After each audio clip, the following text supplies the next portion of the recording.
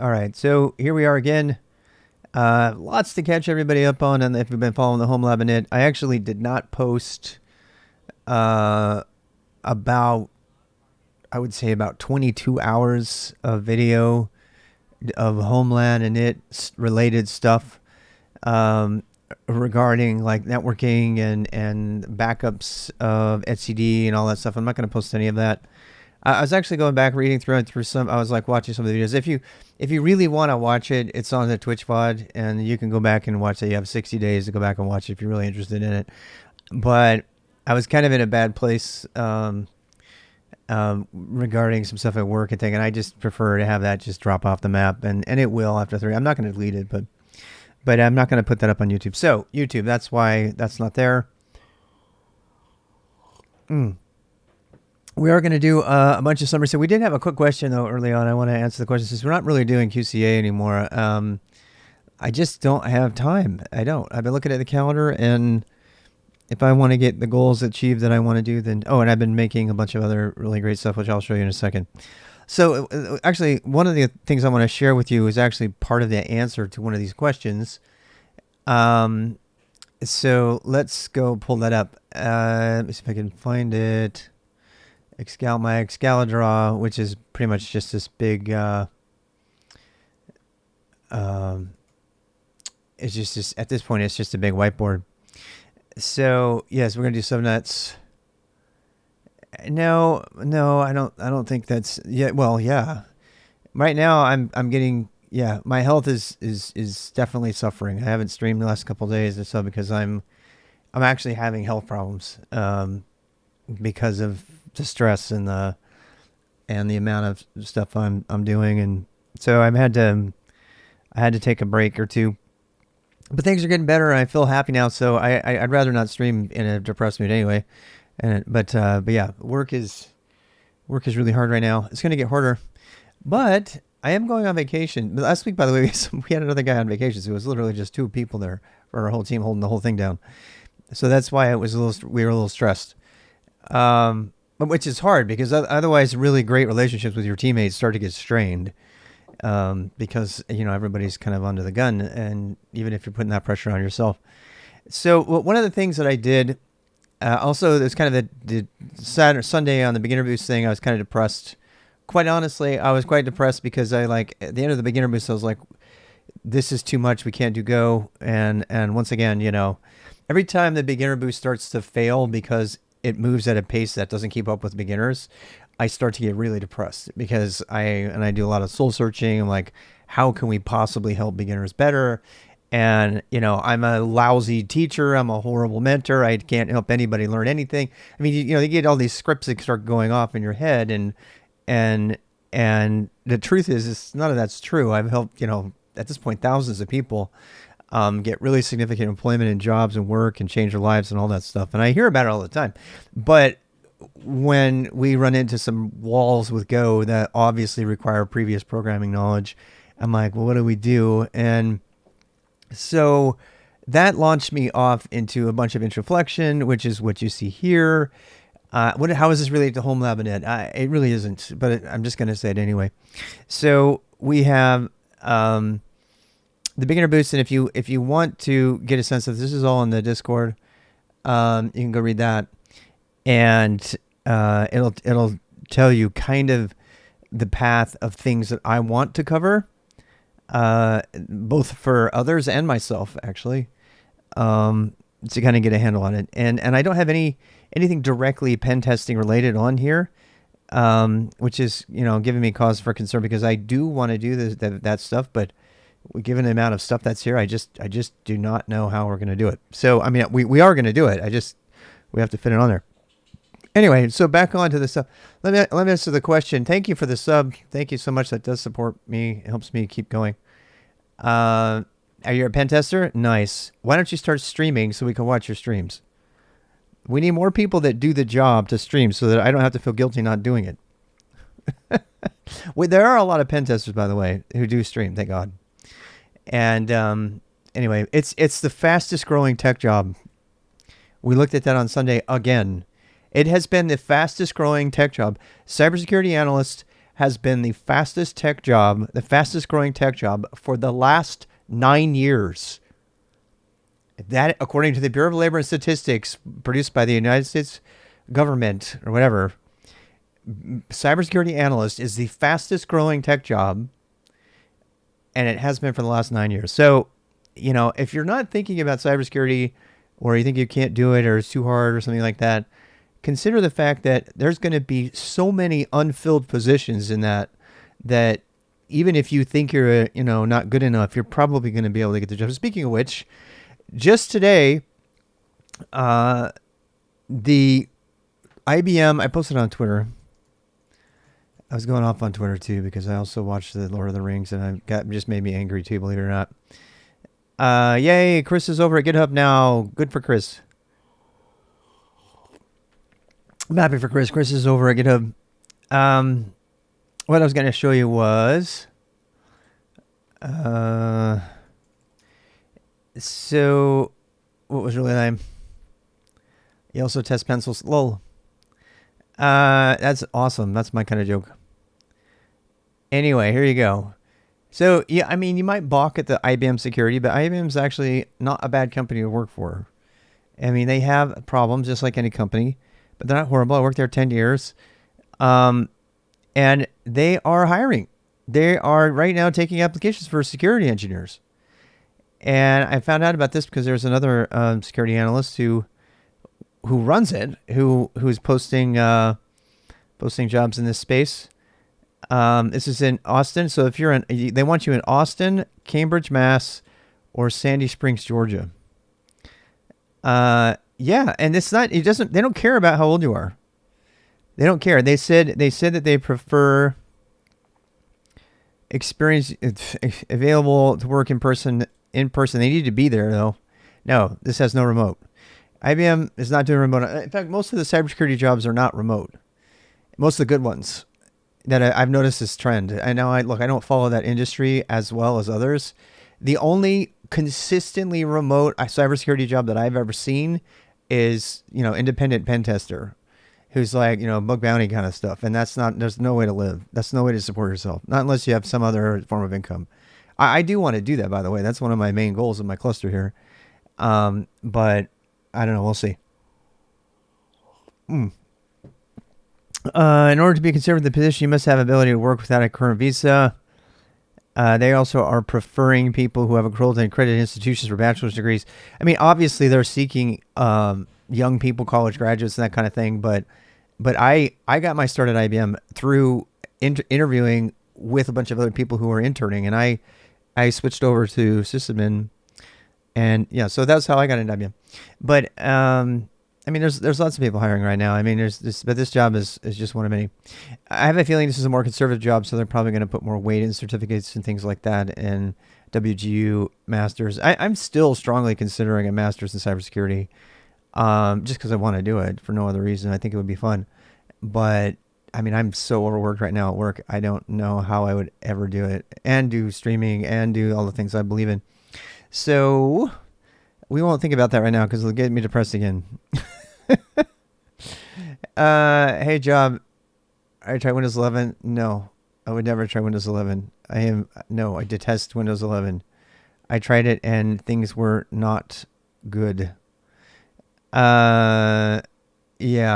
So back to this. Okay. So the question earlier on, how you doing, was why would you want a home lab?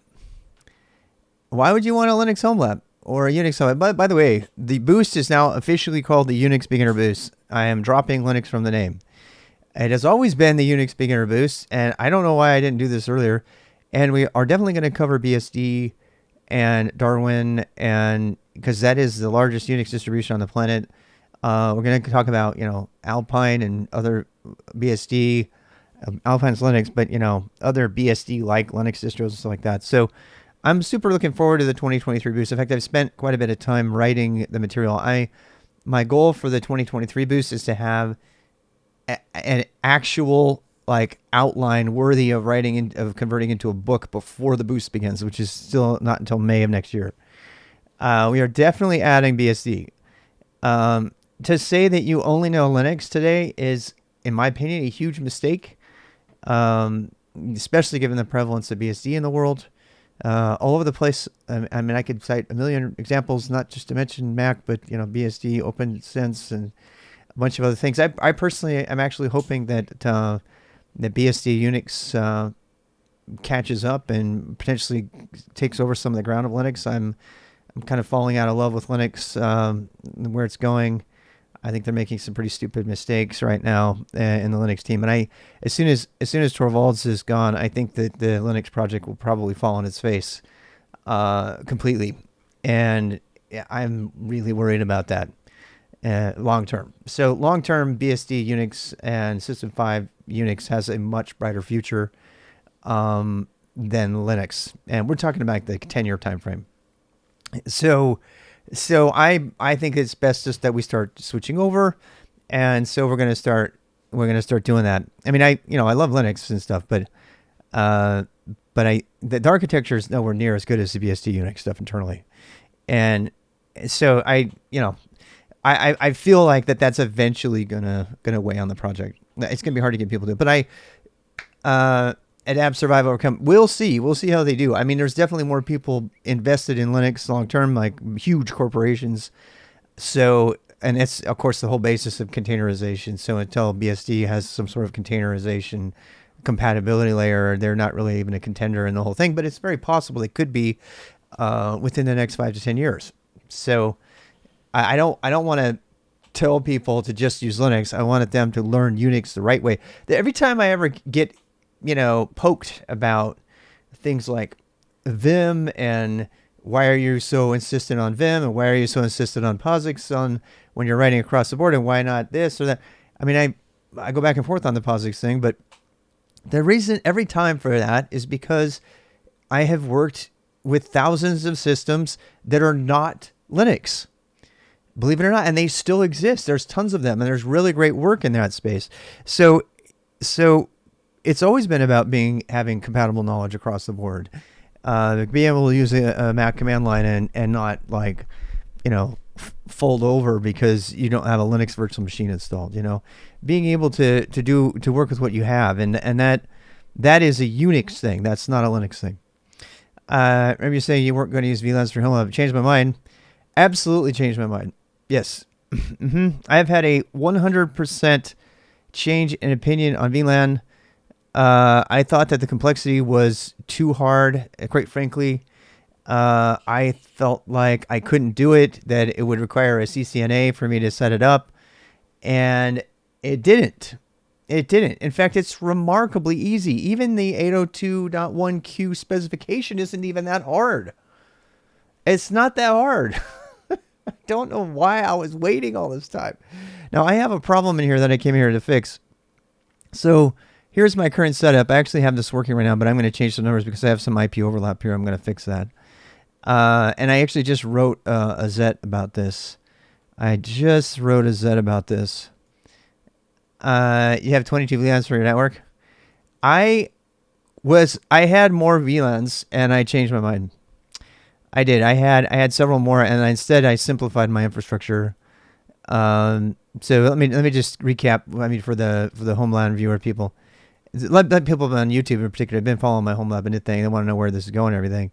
So you might remember that I got that rack over there, and this is the logical components of the rack grouped together so that you can get a sense of networking. And it turns out that my $350 Netgear, smart managed, it's called managed is the word, right? Switch has full support, not only for, 12 ports of PoE, but also 100% smart support. So I was able to go over here. Let me show you. There's nothing I'm giving up here. So I actually went to, they have their own, they have a bunch of really cool things here. They have let me guess here. They have this application that will actually interrogate your network and find your IP for you if you don't know it. So this is what I have. I have the GPU, and it's just absolutely awesome. you can actually take a backup, which I did. So I went over here and I saved a backup and I encrypted the backup. And I did that with my OPNsense. No, actually, you know what? Let's see. Oh, you know what it was? I didn't save this one. I saved my OPNsense router, which I'll also show you. Which, by the way, I didn't have to use at all. I am so happy I didn't have to use it at all. My network is so damn secure now. It is so damn secure. Yeah, I don't know if I would actually use that many VLANs because I feel like that would be an unnecessary. Because every time you have a VLAN, you not every time, but a lot of the times you have to have a gateway. And I don't want to set up I don't want to burn a bunch of VMs with as routers or gateways. So right now I have just the one gateway on the VLAN 2 over here. And I'm using a static route over here. Yeah, I mean, it's just so proud of this because there is no access whatsoever to VLAN 2. The only way to get there is from my jump host right now. And can I just show you this? This is so stinking cool. And this might break when I change the IPs. I doubt it though. And you know what? People bash on netplan all the time. I love it. So this has to change actually. We're going to be working with this today. So, and yes, I'm using Google's DNS servers, whatever. So that's it. I just had to give two IP addresses, and my untagged ports and my VLANs just worked themselves out. So let me go show you really quick. I don't want to spend a lot of time talking about it, though. I want to work on it. So VLAN advanced 802.1q advanced VLAN configuration. So I have 14 ports. 24 ports. First 12 are PoE, so they're unconnected right now. And then I added VLAN 2, and I went, the top. So this is the way I have it. I have it. Where is it? Where did my thing go? Oh, so I have these ones are VLAN 2 only. Sorry, yeah, these are VLAN 2 only. I guess that works. Yeah, I mean. And then maybe, there's probably stuff I'm missing there. And then these are the dangerous ports. So these ports are on VLAN 2 and 1, but the PBI default ID is 1. So they're automatically, the traffic over here defaults into as if it were plugged straight into the internet, which is what this is. And then these are only VLAN 2. And so from Anton, which is a virtual machine running on my Windows box, never use VLAN 1. Why is VLAN 1 reserved for something else? VLAN 1 is the one that is a default. So I just kept it to default. Should I not? I mean, because everything else is VLAN 1. Is there some reason I'm going to have a conflict with that? I have no problems making it a different VLAN.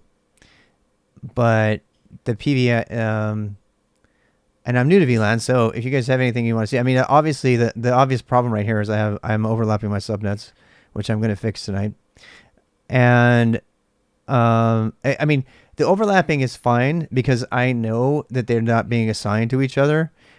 And the VLAN physical separation causes them from crashing into each other anyway.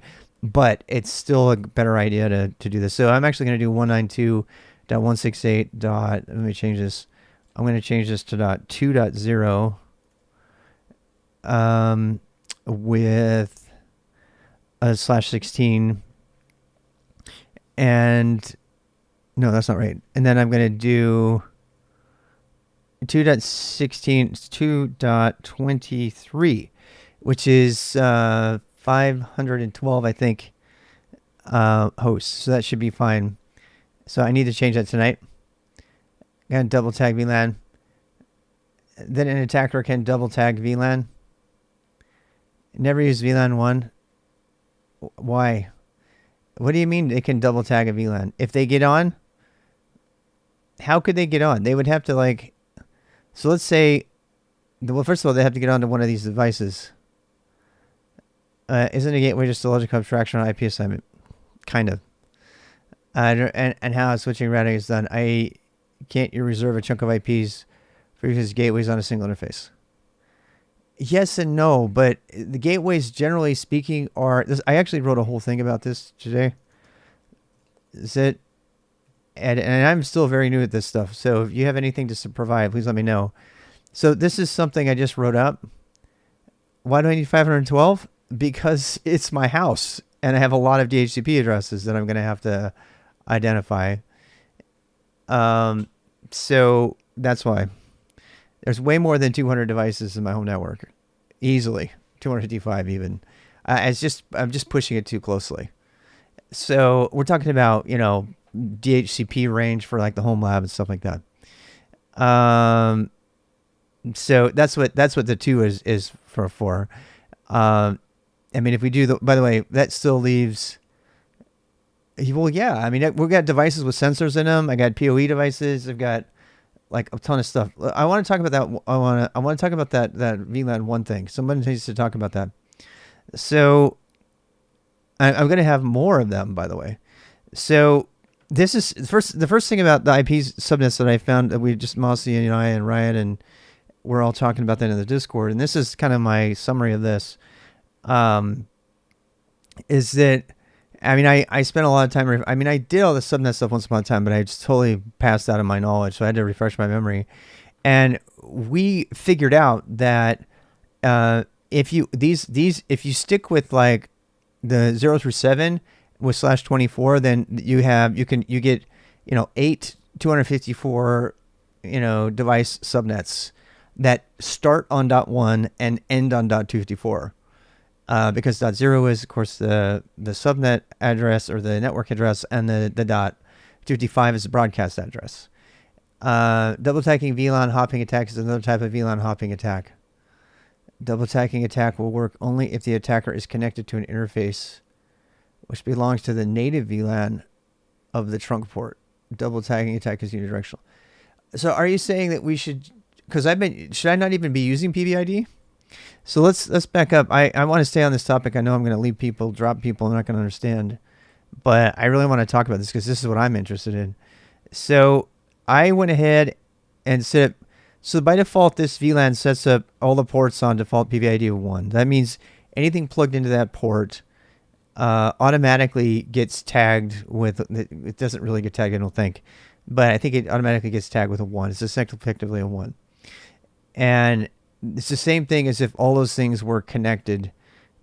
All the things that are connected. So these are 1. These get 1 by default. These are not, however. These get 2 by default.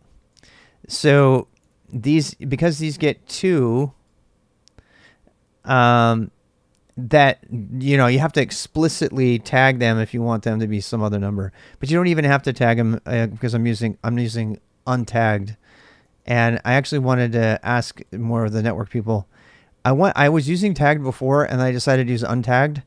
So the router is actually really smart at figuring out untagged. I thought for sure I was going to have to do tag. So each one of these has like, you can set it untagged, tagged, or off, right? And untagged means it figures it out based on the address and I think the subnet mask. But if it's tagged, then you explicitly have to set up a VLAN that sets the tag. It's a totally different thing. It's it's a different configuration for your net. There's so many different possible variations with VLAN that my mind kind of got blown away the last couple of days. It's a default native VLAN is used for untangled traffic, right? Default native VLAN, it is used for untangled traffic.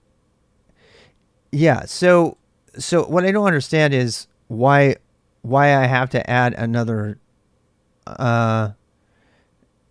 It's for untagged traffic. VLAN 1 is for untagged traffic. Yes, but you actually don't have to tag traffic and things still work. So I want to see if I'm doing it correctly, but as of this moment, this works. So I have 2 routes. I have 2 interfaces on Anton. I have 2 IP addresses assigned to the same interface. And change the default VLAN to another value besides 1. I mean, I just don't understand why.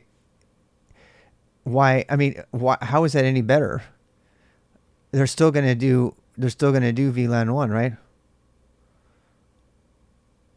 I mean, I guess I could make it 10. I can make it 10, and I can make, whatever, all this stuff under 10 be internal or something. I don't know. I don't understand the logic behind just picking on VLAN 1. So, should I use VLAN 1 or not? Therefore, with regard to VLAN 1, the bill simply translates to the recommendations to not use VLAN 1 for inbound management traffic and pick a different, specifically dedicated VLAN that keeps management traffic separate from user data and protocol traffic. Prune VLAN 1 from all the trunks and from all the access ports that don't require it. Okay, yeah, let me read about that. I was doing some research this week on VLAN security and found a publication from Cisco that mentions the specific precautions about VLAN 1. Specifically, the publication. Let's talk about this. I'm going to add this. Specifically, to redeem VLAN 1 from its bad reputation, a simple common sense security principle can be used as a generic security rule. The network administrator should prune any VLAN, and in particular VLAN 1, from all the ports where the VLAN is not strictly needed. Oh. Therefore, with regard to VLAN 1, the above rule simply translates the recommendation to not use VLAN 1 for inbound management traffic and pick a different, specifically dedicated VLAN that keeps management traffic separate from user data and protocol traffic. Inbound management traffic and pick a different one. Prune VLAN 1 from all the trunks and from all the access ports that don't require it, including... Oh, I can see that. Because, I mean, somebody just plugs into your yeah.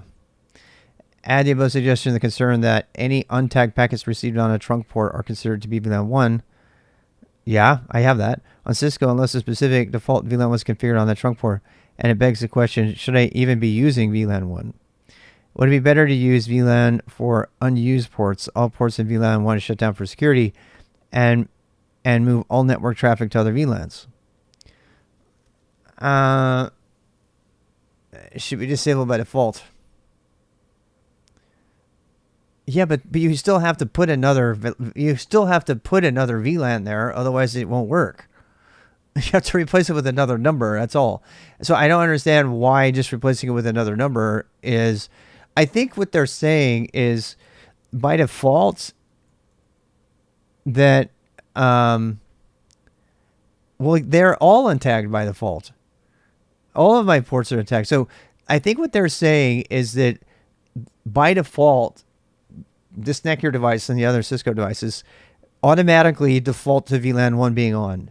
So what they're probably saying is, just go in here and turn these off. There's no traffic in here at all. Right? They're probably saying that. Now, as soon as I do that, I've just disabled those ports from my network completely. So at least on my smart managed switch, there's nothing on that I haven't explicitly turned on. And I guess I could see the value in that. It's annoying because you can't plug into shit. I mean, if I wanted to just put something on the network, I couldn't do it. I'd have to put it into one of the other managed switches and decide where to put that. Or I'd have to pick from one of my, predefined ports here, knowing exactly what it's going to do, right? And I'm not going to turn these all off because it's completely annoying. Untagged traffic is VLAN 1 by default. I don't know that that's true. I read through the entire Netgear documentation and I didn't once read them say that. They said that all traffic, tagged or untagged, is VLAN 1 by default. I don't know about using tagged. Is there... Because you can do tagged or untagged, and I am thinking not of using tagged is a pain in the ass. Because you have to set it up on each device. To prevent double tagged attack, you have to tag... I read... Tagging should be used. Tag should not be used. If tagged, see above, the VLAN hopping. You're going to read about VLAN hopping. If we have to use tagging, it's a pain in the ass, man. I understand why they're going to have it done, but it is a pain in the ass. Because you can't do it until you literally, you have to force each one of your interfaces to tag the traffic, which is a totally different configuration of your interface. And you better damn well have interfaces that can do VLAN tagging, because if you don't have it. So if you have a bunch of devices that are going to be plugging into the network, you know, like I'm definitely not going to tag user traffic on. That's why VLAN 1 makes so much sense. Okay, we need to read some more on this, because I don't want to just, you know, just turn off VLAN 1 without understanding, because VLAN 1 has a purpose. For using native VLANs. Where's Keto? We need him. So this, yeah, I think, I actually think that having VLAN 1 for the internet-facing network is totally fine. That's the whole point. The whole point is it's supposed to be easy to use. It's just like it's like a public-facing internet that's insecure and it's got all of its defaults. I don't understand why. I mean, it would be an excruciating amount of work to set up all of that stuff not to use a VLAN. Not to mention the fact, because as long as we disable all these other ports, perhaps. I mean, I don't see why that would bias anything, because all this stuff would still be on another untagged VLAN. Because you can have tagged or untagged, and as I understand it, untagged just means that it gets negotiated based on the IP address and the broadcast and everything. Make the device firmware and Rust. Yeah, funny. No, I have to get my IPs down. I have to change my IP networking, and I have to do some other stuff. So, yeah, I'll have to go read about that. So, anyway, so I think, see, this is what I think they were talking about. The default PVID is 1. And we didn't save the other one. And then the VLAN 2 was untagged ports. So you can actually go read about this in the document for the untagged ports. But I want to read about the hopping attack first. Let's go read about that. I want to read about VLAN hopping. I mean, I'm a little bit concerned with the, generic VLAN 1 is bad. I think we need to understand why it's bad. You can use untagged, but not on VLAN 1. And that's why. So untagged on VLAN 1 is a problem, what I'm hearing. VLAN hopping is a computer security exploit. A method of attacking network resources on virtual LAN. The basic amount of VLAN hopping text for an attacking host on a VLAN to gain access to file traffic on other VLANs that would normally not be accessible. This is what I was afraid of, actually. This whole VLAN stuff, to me, I mean, I don't mind saying that I had these on separate physical networks before. And I didn't want to trust VLAN because I was afraid of some ability to hack between VLANs. And apparently there was already a thing about that and I didn't know about it. So I would sleep much better at night if I had a physical switch that was different between these two. Because I wouldn't have to, if it's the potential for VLAN software screwing up, or for the firmware to not work, or for an administrator that's noob like me doing it wrong is so high that I would rather just have a separate physical switch and just plug into that. But, I understand the value of VLANs. This is why I didn't use VLAN in the first place. Somebody was asking me at the beginning why I changed my mind on VLANs, and that's why, because of the convenience. But now I'm like starting to change my mind back again, because if you can't guarantee the security of VLANs, then what the hell? I mean, the whole point of it, if there's any firmware thing or there's hopping or there's anything you can do because you misconfigured VLANs, then I have the tendency to throw the whole thing out. and stick with physical security, which is a separate, actually separate thing. It's also the reason that I turned off my OPNsense routing of the internal network, because that traffic doesn't ever even have to touch this device anymore when I have VLAN on here. So, I mean, there's lots of stuff. Would be really inspiring to check out. This is, I'm saving this on my Homelab. It's in my Homelab, rdvxrob/Homelab on GitHub. Also, let me save this one. Save to disk. I'm trying to figure out where it is that I've been saving it. Whiteboard at xscale.save. Yes. And cancel export link. This is a link you can go get if you want, but it's changing all the times. So I don't know if that link is going to be relevant after I make some changes or whatever, but and I did post a static image, but I've changed it a lot since then. Yeah, I mean, it's a working document, right? It's got a lot of stuff on here, by the way. It's just a big old whiteboard. I've decided to put all my whiteboard scribbles in a single document because it's just easier for me to get to, and it's kind of a virtual whiteboard, chalkboard, whatever. So let's get back at it. So this, all right, let's keep reading. Let's keep reading the danger of it.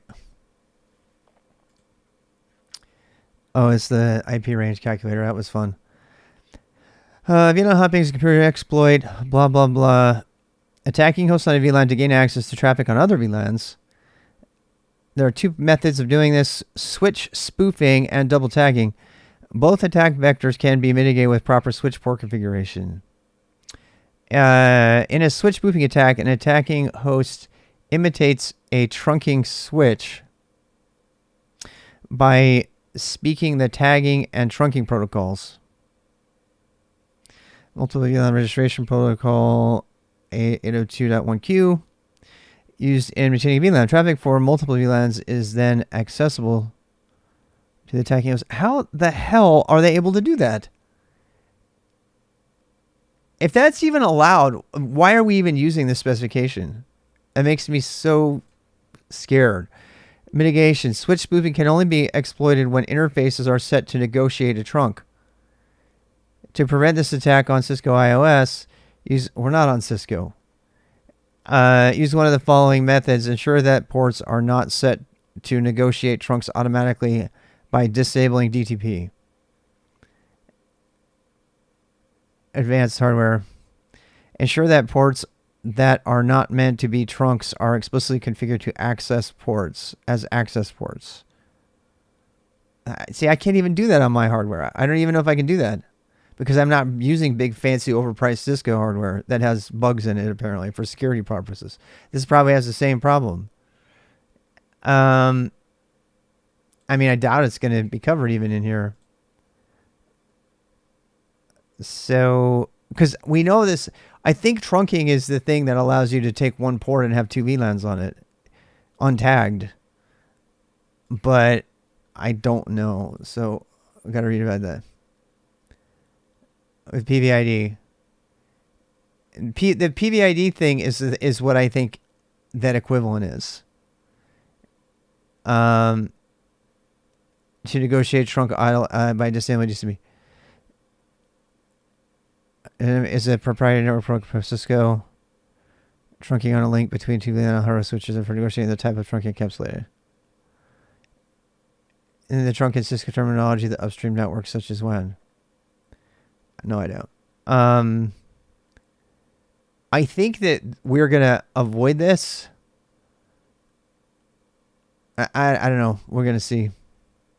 Ensure that the ports are not meant to be trunks are explicitly configured as access ports. I think that's what's meant by turning it off in Netgear. Sharing a trunk VLAN. I don't think Netgear can even do that.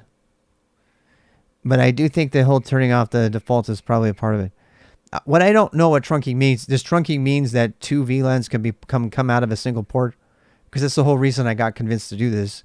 Kenton convinced me to do this because it was a simpler configuration, because I could have 2 VLANs on the same port. Why would Netgear negotiate VLANs? I have no idea. It doesn't make any sense. I don't think they can do it. I think it's about not allowing a second port to accept a new gateway. A native VLAN is not something you explicitly configure. All the things people make a lot of noise about in the net is related to, in Cisco terms, trunk ports, where you have multiple VLAN tagged as a connection between 2 switches or to a router with multiple VLANs and multiple IT subnetworks, of course. Yeah, well, that we do have. VLAN default versus native VLAN. Huh. So this is... Can someone kindly explain and share a clear example? Set a set of VLANs on switch 1. We have a 24-port switch. We want to create 2 VLANs, VLAN 10 and 20, 4 computers each VLAN. We want to protect the VLANs from hacks of VLAN. That's what we want to do here. We all know how to use VLAN 1, but what is the exact meaning of how to do it in this situation? Trunking is about sending tagged packets across a single link. Yeah, we do that. I know that we do that because you can send different tags on a single link. The tag can be any VLAN ID, so you can have multiple VLANs on a single interface trunked to other side of the link. Yeah, I have that. That's why I'm doing it. So if they're saying don't do it, you know, I mean, that's the whole entire point of this, is because I have this port is set to handle traffic for VLAN 1 and 2 right now, and it could be like 2 and 10 or whatever. But both of them are connected, and all I had to do, and I have a feeling I'm going to have to change this, all I had to do was add two IP addresses for the same interface. And they could both, and I just add a route. And then the one goes to this gateway, and it's on the internal network. And the other one goes to this gateway, OPNsense, and then it hits this wider network, the WAN over here, including all of the devices that are on that WAN, like my Wi-Fi devices. So this host has kind of access to both sides of it. It's kind of like a jump host, and it works really well. So I hope it's not insecure. I was super excited when I got that working. I'd hate to hear that that's insecure. I think, well, let's keep reading. So, in a double tagging attack, an attacker connected to an enabled port prepends 2 VLAN tags to a frame that it transmits. The frame, externally tagged with VLAN ID that the attacker's port is really a member of, is forwarded without the first tag because it is the native VLAN of a trunk interface. The second tag is then visible to the second switch that the frame encounters. The second VLAN tag indicates that the frame is destined for a target host on a second switch. The frame is then sent to the target host as though it originated on the target VLAN, effectively bypassing the network. I knew this was the problem. I fucking knew it.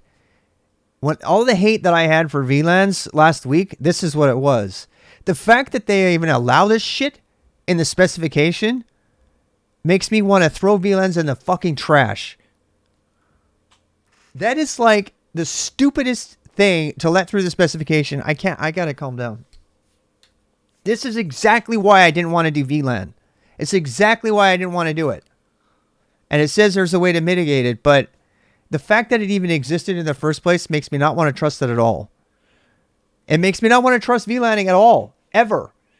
I know that it's like a big thing and everybody uses it and you just have to configure your switches properly and all this shit. You know what else works? 2 switches and a cable. All this, you can call me old-fashioned, but I think this is shit. The fact that this exploit even exists shows that the people who made 802.1q are fucking idiots. That they just didn't even think about basic security implications of this and they didn't test it properly. Yeah. Yes. I don't need 512 physical switches. I only need 3. Why would you need to find? Look, if you if you are making one VLAN for 4 computers each, then that's a different problem completely. Dude, look. Mitigation. Double tagging can only be exploited on switch ports configured to use native VLANs. What even now does that mean? Trunk ports configured with a native VLAN don't apply a VLAN tag when sending these frames. This allows an attacker's fake VLAN to be read by the next switch.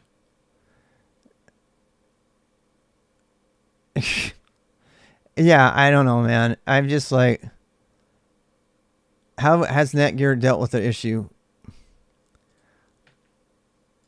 The fact that I even have to look this up just infuriates me. What is this? So, I mean, they're the same people who gave us Telnet, for God's sake. Do we have to keep talking about this? Is VLAN to mitigate administration access to general users? I don't know, man. I don't know. I can't. If you can't even trust your network hardware, then what can you do? It's because there's software involved. VLANs are software. Even then, firmware is bad too sometimes. A native VLAN is something you expect to explicitly configure. All the things that people make a lot of noise about in the net is related to, in Cisco terms, trunk ports, where you have multiple. Oh, that's right. Trunk has got. Actually, Kentone said this last time. So trunk is another way of saying something else in Netgear terms. You guys remember what it was? So Netgear uses tag and Netgear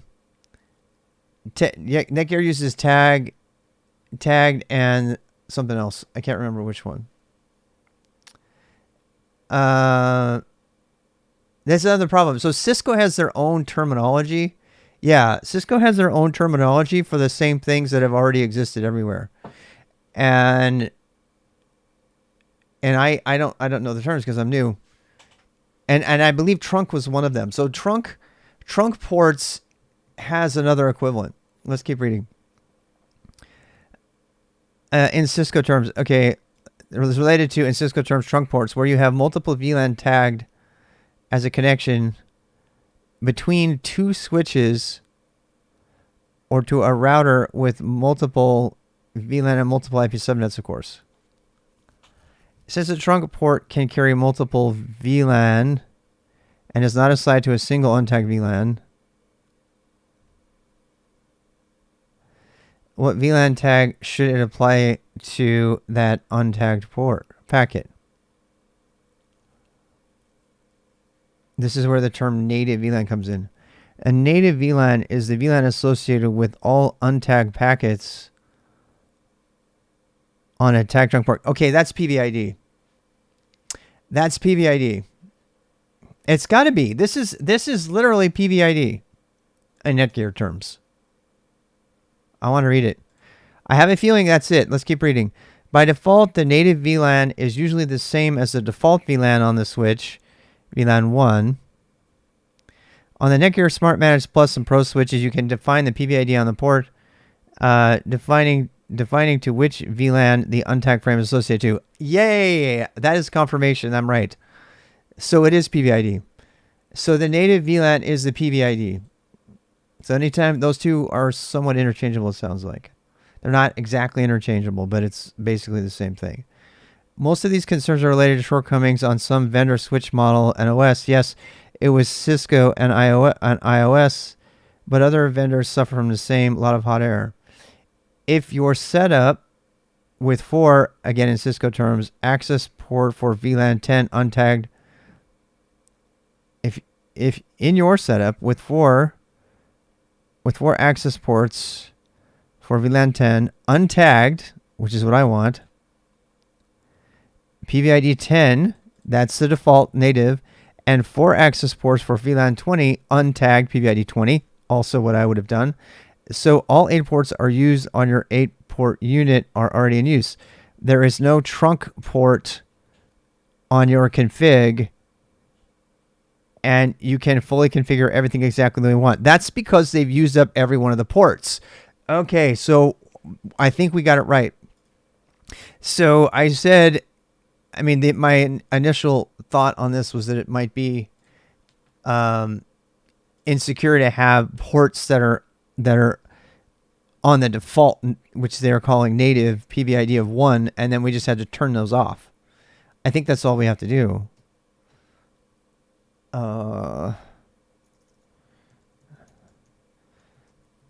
So yeah, let's go back and look.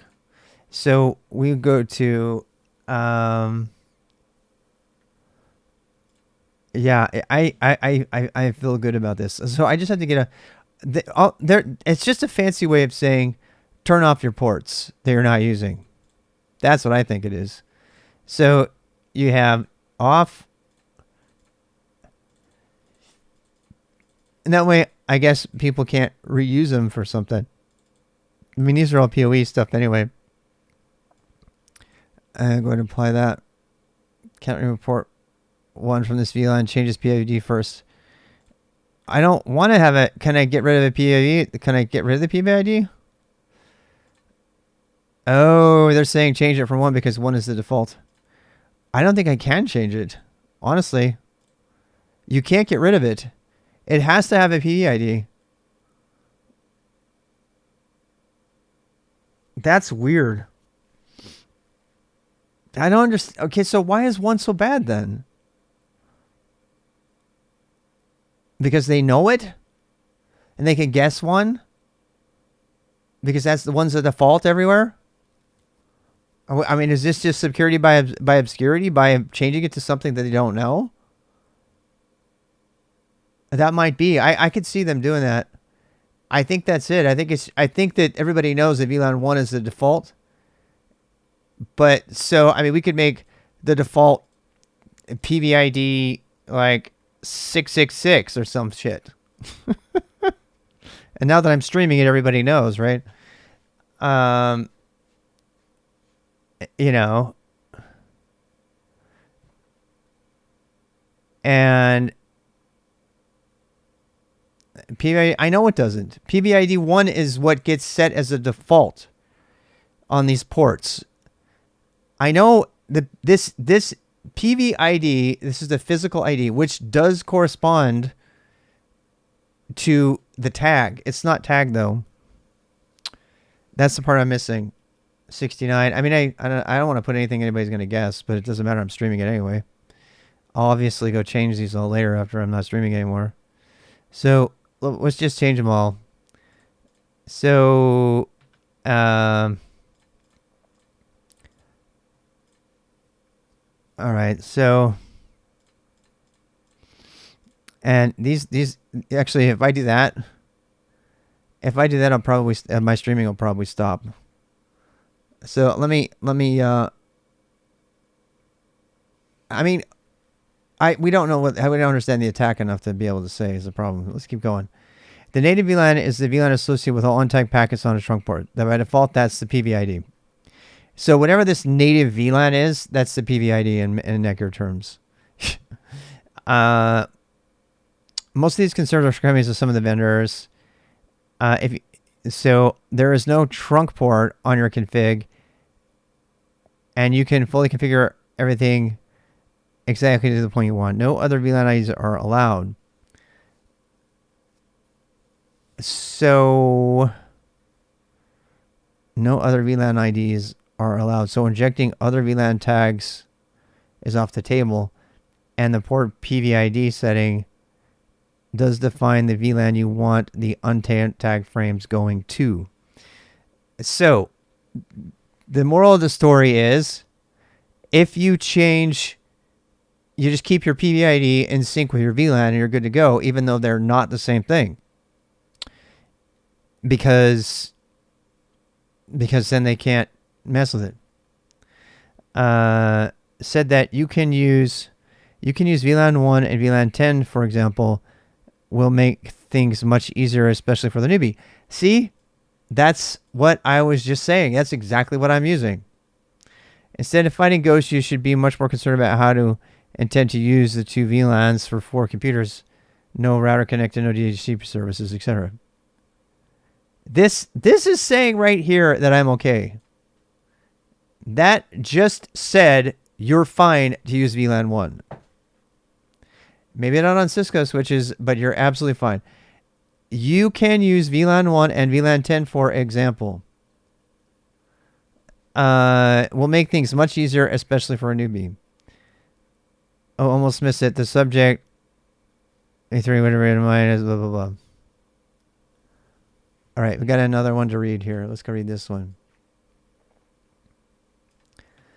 This is the same one we're reading, right? Oh boy, my eyes. Modem spectrum, cable gear modem. Here's a basic diagram. File route router, switch 16 port netgear. PD 8 port netgear. Unmanaged. PoE, that's probably managed. I'm showing with the VLAN settings. For example, VLAN 1, yeah. Yeah. VLAN 1 on port, yep. Yep, tagged. It's because he's using tags. He should probably, watch, they're going to tell him to use untagged. They're going to tell him, I already know they're going to tell him. They're going to tell him to use untagged, and they're going to tell him to put the PVIDs on these to the default that it's going to match his VLAN. I bet you anything. I read this. I read stuff like this.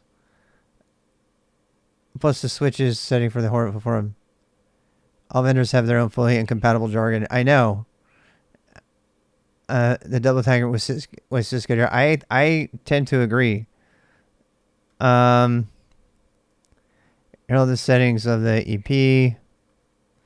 Yeah, I don't know if I need to read this.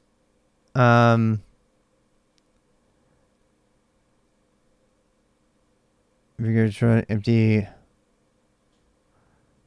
Yeah, I don't know about this.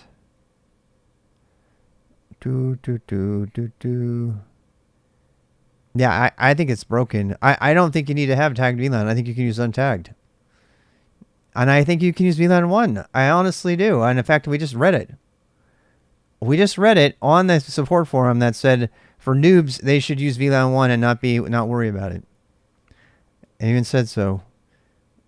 It's like, but then again, if you come up to a Cisco thing, you'd be like, oh shit. It said that you can use VLAN 1 and VLAN 10, for example, will make things much easier, especially for newbie. Because the default is 10. You know?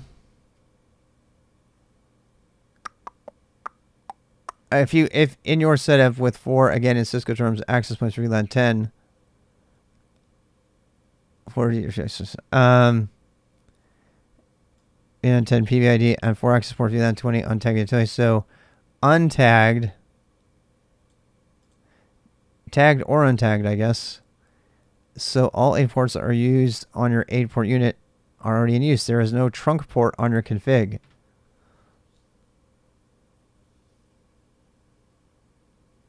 I think when they say trunk port, I think that they mean is that there is a port left over that's unassigned that's using just the PVID only.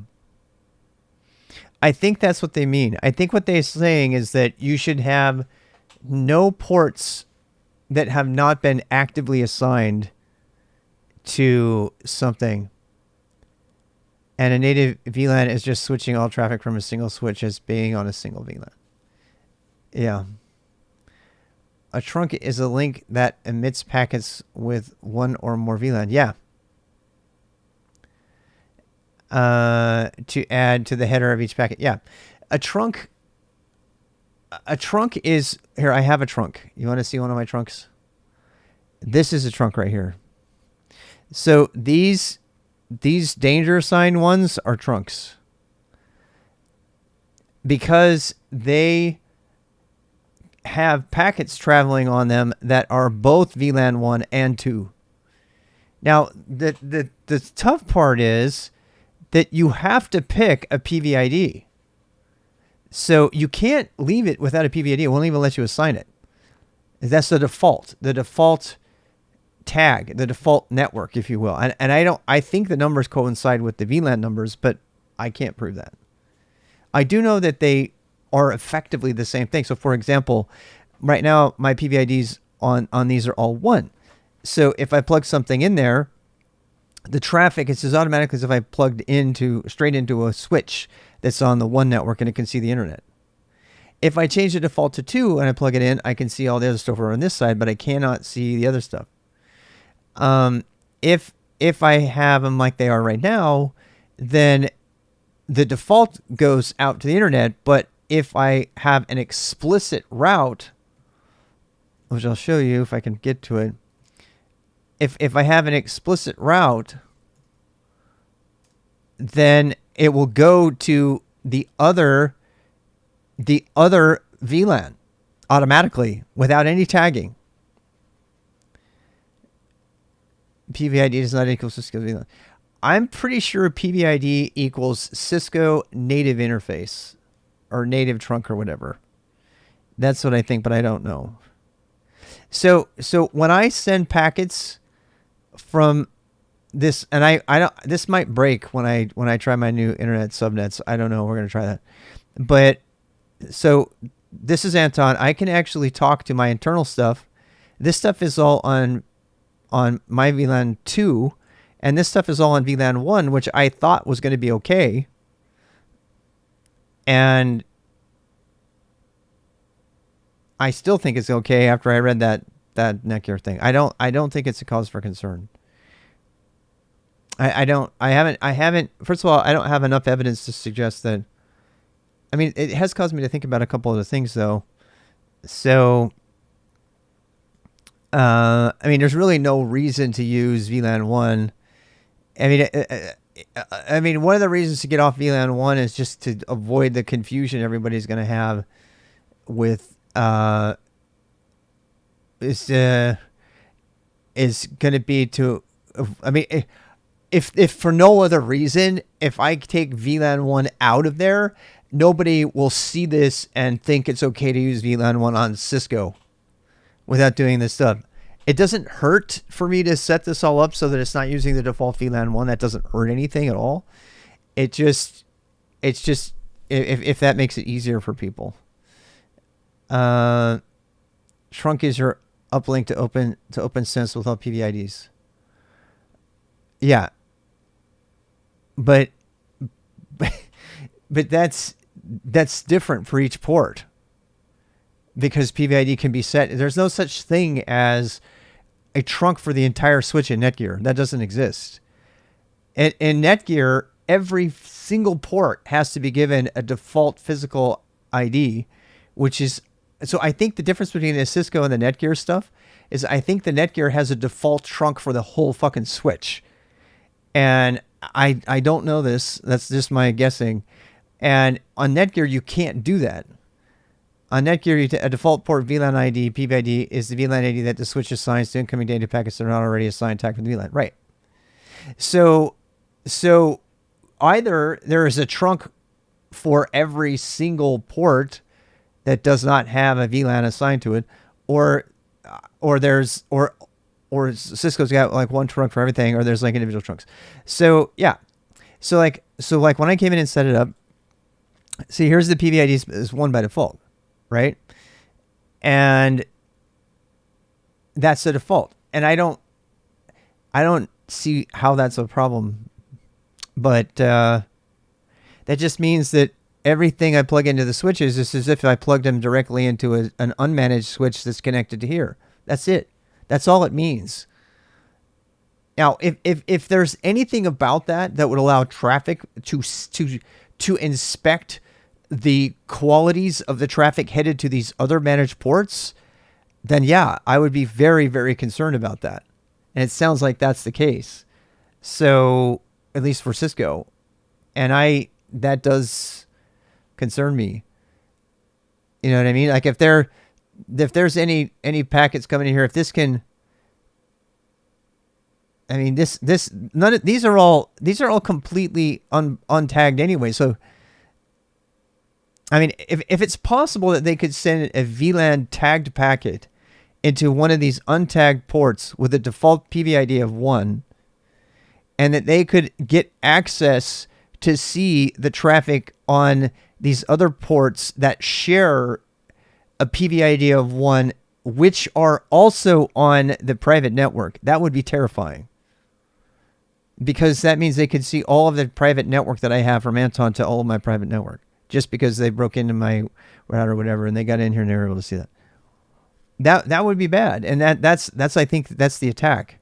I think the attack is that, like, a packet comes in here and it's like, hey, I'm just a regular old packet, and then it gets in here onto the trunk and it's like, oh, you're a 1. Okay, well, we'll route you to all the 1 stuff, and it's like, oh, but you have this extra VLAN tag. Well, let me check that out. Oh, you say you're VLAN 2, huh? Okay, well, let me let you talk to VLAN 2. That would be bypassing the very security infrastructure of the entire switch itself. Kento's not here. He's not here. If he were here, it would be awesome. How do I create manage AddKeysToAgent my network switch? Default port VLAN ID is a VLAN ID. Yes, got that. They can't see the other traffic in that serial, but they can emit packets with a tag that then will be treated as originating from one of those other VLANs. So I see. So they could send packets in and force some traffic into the 2 network. Yeah. Am I understanding correctly? I don't know. But I just don't see how you can protect yourself from that. So I don't. I mean, what they're suggesting, okay, I think I know. What they're suggesting is they're suggesting to not use just the PVID, I think. I think that's it. I think I just figured it out. I think what they're saying is don't just use the default PVID. Be explicit in your definitions of everything. That makes sense either way. Either way, that makes sense because okay, so the PVID, if that's, even though the numbers are the same, so like PVID 2 is, VLAN 2, right? So if we do that, I mean, it's annoying, right? Especially if we do it as a tagged. If we did it tagged or untagged, I don't know how it would be. Don't use the default PVID. I don't think that's what they're saying. No, I don't think they're saying use only the default PVID. I don't think they're saying, I don't think they're saying don't use the PVID. I think they're saying don't just use the PVID for your main traffic. They're just saying be explicit about it. So use the PVID, for the port, but then change it to the same thing that you're going to put the VLAN on that port as well. And then have 2 VLANs on that port, with one being the default that matches. And it could be 1 for that matter, who cares? But then I would think that you would want to, I don't know. Let me see if I can figure that out. So if we go look at so that would mean it is the untagged traffic comes in, and that traffic could actually already have a tag, and the tags stack up so they show up in other switches higher up in the stack. Yeah, so what I'm trying to infer from that, though, are they saying that untagged traffic is unsafe? Because that's what it sounds like. If that's true, that's a pain in the ass. Because you can change it. You can change it pretty easily.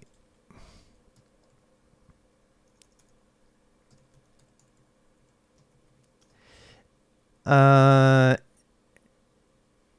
to work on these. I got my VLAN all working. I was very proud. But now I'm kind of upset because I'm hearing that it might be insecure, and that annoys me.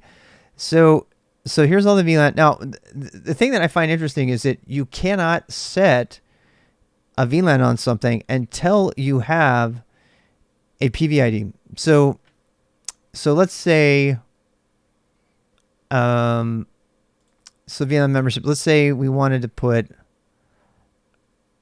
like a port PVID. So these are all one, right? So I don't know. The first thing I want to do is change the default from 1 because people freak out on 1 for some reason.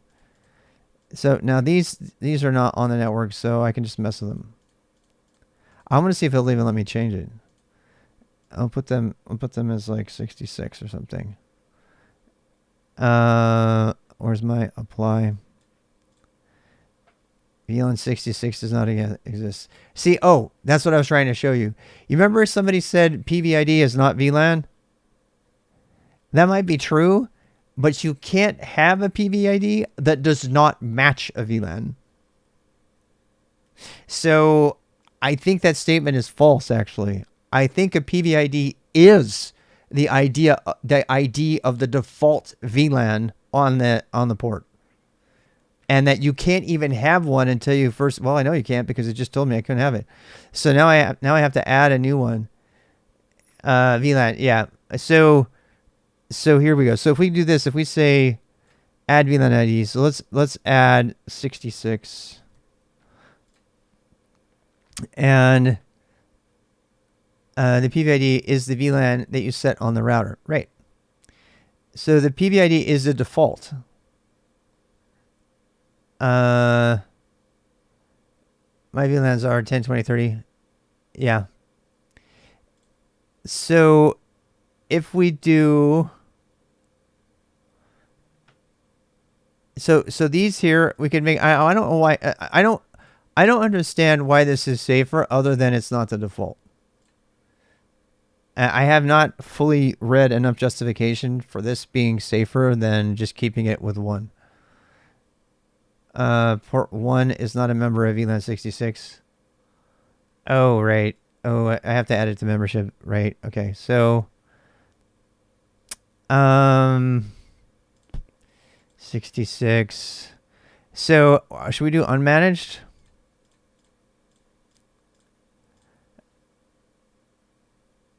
Sad no 69. So apply. And so, yeah, I know that's untagged. And so what I read is that untagged is fine. This is the thing. I keep I said it before. And I want to say it again.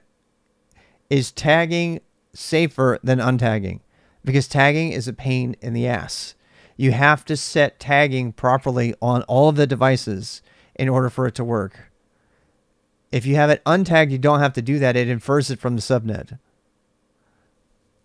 So I would rather not have tagging because it's way harder to manage. On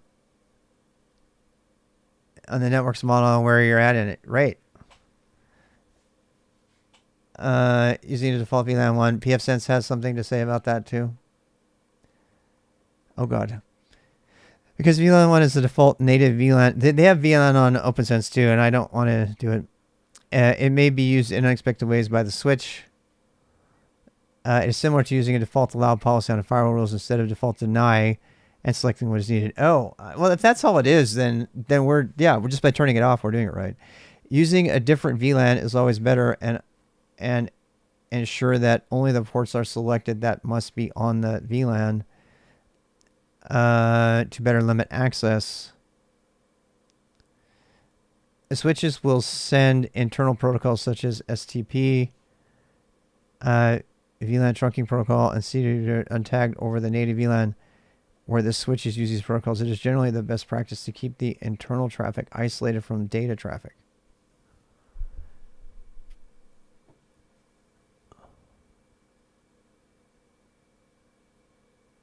I mean, that doesn't help me to keep the internal traffic isolated from data traffic. I've read this so many times, and I'm like, what's the difference? So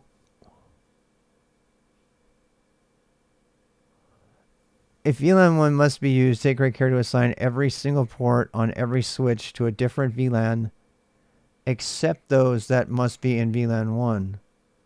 And do not create a managed interface for the switch on VLAN 1.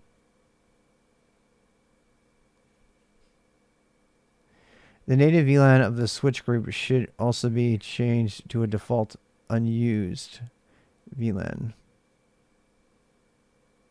Yeah. Some switches may not support any of these workarounds, and so it is typically easier to move data to a different VLAN instead of fussing with making VLAN 1 available. With VLAN 2 through whatever to choose from, it is undoubtedly better to ignore VLAN 1 when designing a new VLAN scheme.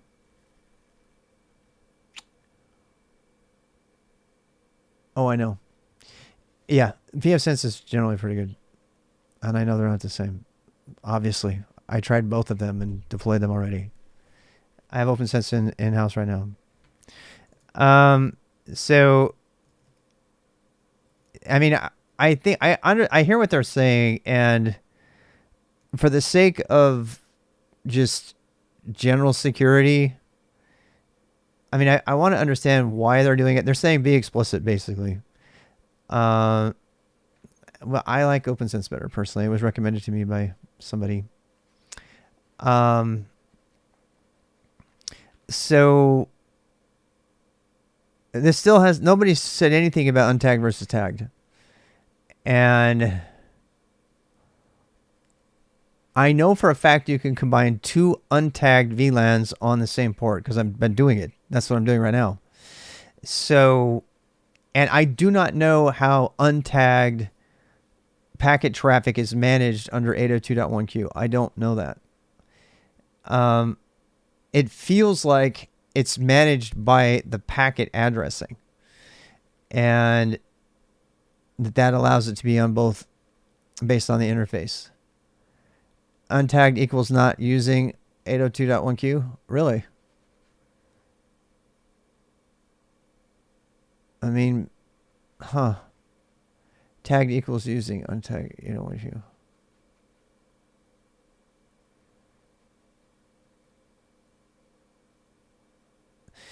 Okay, so that would be consistent with what I'm seeing.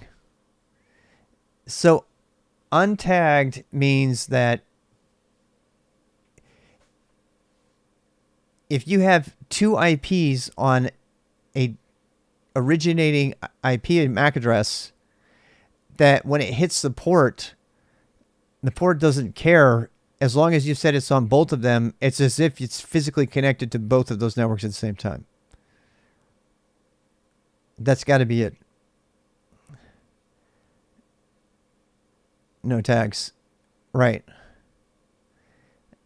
And that's another reason I don't want to use tagging. And it is added a few extra bits to the IP headers that can be used for packet switching. Yes. I have a feeling that when we start using VMs, that the 802.1 tagging is going to be more important. Because, I just feel like it's going to be more important. Because you can't, I don't know, maybe not. I read an entire thread on the net apply. It was about the netplan stuff and the removal of the ability to add multiple interfaces to multiple addresses to a specific interface, which is what I have here. In 2019, they broke netplan as opposed to if up down, right? The other thing they were using before. And they did not allow two IP addresses to be assigned to the same interface. So right now, as you can see, I have two IP addresses. This is not a virtual IP. This is a real IP assigned to the same interface. And the packets that are going to, so like, in my HP Z20, this is going over the 10 dot, right? But then I can also ping like google.com or whatever, and that'll go all the way out to the internet because it's getting routed properly. So I'm pretty sure that we're okay. And the reason it's working is because the destination, it's as if, so why does that work? If you look back at my diagram again, so we've got these ports right here.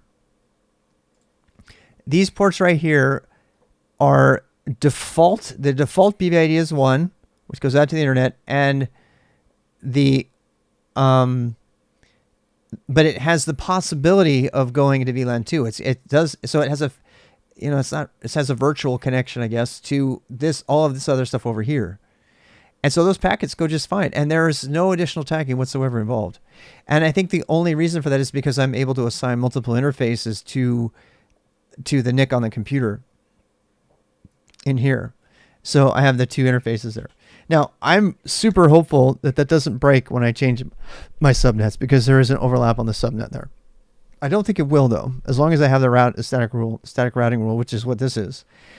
This is a static routing rule that goes into the other one, tells it where to go. And basically, having those two untagged VLANs on the same physical port is the equivalent of having them basically combined as if it was a physical switch. It would be if both of those things were plugged into it. You said PVID 1 and 2. That's what I'm saying. Right. And I did that explicitly on purpose. Right. So I want these ports. And originally I thought the term trunk meant, something that has more than one IP, more than one VLAN assigned to it. I could assign, this is what got me into this. So Kenton was like, you can have like 5 different virtual LANs all on the same port. And I'm like, no, you can't. Can you really? And he goes, yeah, you can do it. And then they were saying that it needed to be tagged. And then I realized it actually doesn't have to be tagged at all. It doesn't. In fact, tagging is a pain in the butt. I don't ever want to do tagging unless I have to, because tagging forces you to change your endpoint configuration so that it has to put the tags for the VLAN tags into everything, which I really don't want to do. It's a pain in the butt. So when I accidentally figured out that you can just assign, in fact, there's a bunch of other people on the internet trying to ask this question because NetPlan broke that. In 2019, NetPlan broke the ability for a single interface to have multiple IP addresses associated with it, even though it's totally possible through the IP command by adding a different route and everything. And so there's been people doing this for years, decades even. And so it was fixed. That bug was fixed some time ago. And so by just adding the second address there, your stuff just routes. It just routes the way you want it to. As long as you have physical access to those networks. And by assigning both VLANs to these ports, I get the equivalent of that, which is worth it all by itself to do a VLAN. By the way, if I didn't do that, I could have just put it over here too. I got this working too. I got OPNsense with a static route in it that just sent everything back to this other gateway over here. And you can add a static route to the OPNsense thing as well.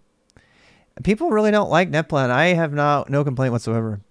The people I found that really hate NetPlan are people that have been really invested in the old way of things. But the new NetPlan stuff is fine. I love it. It's so much easier to read.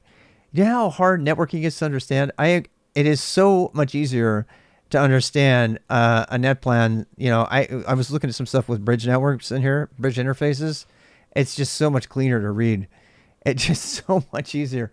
So a lot of people hate it, and I respectfully disagree, Ryan. I mean, I know a lot of people don't like it, but they definitely had cause to hate them, because you should read the hate forums when they came out with NetPlan and broke the ability that existed before to have two interfaces assigned. I mean, two IPs to a single interface. How you doing? Thank you for that. System D, network D also had a nice config file based setup on iStyle though. Yeah. So yeah, I mean, it's hard to know what to invest in. In fact, the more I've been getting into NetPlan and all these, infrastructure related low level, Linux things, I'm thinking, God, I'm like really invested in the Ubuntu server way of doing things.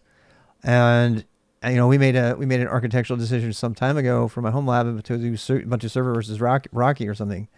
And so far I haven't regretted it. And NetPlan is way easier to work with than Network Manager directly, which is really, really crazy. And NetPlan is just a layer on top of that, by the way. You should probably learn Network Manager as well. And you should probably learn the underlying IF up and, IP route and commands and all that stuff. Those are all the new things. And I'm brand new to those utilities. I've done this stuff before, back when we used to do ifconfig, which has been deprecated for what, 12 years, I read? 10 or 12 years. ifconfig has been deprecated for 12 years. So if you're still using ifconfig for anything, did you see the ifconfig can't even report all of the interfaces anymore because it's so old that it will look like something. If IP will show you all the interfaces and there are certain configurations of an interface that will not even display with ifconfig anymore because it's so out of date. So if you haven't got the message, stop using ifconfig for anything ever. I mean, for even displaying stuff, it's wrong. It'll show you the wrong stuff. So it's, that one really caught me by surprise. Yeah, but it's not like deprecated now. It's like, because there was this guy on a forum. He was so confused. He was like, look at my thing looks right in ipconfig. I put a netplan and everything, and it worked in network manager, and now ifconfig's not showing it. What the hell? Is it broken? Did I do it wrong? And he's like, no, ifconfig's deprecated, and whatever you're seeing is not the true. As a past, present, future, IP route 2, yes. Yeah, so it's interesting because I don't know how much of this crosses over to the other Unix worlds. At one point, I used to know about all these networking considerations on each of the different, on Solaris and AIX and BSD and Linux as well, because they all have a different layer of the stack. But at the time, ifconfig was pretty universal across them. I mean, not AIX. AIX was always its own beast, but this is very complicated. It is really complicated. Network manager is a flaming dumpster fire that makes the world worse. You think it's still ifconfig on the BSDs? It probably is.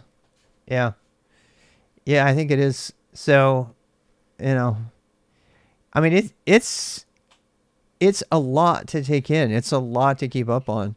And that's just like one tiny little niche of stuff to understand about one specific operating system and how they look at the world. This is why, when you look at the larger view of the whole world here, all the stuff you have to learn and everything, it's absolutely crazy to expect that you can become an expert on all of this all of the time. There's just no way. It's like, this is like doctors. It's why they have to specialize. There's no way you could be a specialist in every element of the human body all the time. So, supplicant and NIR, yeah. Yeah, it is a world rule. Clarification, VLAN untagged just applies to the ends, right? But within the switches, it's tagged. It gets added stripped at the inputs. I don't know. Yeah, I don't know about. I honestly don't know the answer to that last read. I don't know that. So, I mean, as I understand it, I'm not using tagging at all. Unless tagging is happening in it. Well, it's explicitly untagged, so I don't even think I'm using tagging. Now, I may need tagging eventually, right? So I don't even think I need to get off port 1, but I kind of want to, just to be damn it. I kind of want to get off port 1. So let me draw what I'm going to do. I won't do it now because I'll break everything. I'm going to do, I could probably do like about 10. 10's my default.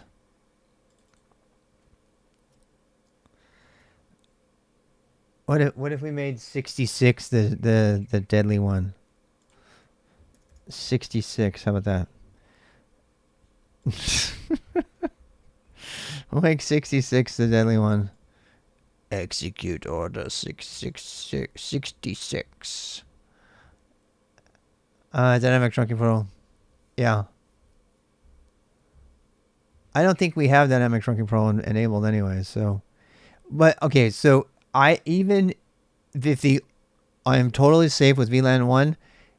If the only benefit of doing this is that I don't throw certain people into a panic when they see VLAN 1 on my chart, if that's the only reason, then I'm good with it. because I think one of the takeaways is this: is thou shalt never use VLAN 1 no matter what. And then you just, if you force yourself not to use VLAN 1, which is the default, it'll make you go do explicit things, and I think that's probably a good idea, honestly. So yeah, we're gonna do 223 for that, and that is 510 potential hosts, devices. A VLAN could be entirely local to switch. The tags, unless coming into play when the VLANs need to be communicated to each other switches. Yes. And yeah. Well, the VLAN stuff is going to come to play for me, I can tell, when I start to build internal networking on my virtual machines. If I do that. From the Ubiquity forum, they don't have DTP. In an all Cisco world, DTP would save the day. Netgear won't play with DTP as far as I know. I would guess you need to force both ends to be 802.1q, but I never tried that. Well, another reason to use Untagged then, I guess. So, yeah. I mean, yeah. So here we go. So the default is, that's for connecting VLANs, I think. Maybe. PVID. PVID will make the default 66. And that should keep people happy, or happy-ish, I guess.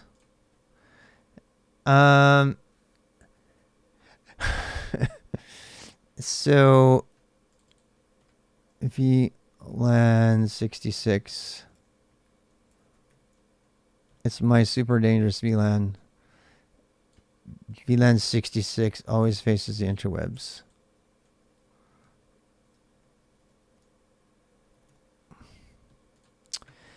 Okay, so, and we're using /23 because I found out I'm going to have more than 255 devices.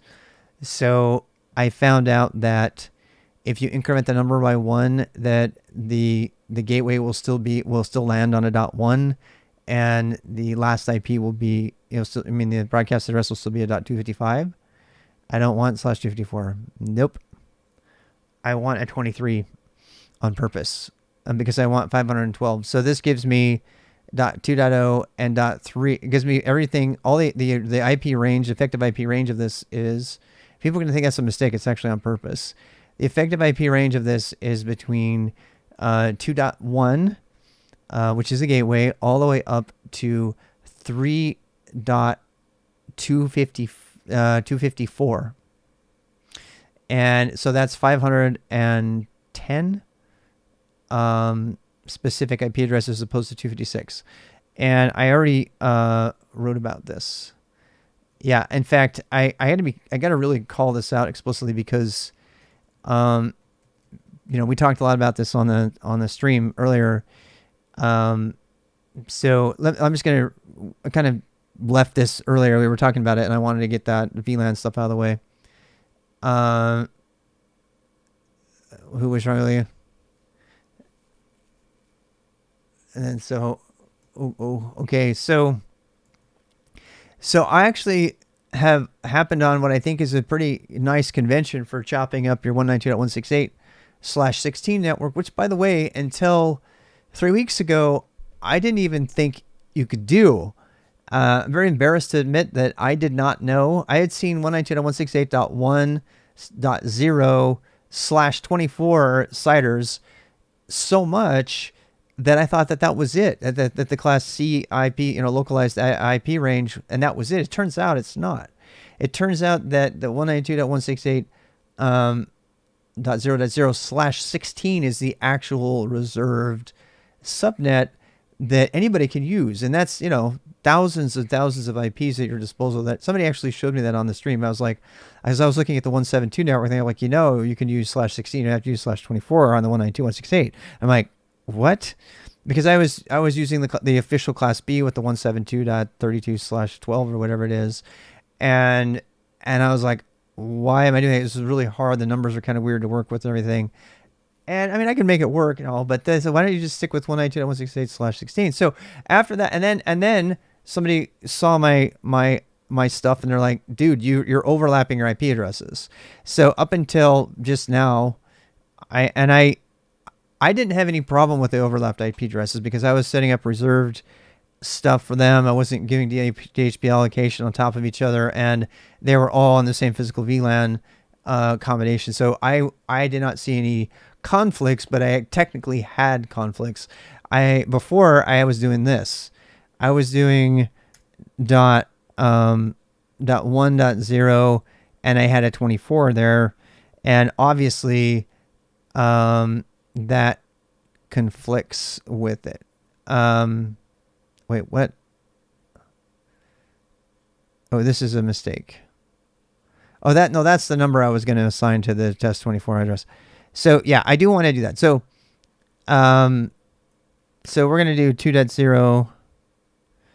Let me think about this. Oh, no. Before I had, that was it. Before I had 0.1, this is what I had. Before I had 0.1/16. Okay, now that's bad, right? Because this is an IP in the range of this other one. Right, so this one is just between 1 and 254. It's only 100. What is it?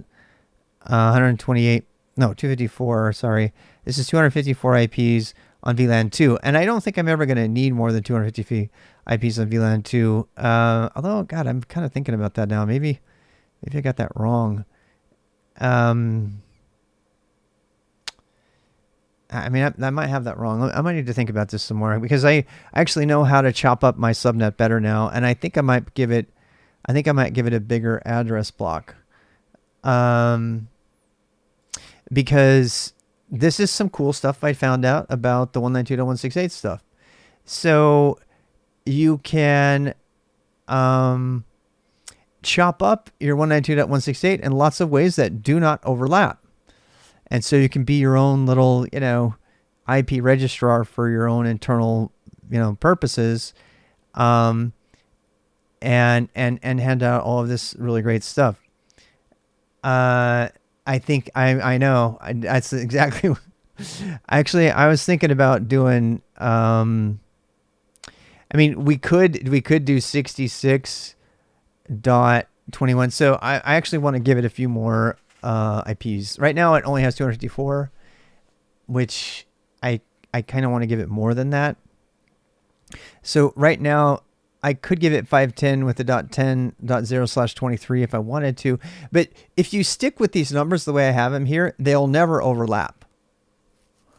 They won't overlap. So that way you can pick a subnet that you like that has the number. When I use the 10 dot, because the 10 dot has has VPN conflicts all the time.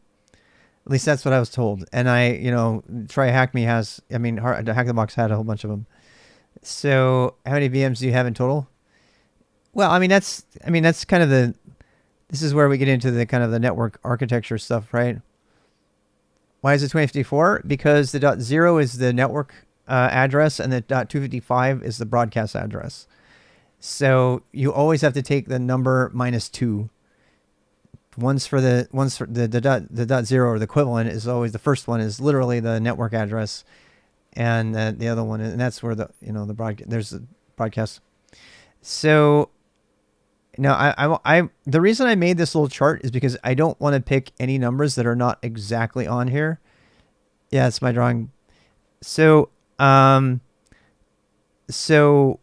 the reason for this is because when you pick these like factors of 2 like this, you get you get a gateway that starts at .1 and you get a last one that ends at .254. If you don't do that, I already posted the link, but I could give it a link again. So yeah, I'm changing a bunch of stuff, but so if you don't, this is just my architecture diagram. So if you don't do that, you get problems, because here, let me show you. This is actually really cool. Somebody sent where's the thing? Oh, here it is. So here's another link. It's a subnet calculator. I think Mossy sent it over. And I can't tell you how much I love this thing. This thing finally broke through for me. 37 is always a good choice. Yeah. I am not going to be picking any 10 dot addresses, period. I refuse. I'm going to use 192s. Because 192 implies internal Homelab to me, and that space is pretty protected for Homelab usage and stuff like that. And I just don't want to risk it. Let's just do 10 on my home network. Yeah. Yeah, I would not mix it up unless I can help it. I'm going to keep the 192s chopped up. I'm going to try anyway. So let me show you what I mean. So like if you do 192 dot, Frickless doesn't work. Well, did you copy and paste the whole thing? Because you can't just click it because Twitch broke it. So here's the standard one, right? This is the one everybody uses. Our public states for 192, whereas there's none starting with 10. There are plenty of public spaces starting from 192. There's nothing starting with 10. It doesn't matter because the subnetting is doing it all. 192.168. Is it 168? Yeah, of course. Obviously, I'm not talking about the public 192. Anyway, so here we go. So the subnet mask. So 254 hosts and the network binding. So the network is 0 and the broadcast address is 255, right? And here's your mask if you want to see that. Wildcard mask and all that. 192.168 means private. Yeah, that's the private, obviously. And it gets used internally all the time as, home sweet home for home labs all the time. I mean, most Netgear, commodity router stuff is all 192.168. So,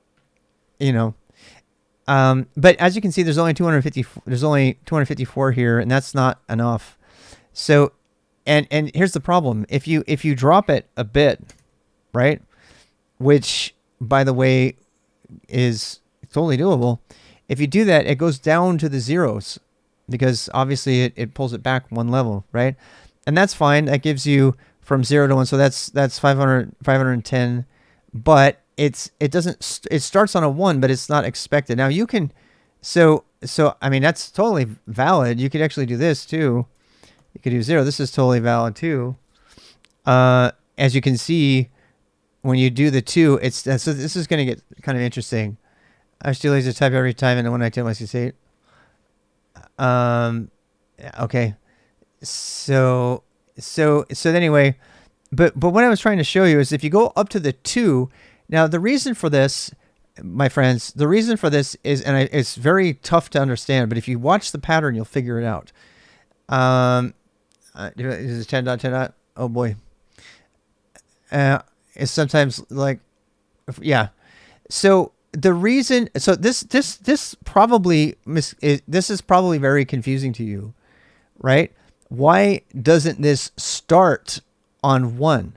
And the reason is because each one of these has a natural range, and even if you put the number, you have to watch the pattern. I had to play with this for like hours, but let me show you. If you go up to 2, so 0, 1, 2 is the next one, right? If you go up to the 2, it's nice and clear. It's got 2 to 3, right? It's 2 each time. Watch what happens. What will the 3 be?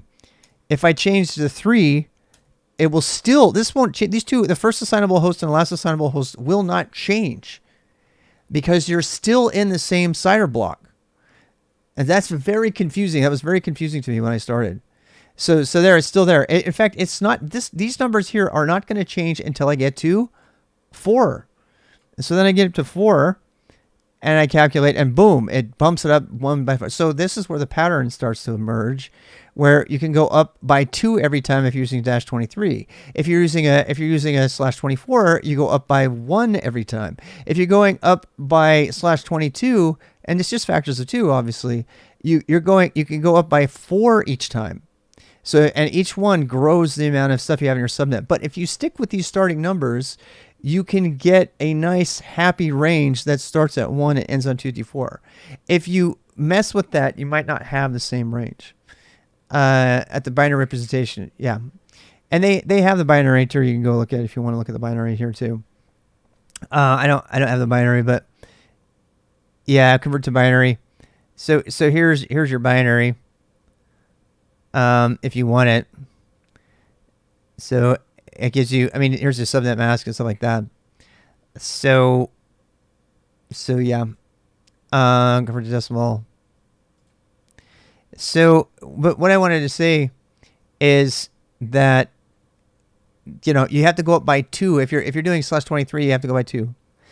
And so you end up with this kind of nice way to break down the 192.168/16 subnet into these bigger chunks. In fact, here's a fun one. So let's say you want a big ass 192.168 network, and you basically want to chop it in half, and you want to say, I want to have half of it just to be the Wild West, and then everything under that I'll chop up into smaller pieces or something like that. Check this one out. So if you do 128, right? You do 128, you can calculate it. It starts out as 192, but watch what happens if you take this down a notch. Every time you take off a bit, those 22, that's 22 ones and bits. You're just removing bits from the end. Every time you remove a bit, it gets bigger. And can anybody know what the maximum is? I'm sure you can guess. What's the maximum? What's the maximum I can get out of this? At this, since I started at 128. So I can go down, I can go to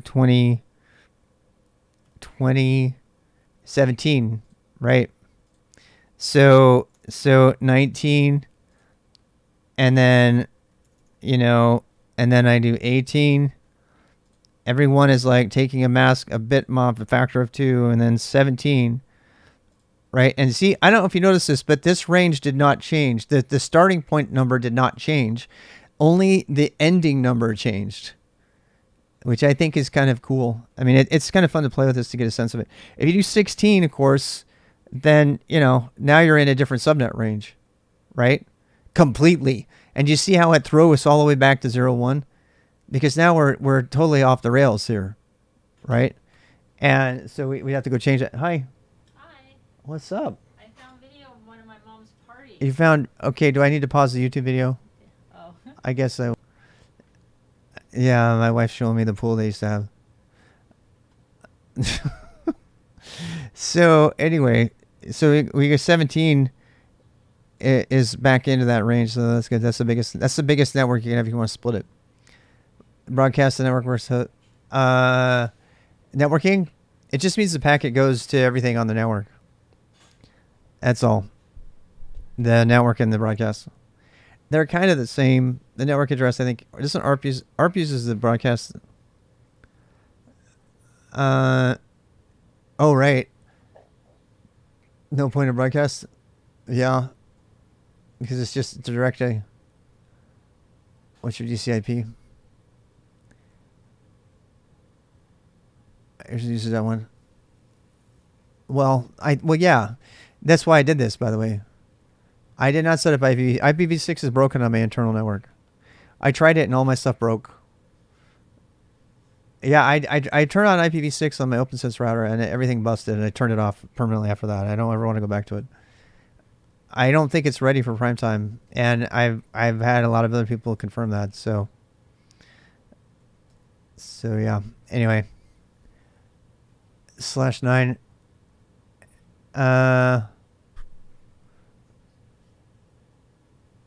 If you're gonna v6 things, yeah, it's very, very different. I'm not making them complicated. I'm trying to simplify. not ready for internal usage because it didn't work. It just was broken. The default configuration for IPv6 totally broke myself. I have the strace on it if you want to go watch the videos on it. Yeah, it broke all of my routing. And I don't know if it was because OPNsense defaults are bogus or what, but I had to turn it off. You can use IPv6. It's fine. It doesn't work with OPNsense. Let me put it that way. The default setting is OPNsense. It does not work. It was on by default. I set up on my network. I tried to browse stuff, and I couldn't browse anything because of it. I traced the processes, and all the problems were because of it. And then I turned off IPv6, and everything started working again. Am I doing this for fun? I'm doing this because it's my job and for fun. So I know it should work. So there, look, how many times have I read that IPv6 is not necessary for internal networks, almost all internal networks. There's no need for it. Are you really going to need IPv6 with a Class A internal network? No, you don't. There's nobody internally that's ever going to need an IPv6 network. I don't think they're going to need it. If you want to set it up, fine. I don't think it's going to work. Cheaper? How? How? Like giving every internal host a public address. Every internal host a public address. I mean, okay. It gets rid of natting. Okay, that could be a thing. Yeah, I could see getting rid of that. I could go for that. I could go for the get rid of natting thing. I could. That could convince me to do it. That would be a worthy reason to look at it. But right now, I just want my network to work, and I put it on. The crazy thing is that OPNsense, it was the .0 release, right? And then OPNsense came out with a patch at .4. I was saying a patch release of .4, and I put that on after I got rid of all of the IPv6 stuff. And one of the line items said some sort of problems with IPv6 on the WAN. And that's exactly what it was. So it might have just been an OPNsense bug. I don't know. It could have just been IPv4. Yeah. Goes for $50 these days. Public IPv4 goes for $50. Yeah. I don't the public, yeah, IPv6 all the way. And my WAN's fine with that, but at least as far as I know. So this is the broken IP. Let me go through and fix it back to what I want it to be. So I'm gonna put everything on the 2. And it's not even 2.1. That is the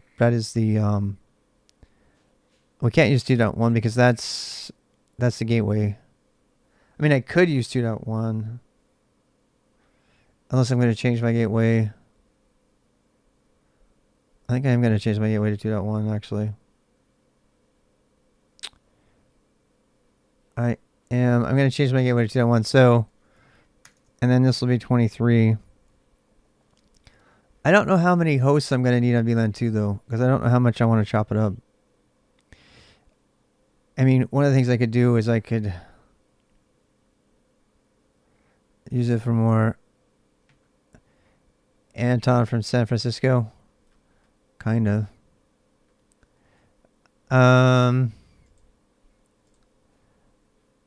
Let's see.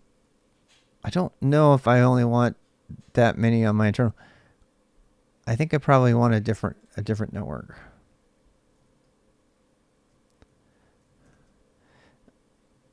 Yeah.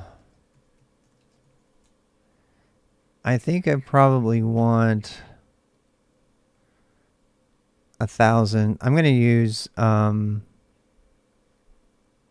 24. I could probably use 64. Which one should I do? 68, 64. Why don't I just go for a 4,000 network? I just do 128. You know what I could do? I could do 128 and then like pull it back if I need to expand it because it'd be on the outer edge. I'm not going to need 4,000 devices. I'm really not.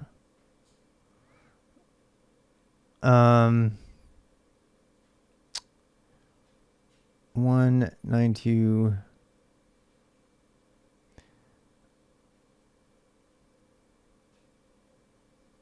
I think 24 is fine. All to be in the same broadcast domain. I know they don't really need to be in the same broadcast domain. No, especially since they're going to be virtual machines. So, yeah. Anyway, I'm going to do 2422. Yeah. But I mean, I got tons of them. But I mean, it's better than like everything. I had everything there before. Have them in different subnets. Yeah. So we have the 21.1. That's so VLAN 66, which is like the scary VLAN, only has like 512.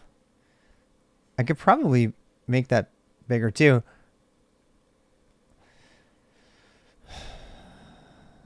I mean, it'll really freak people out because they'll be like, "What is your network?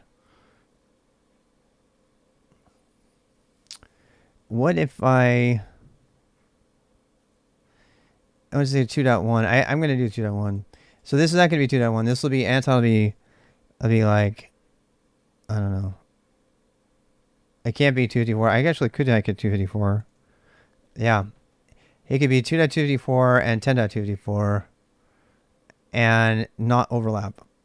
Now, this VLAN, actually, we need to have be a 10.192.168.24. So 2 is one of them, and then 24 is the other one. Actually, 2 and 3. And then either the first IP or the last IP in a subnet is a gateway. Oh, yeah, for sure. This is not the gateway. That's why I did this, the whole thing. The reason I did this is because unless you do this, the numbers are not .1 as the first one. So you want to pick these numbers if you want a .1 as your first one. And I do. I want a .1 as my first one. So I don't have to. Otherwise, you get some like weird number that's your like first in the series, which is, your gateway. Your gateway can be anything, of course, but that 24.54, and this is the 24 network, so we'll do /22. So this gives us quite a few more IP addresses, of course. And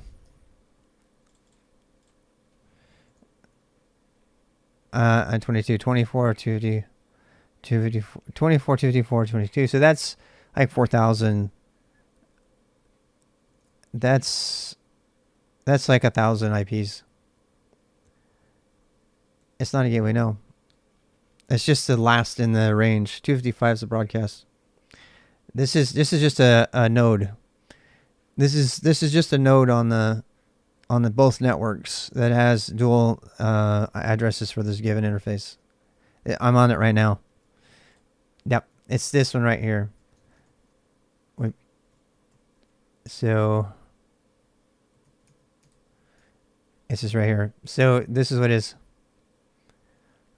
Are those going cross-plane segmented VLAN and malware analysis or something? No, these are just to remind me that these have physical-ish sharing. So both of the networks, both traffic for both networks travels through these ports. Traffic. I am still going to do a DMZ, and I don't know if I'm going to use VLANs for that. Or I'm just going to use another physical interface port on my OPNsense. I probably will do that, actually. I'm probably going to use an additional thing and then do some routing on the OPNsense router to this interface and have a physical separation between my actual DMZ. I mean, a honeypot, which is what I was drawing up here. I was working on that earlier.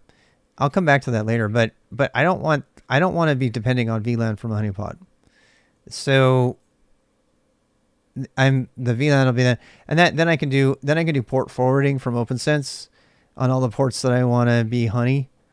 All the ports that I want to be honey, I can like do that, and then it'll be probably this guy, and then it'll be connected to a honeypot that's completely disconnected from any of my other networks. The only way to get into it will be, through the internet, through some sort of, SSH connection or some type of security. Did you, I was just using SSH port agent forwarding the other today, and it is amazing. Talk about single sign-on. I set it up I jumped like through 3 things with SSH and didn't even have to log in, just using the agent on using a certificate, using a credential that's got like a 32 character passphrase on it. I'm super happy. I got all my stuff working again, and properly security wise, instead of just, password phrase less SSH credentials, which is really stupid. Nobody should do it. We all do it because it's just so much easier to use it that way. But it takes, some annoyance to get ssh-agent set up to not prompt you for password all the time. But, the agent is still around. People can sniff out of memory. So it's not that much. I mean, it's still attackable, but anyway, so here's my new idea for networking. I'm going to have to think about all these number changes to make sure I get this right. So if VLAN 2, 66 is the dangerous VLAN. And VLAN 2, we just refuse to use VLAN 1 because everyone says don't use VLAN 1. I'm like, okay, fine. But I still think it's fine, to tell you the truth. These numbers are going to change, though. So this is going to be... this is still... Yeah, this is still...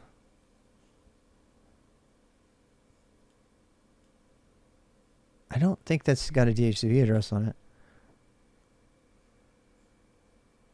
Yeah.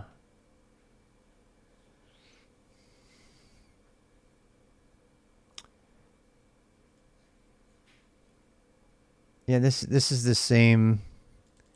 So that number needs to change. So that's like 192.168.24/22.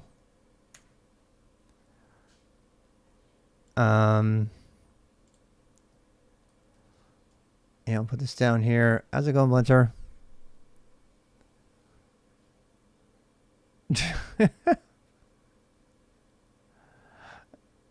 Add a backstage for. How's it going, Shay? You fed it a /20. Yeah, that makes sense. Yeah, I had a little bit bigger than that. I don't know why. I'm just playing here. So in that, some of those, the thing of it is I can actually pull down some of that for DHCP range. I mean, that's going to be almost all DHCP addresses, because those are going to be fed. We have 2 DHCP servers, by the way. Arth Vader, how are you? We do have a couple DHCP servers.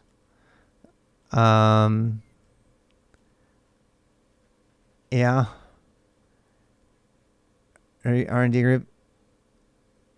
Oh, wow. Wow. Yeah, I don't know. So 192.168.24 /22. So that is the thing. This is actually going to change. I am a little concerned. I'm going to lose track of my thing. I'm getting ready to do this change. I'll do this today.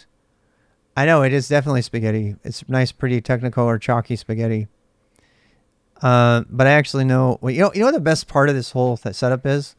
I wish I could show you, but you remember that whole thing I was talking about having an air gap network and wanting to test that out and have an actual secure network where I can't even do git or git pulls or apt updates. I have that now. I have that, but But here's the best part. So let's say that I want to set up a Ubuntu package mirror, and I don't want to have to screw around with rsyncing all the packages to some system on VLAN 66, and then copying them over from a jump host. Which, by the way, the only machine in my entire system that has access to both networks by default is Anton. It's the only one. Not even the router, not even the OPNsense router has access to VLAN 2 at all. That means there is no way to get any data from the internet or anything on VLAN 66, including Anton, over to VLAN 2. There is nothing. There is no connection whatsoever. Different VLANs with subtests for things like servers, claims, clients, IoT. Yeah, but every time you add a new VLAN, you have to add a new gateway. Am I wrong? And that's the reason that these are all on the same. That's the reason that these are not VLAN. A lot of people break up a lot of VLANs like that, and that's all cool and everything. I would never do that on OPNsense.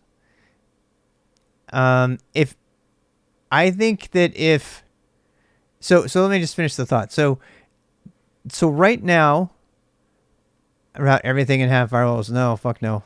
I don't need that. I have VPN. I have VNs. No. No, because then it all has to hit the router, and it's insecure because then that traffic is hitting a device that's insecure. I'd rather not have to deal with that. I'd rather have the VLAN manage the whole thing. So, but here's you need a new gateway, but you can assign a new IP on the same subnet and access clients between that. Yeah, that's what I've been doing. So that's what I did right here actually. So this big server right here. This is a server. It's a VM server. This server is running as a gateway for my internal VLAN 2. So my VLAN 2 is running as a gateway. And I have set it up so that it's a gateway. But here's the thing, it's a gateway to nowhere. Right? It's a gateway to nowhere because it doesn't have any upstream links at all. It's on VLAN 2. There's nowhere to go. So that's it. That's all there is to it. Except when I take this switch right here, when I take this little cable right here, right? When I take this little cable right here and I plug it into here, that's all I have to do. And then my entire infrastructure down here can pull stuff off the internet. It's not accessible from the internet. I mean, these machines could actually access them. The only machines over here that would even know how to do the routing is this guy, because I didn't do a generic route on the OPNsense router on purpose for security. So the cool thing is I can walk over to my rack and I can take the plug and I can plug it from here into here. I can run my rsync mirror stuff and I can go through and then plug the thing back in over here, and there's no physical access to the network anymore. It's so cool. I did it the other day. I was not planning that. I was like, this is just, that's nothing you would ever do in enterprise, but it's so stinking cool because there's those occasional moments where, and by the way, the only thing that has access to this network other than the actual terminal over there, which, like get on any of these, is managed to bottleneck against, is still bottleneck against one of your VMs attacking itself. Managed switch is still bottleneck against one of your VMs attacking itself. Managed switch. Yeah, I don't know. I don't know what that means. Oh, is it a joke? I don't know. Lol. Yeah. Okay. So the point I'm trying to make is that all of that hassle that I was going through, like, oh, should I make my network available to the internet? Should we pretend like we have access to the internet or anything like that? It's completely irrelevant because all I have to do is unplug a wire.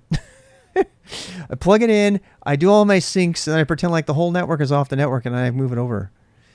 I really love that. Or let's say, I don't know, let's say I like pull down, like, I don't know, every WAP packet for the last 5 days, and I want to bring it over to my internal network for some crunching, but I don't want anybody to have access anymore. I can just move the wire. I just move the wire over here. Well, for that you have a firewall. Yes. If you have, max throughput on the VM to the managed switch. It will loop back until the PPS is reached. Maybe. So your security is literally plugging and unplugging cables. It's not my security. No. It's not my security at all. The security is in place right now. If I want to do it the secure way, I would do the mirror to Anton, and then I would pull the thing over. Having the alternative is what a lot of enterprises do, which I don't want to do. They give outbound access to their internal network to the internet. And I don't want to do that. I think that's a huge mistake because everybody gets phished. What I have in place right now is protection against internal phishing. Now, I'm just simulating everything. Obviously, I don't have users like that. But this particular network setup is practically immune to phishing. Because if these were actual users on this internal network, they would have no access to the internet whatsoever. At all. Not proxied sucks. Nothing. No outbound access to the internet at all. And no inbound access from the internet to any of these machines on this VLAN 2. So, I like it because I like imagining that level of security, which is, it's not air gapped, but it's the next best thing. And that's what that stupid little cable is that's my air gap. That's my air gap. Reminds me of an aquarium. What kind of enterprise would allow you to block their internet access completely? Oh, lots of enterprises. I guarantee you. Do we need to go through and list them all? Most of them you wouldn't be talking about because the people would have to kill you if they told you. Air gap networks are a very real thing. And we've discussed them here many, many times. Attack goes over Anton or VLAN 1. Yeah, you could. The only thing you could, the only weakness I have is Anton. But Anton's a VM, and if I turn it off, you can't attack it. There's nothing to attack. It's a virtual machine. I turn off the virtual machine. There's literally no way to get to my internal network short of physical access to my machines. The end. So I like that a lot. I do. I like that. Yeah. And there is definitely some air-gapped enterprise out there. Is it the common thing? No. Most people would scream bloody murder like, oh, I want to get to my GitHub and blah, blah, blah, blah, blah. A row hammer technically exists. I don't know what that means. DOD. Yeah. Well, yeah. Try not to press the red button.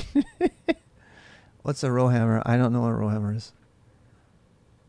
A security exploit takes advantage of an unintended set of direct random access memory. Oh, right. Yeah. Change the concept of nearby memory rows. Ooh. Yeah, isolation between your RAM. I mean, if this, so that is a possible attack vector, because if this, so this Anton, one of the things that I don't like about this particular setup, and I actually might change this, probably not though, is that this hosted Windows machine is completely susceptible to bugs and to phishing attacks and me clicking on the wrong thing, and it's just fucking Windows on the internet. You know what I mean?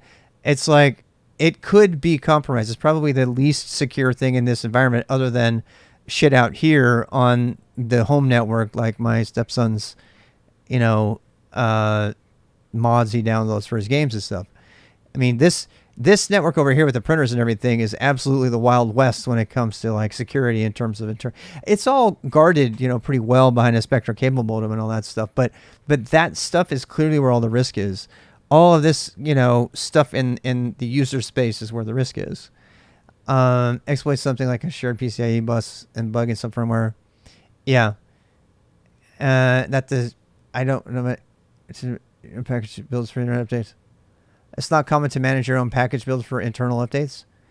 I'm not managing my own package builds for internal updates. I am mirroring like legitimate sources in an attempt to simulate paying for the extra Ubuntu or Red Hat packages, which most enterprises do who care about security. Because they have to. If they have, so there's government required for security, they have to do that. Because it's the only way they're compliant. You can't have people pulling packages off the internet, period, under some circumstances. So um, so am I going to pay Ubuntu or Red Hat for the subscriptions to the government standard, you know, whatever conventional meeting stuff? No, I'm not going to do it, but I'm going to simulate it. So the way I simulate it is by figuring out how to get, and safely. Right now it'll just be a matter of changing a wire every once in a while, but eventually I need to figure out a way to either through an SSH tunnel or something. I need to figure out a way to synchronize safely without potential for man-in-the-middle attacks from the Ubuntu, from the the Ubuntu, an Ubuntu package mirror, and I need to make that available to everything on my internal system. So this whole thing is just me playing make believe. So and my make believe is I want to believe that I'm supporting an internal enterprise that has much higher security requirements than the average corporation, namely government work, banking work, investment work, hackers, security work, intelligence work, that kind of thing. It seems like uranium stuff. Building or mirroring is probably similar risk. Trusting some other databases and software. I don't know. Yeah, I mean, mirroring the Ubuntu stuff is the best we can do. It's a simulation. In my case, it's a simulation. If you pay for an Ubuntu or a Red Hat subscription and you have your on-site packages that are being synchronized to Red Hat stuff officially, and they've all been signed officially by Red Hat and everything, and if that is susceptible, then the whole world is in big trouble, because that's what every big enterprise does that has to fulfill that requirement. So, physical electric switch, PGP is for, yeah. Yeah, when correctly configured, yeah, it uses PGP for the signing. And I've been a big fan of content validation and encryption above socket encryption for a long time. The whole PGP signing thing. Yeah, and I think, look, am I going to go through and sign all my stuff and check the signatures? No, but I'm going to simulate it. So like in my make-believe world, if I were to deploy something like this, then I could say, okay, replace this piece with a temporarily insecure mirror to I can mirror. It takes me about an hour, about half an hour actually.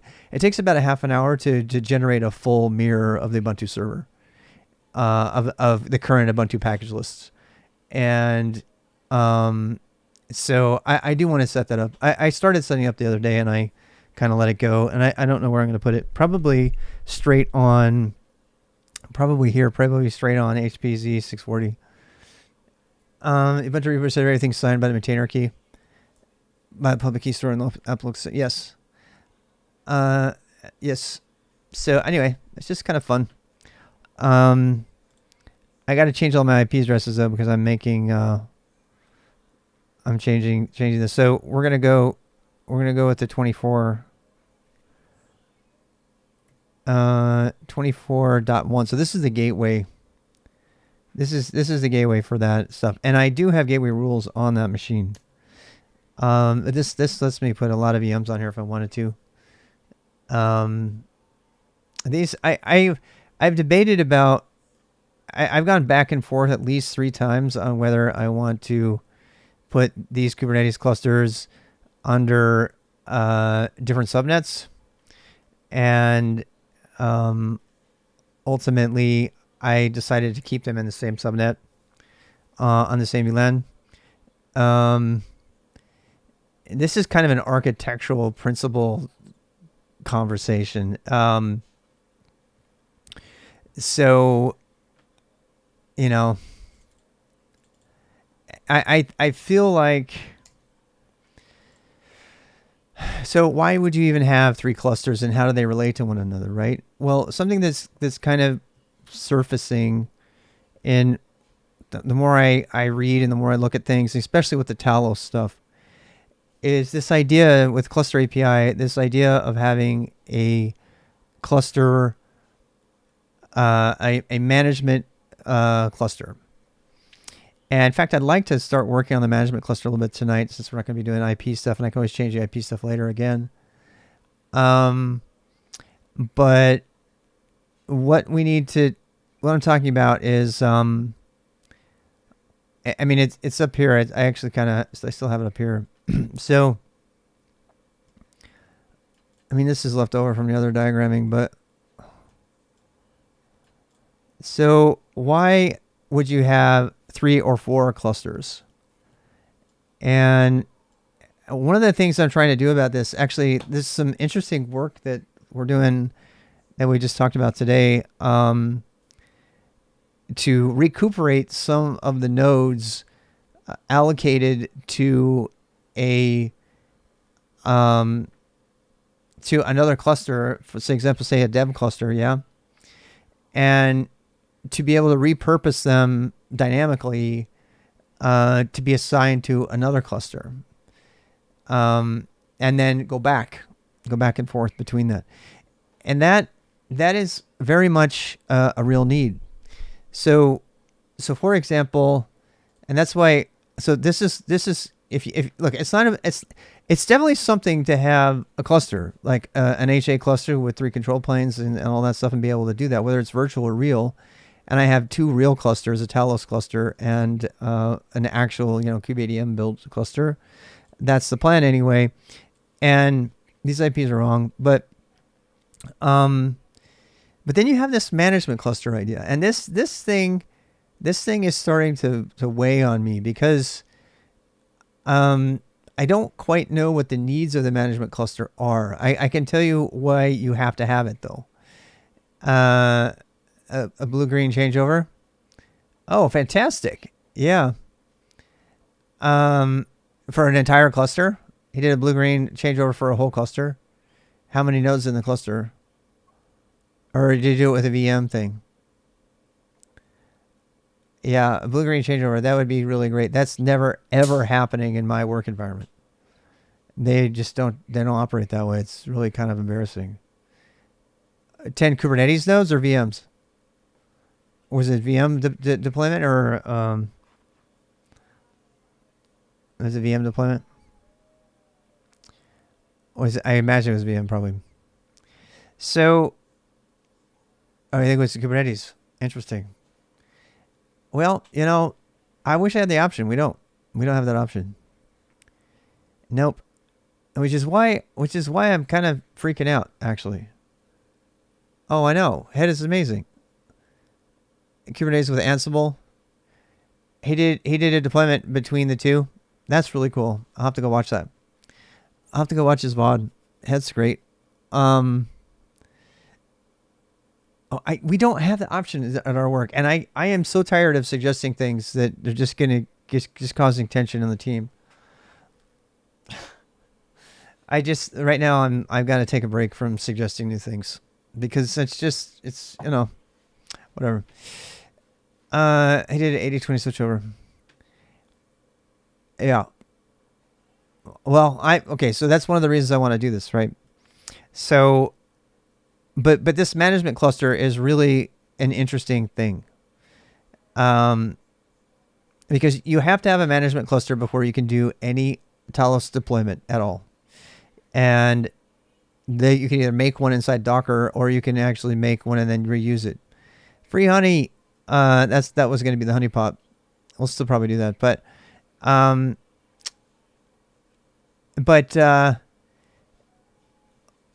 it's also called one box AWS because you can eventually update one prod box. Pod. Well, here's the question. Does it need to be HA or not? If I make it a VM and I do snapshot backups, and does it need to be HA? I don't think it does, depending on what I put in it, right? So, I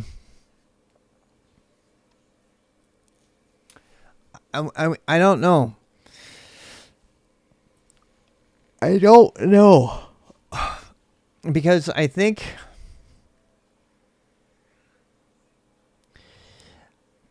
I don't know. I think I can get away with a management cluster not having it. It depends on what's in the management cluster. If it's just a single version of Kubernetes, but if it's got configuration files and config maps and secrets and stuff that are needed to run the infrastructure cluster or the Talos cluster, I would think that there would want to be some sort of redundancy, but maybe not, because that's more of a load balancing thing, a high availability thing, and if it's not down, I just restart it. It's just me. The management cluster is not getting slammed. It's getting used by the administrators to build other clusters and stuff. Well, for certs, yeah, but that's different. So that's the infrastructure cluster, which is going to be running Prometheus and all that high performance stuff. He's probably het_Tanis. Cloudbot's still dead. I don't know what's up with that. Cloudbot is still dead. And so you kind of need an infrastructure cluster that's super high performance, that's probably got 5 control planes and does Prometheus and Grafana and Elasticsearch and all that stuff. Oh yeah, they broke everything. Cloudbot hasn't been working for like a full week and a half now. I don't even know if they're going to fix it. There's been no sign that there have been any intention of fixing any of it. So this management cluster is kind of like where you kick off everything. People wrote, it's kind of like the root account of your group of clusters. And then you have the infrastructure cluster. Eventually the honeypot will definitely lure someone in, but not right now. Yeah. Yeah, honeypots are really fun. I didn't want to forget that. We're definitely going to add it, but we're not. It's not on the plan yet. It'll go here. It'll go off here. It'll be hardware connected probably. Honey is good if you do any kind of storing of honey. And so yeah, and then we have the main Talos cluster, which is the reason that for the 3 different things is, first of all, the management cluster. Talos requires a management cluster, and the infrastructure cluster is going to be the high performance, possibly the storage cluster and things like that. It's also going to be kind of the machine learning cluster. So I kind of think that you pretty much need 3 clusters to have 3 clusters, and then the ability to spin up development clusters as VMs anytime you want to test different things. I think you really need that to have a full lab. Recursion Tree, how are you? It just feels like the way to go. Like, so when you're going to try to do, like right now, we can't even practice 121 to 122 upgrade. We can't document the steps because we can't do it. We can't practice it. But in order to practice it, we need to install 121 and then go through the upgrade and write the steps, and then practice a restore from backup on etcd and all the other stuff, and then go through it. But you can't even do that if you don't have it. Now, do I need that in my home lab? No, I probably need that at work. And at work, we're going to, cordon off or whatever, like 6 nodes, and automate that hopefully. But you kind of need the same thing at home if you're going to be practicing and playing with different implementations of different applications and stuff like that. And that's really where that's really where the virtual machines come in, because you can really spin them up easily. You don't have to have the hard infrastructure here. So, but I still kind of think you need 3. To tell you the truth, I'm more of a fan of the hardware than I am of a bunch of virtual machines running on a single point of failure on your server. I mean, if anything happens to that server, all of your projects are gone. I mean, they're all gone. So unless you have like some really substantial backups process for the actual hard drives on there, which you should have anyway, but there's just something about having the distribution of the load across multiple physical machines. But how do you back up an entire virtual machine host? You know what I mean? It's like the VMs, you could freeze all the VMs, I guess, and then you have to figure out some ways to put those. Yeah, you need to have 2 servers of the RAID mirror. I agree. Yeah, but you'd have to have at least 2 or 3 servers, and they would need to be redundant to one another. And I mean, I guess I could get it more. I just feel uncomfortable having so much be inside of one physical machine.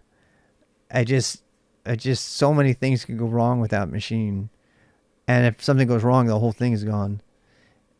And for that reason, actually, I'm not a huge fan of cloud, because those things are all sharing space with the same. I mean, that's the whole point of Kubernetes, is to be resilient and ephemeral, and you have your backup stored someplace else, and you make sure you back those up into separate file spaces and blah blah blah. And I mean, there's plenty of ways to get around it, right? I mean, the whole point is you shouldn't be depending on the machine anyway. That's the whole point of Kubernetes. Is if you have to save anything like a Postgres database dump, do it and then put it on another file system that's on a different disk or on a separate, RAID 5 or whatever you want to do. Have one on-prem and one cloud connected with Kubernetes. You can't do that. You can't, Mossy. Don't even try that. We tried that. They actually, not me, but our OpenShift team tried that. So etcd has, unless you have two separate clusters, one on-prem and one out, and they're separate clusters, then that works, right? If they're separate clusters, then the latency between them doesn't become an issue. etcd has like really, really sensitive 10 millisecond latency bound kind of ceiling. And if you go above that, all kind of hell breaks loose. It's really bad. So you do not want to split. It seems to make sense that you would put them in a different availability zone, and and you would put, it just, etcd is not fast enough to do that. That might happen if they ever get to like fiber speeds between availability zones. So the bad side of this is that, at least in our case, there's a data center with two racks, and they're, like 30 yards from each other. And if that building got hit, we'd be done. Right? There's no way to put it on something else. VRVM, I don't know about that one. Yeah, but yeah, I'm gonna take a break. So thank you for being here, everybody. This is RWX Rob /Homelab on GitHub if you want to go read about what we're doing. I am just building out my Homelab and focusing on the VLAN for tonight. But yeah. All right, I'm taking a break. My wife's here hugging me. I gotta hug my wife properly. See you in a bit.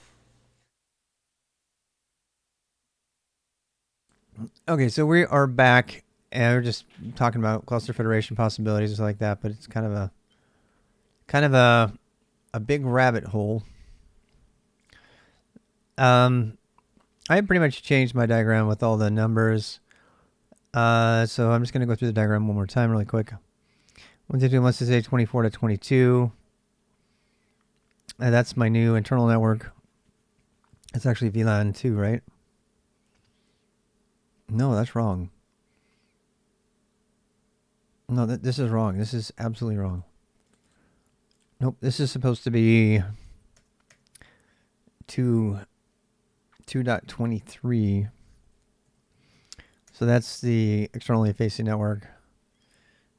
VLAN 2. I mean, I think it goes without saying, but let's go ahead and put it in here again anyway.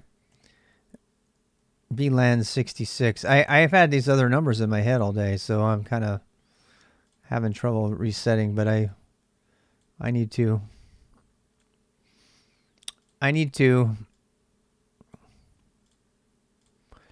Ba ba da ba ba ba ba do boop.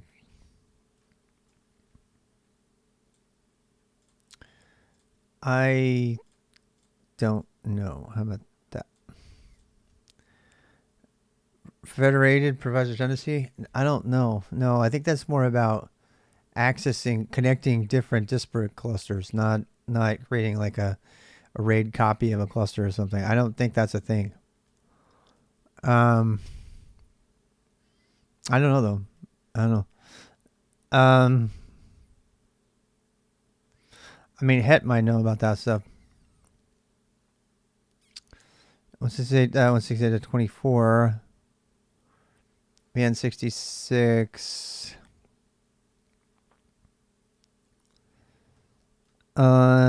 KVMs act as the .10.24 internal gateway. No, it act as the 24/22 internal gateway. I do need to set a DHCP server, HTTP 0 LXs, static leases. Okay. That's all the names. We're going to do static names on those. VLAN 22.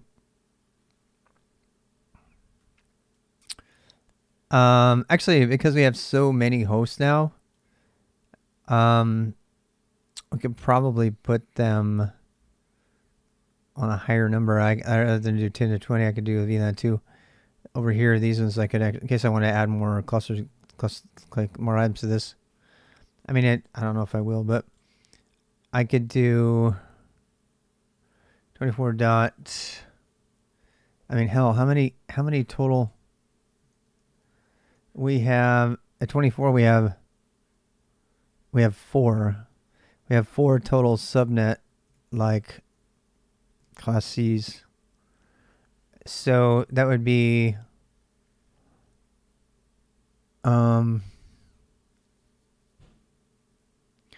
you know, I could give each one a class C. Not a real class C, but I could give it like a pretend class C. Yeah. Yeah. I think we want to do this. I think we want to have. I don't think I want to give it an actual LAN, but I definitely want to give it a number. So we have 24. So this could be 25. And this could be 26.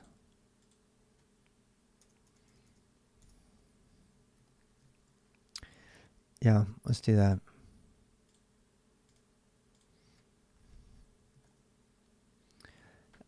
Yep, 25, 22, 26. So that's good. Actually, I like that. Because that's like four class C's. And if I ever decided to go with an actual class C, I could just redo it. The number's the same. Give it a gateway somehow. 24, 25, 26. And then we have a 27 left over that we're not using. This looks like a Greek temple. This one? Oh, yeah, I don't know. Yeah, that's a bunch of tridents in there. Control planes. I got one of the control planes arrived the other day. VLAN 2. VLAN 2. So this is good. This is good. Good. And as soon as the other control planes come, we're gonna do this. Yeah. VLAN 2. Why does the number 2 bother me so much? I'm changing it to 10. I don't know why. The number 2 is just like bothering me. What does the number 2 ever do to you? 10 is my internal VLAN. No, I'm not. Mac Minis, I tested them. The IOPS is not fast enough on them. They had 80 IOPS, 50 is the minimum, but I bought these new Optiplex stills with 256 SSD, and they got 3600 IOPS. The number one, according to the documentation, we were actually reading it together, the number one factor in etcd performance is concurrent write speed. And you can do the test with, FIO. And we did that. And these are all things I'd never done before. And we did that the other day, a while ago, and figured that out. So that was actually very satisfying to get that. After we did that, by the way, these Optiplex boxes are amazing. I got 3 Optiplex boxes. They're 60 gig RAM, 256 drive, and like 4 core, 3 point something gigahertz CPU for $400 for 3 of them used. and so they're gonna. I just bought 3 more for the Trident. So I was gonna try to put these all under a single cluster, and then I decided to do the Talos thing. So Talos is very much its own beast, and it worked out just perfect. I actually had, I know, isn't it a great deal? Used hardware is the way to. People have been complaining about not being able to find Raspberry Pis and stuff, and I'm like, really? Why don't you just go look for old hardware? It's such a good deal. Hey Joe. So VLAN 66 is the is danger Will Robinson kind of thing. Also, this is just I don't know why it's just annoying me that is. I think I want my private network first in this list. All right, so that's good enough. Let's go actually do something else that's related to what we're doing here. So I have an internal network, and which is quite a bit bigger than the external network.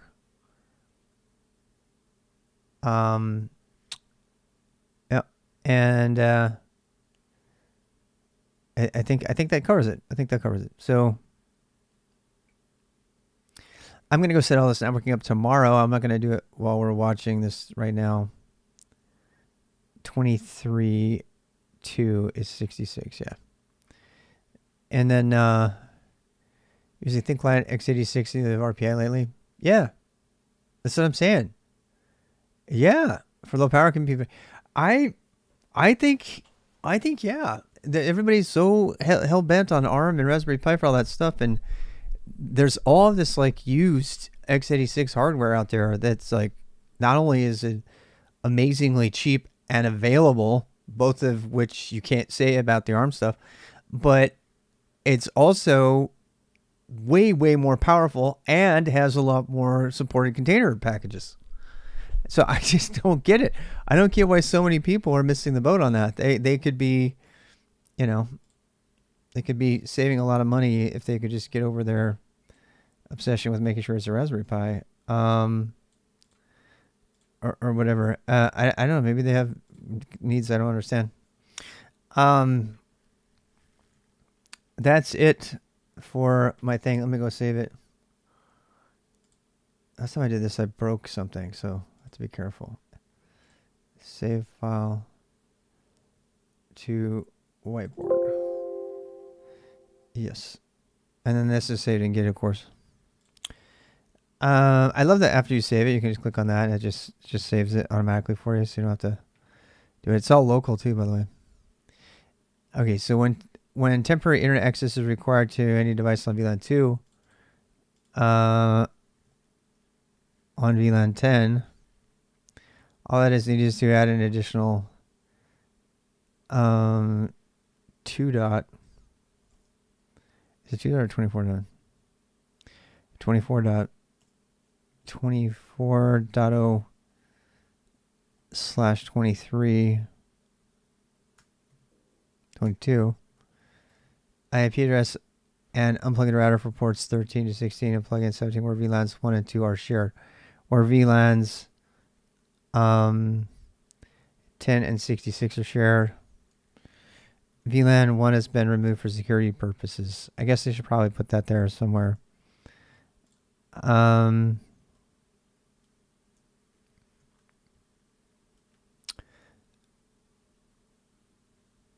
Yeah. Port center assure VLANs 10 and 66. All ports are connect directly to the interwebs via OPNsense firewall and protected cable. And I think we need to size power consumption and everything needs extra power. Yeah, I don't know, man. Yeah. I mean, Max wattage, of course, is higher on those things. But, I mean, the minis, their max wattage is 66 watts. Yeah. Yeah, I have that number somewhere. It's crazy. I was like, what? Um,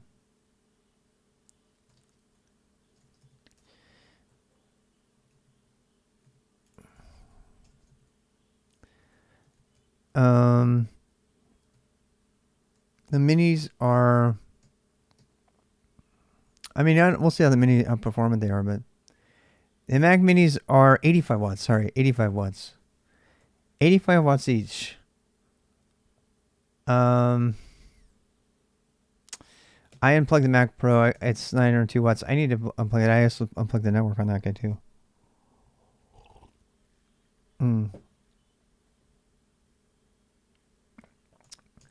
Yeah. Yep. Max wattage. I can't imagine those Macs are going to be able to do much of anything, actually. You know, they're just not that high power. But that's not the point. The point is like learning to manage stuff and cording things off and all that jazz. So I'm going to need to change this, but not right now. All right, let me go ahead and save this. I'm going to come back to this and change it later. What can we do before I leave for the night? What time is it? Where's my calendar?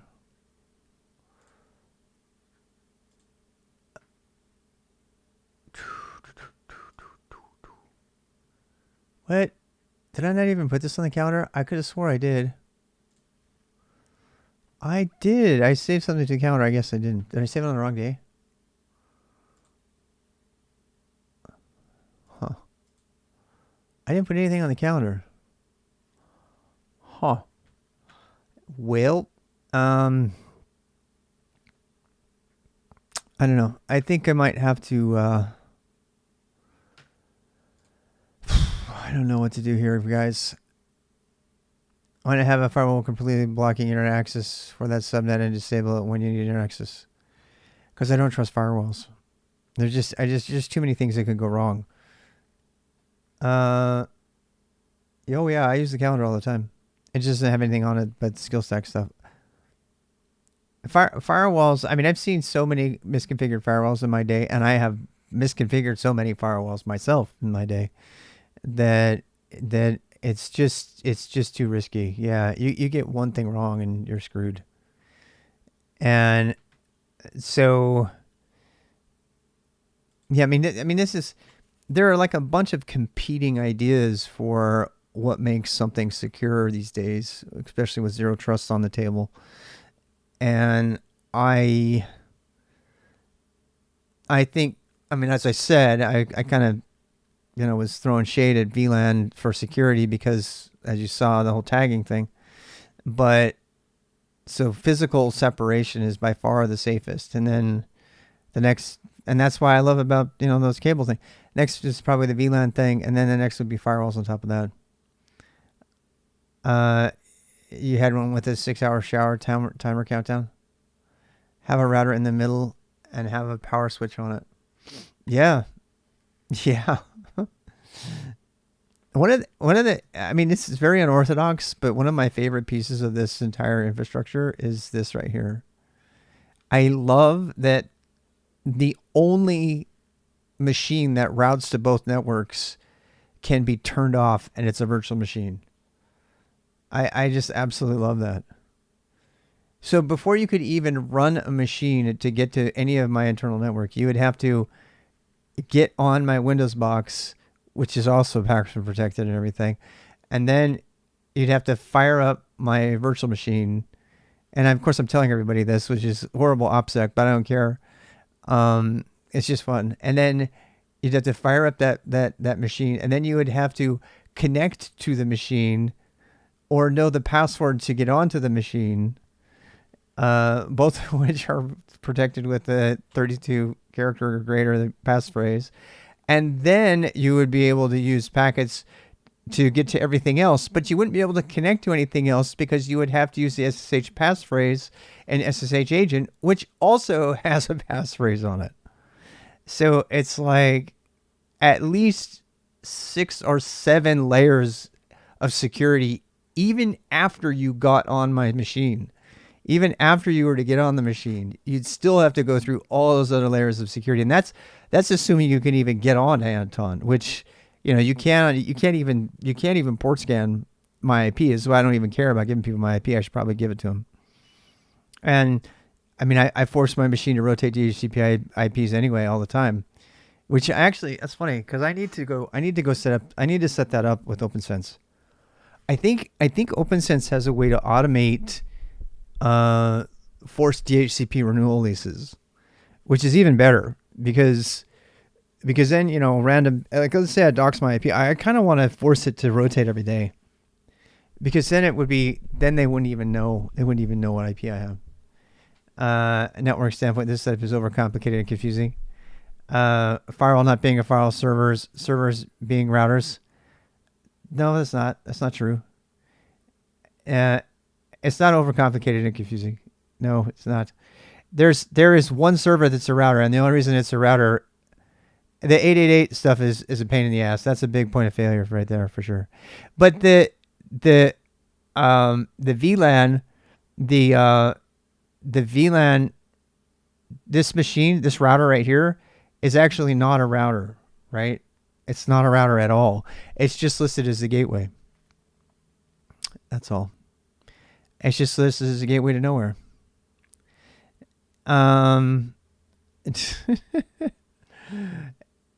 Yeah. There are a lot of people who wouldn't want this, but I like it. I don't think it's overcomplicated at all. I think in fact, I would have said that if you'd asked me that like a month ago. But this is, the crazy thing is it's actually not even hard to use it. It's not. It's really not that hard as long as you have your jump host be your main host. Additional points of failure. No, you can say complexity, but it's not additional points of failure. Do you really trust your firewall? Do you know how easy it is to own most firewalls? I mean, this is why we are in so much problems right now. This is designed from a non-network person. Absolutely is a design from a non-network person. But you know what gets owned every day? Nice, pretty designs from network people. With a single firewall point of failure. And are we talking about network people that allow their users outbound access to the internet? Those same network people? Yeah. Yeah, you get paid to make it so that an enterprise can, getting paid for it and being good at it are not the same thing. Can we just agree on that? And yes, I'm an absolute network noob. I'll be the first one to tell you. I'm an absolute network noob. All I have to say is that, if for air gap security measures, this is the next best thing to an air gap. This is the next best thing to an air gap. I like the idea of like contemplating a security layout that does not have, and I wish Kenton was here because Kenton would absolutely agree that this is fine. This is really good. Don't let the interns set the firewalls up. I know. That would be me setting the firewalls up. I mean, you guys really scared me with this whole stuff right here. But yeah. Yeah, just have a single, do you have a DMZ? Diamond, do you guys run a DMZ at all? There is no DMZ here, by the way. The closest thing to a DMZ is my jump box. That's the closest thing.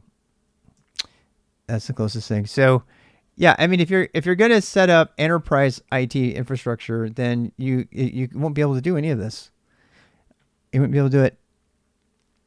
Yeah, I mean, this is actually simplified. I simplified this from what other people were recommending. Vera was here. Vera was telling me that I should run subnets for all my internal infrastructure clusters. I'm like, where am I going to put it? Where am I going to put a switch for that? I got to put a gateway in there someplace. I mean, a router, not a switch. But yeah. Yeah. Yep. Yeah. I mean, what's funny is it sounds like the Netgear stuff's actually more secure than the Cisco stuff. That really caught me off guard.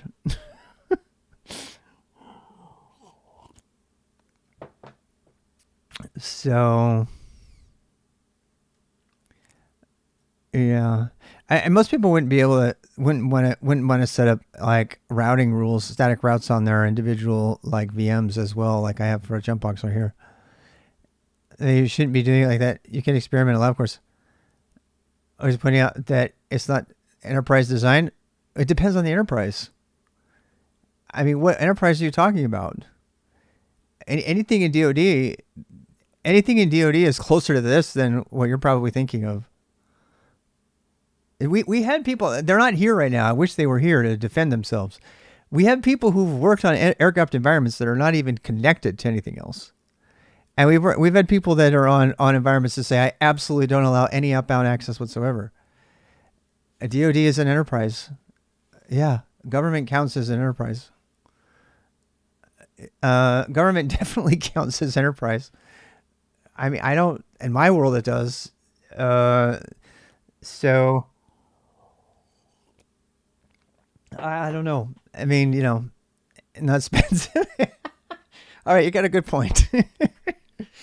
Okay, we can't call government enterprise then because they spend too much money. Nonprofits, enterprise, anybody who doesn't want their systems to see the internet light of day ever. Firepower is way more secure than Nectar, by the way. I don't know what firepower is. What is that? Let me go look at it. Firepower network. Oh, you think Cisco Firepower is more?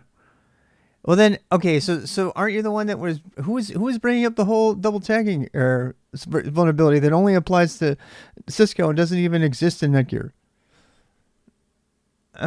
Okay, again. It's for infrastructure larger than enterprise with country-sized resources. How about TechGov?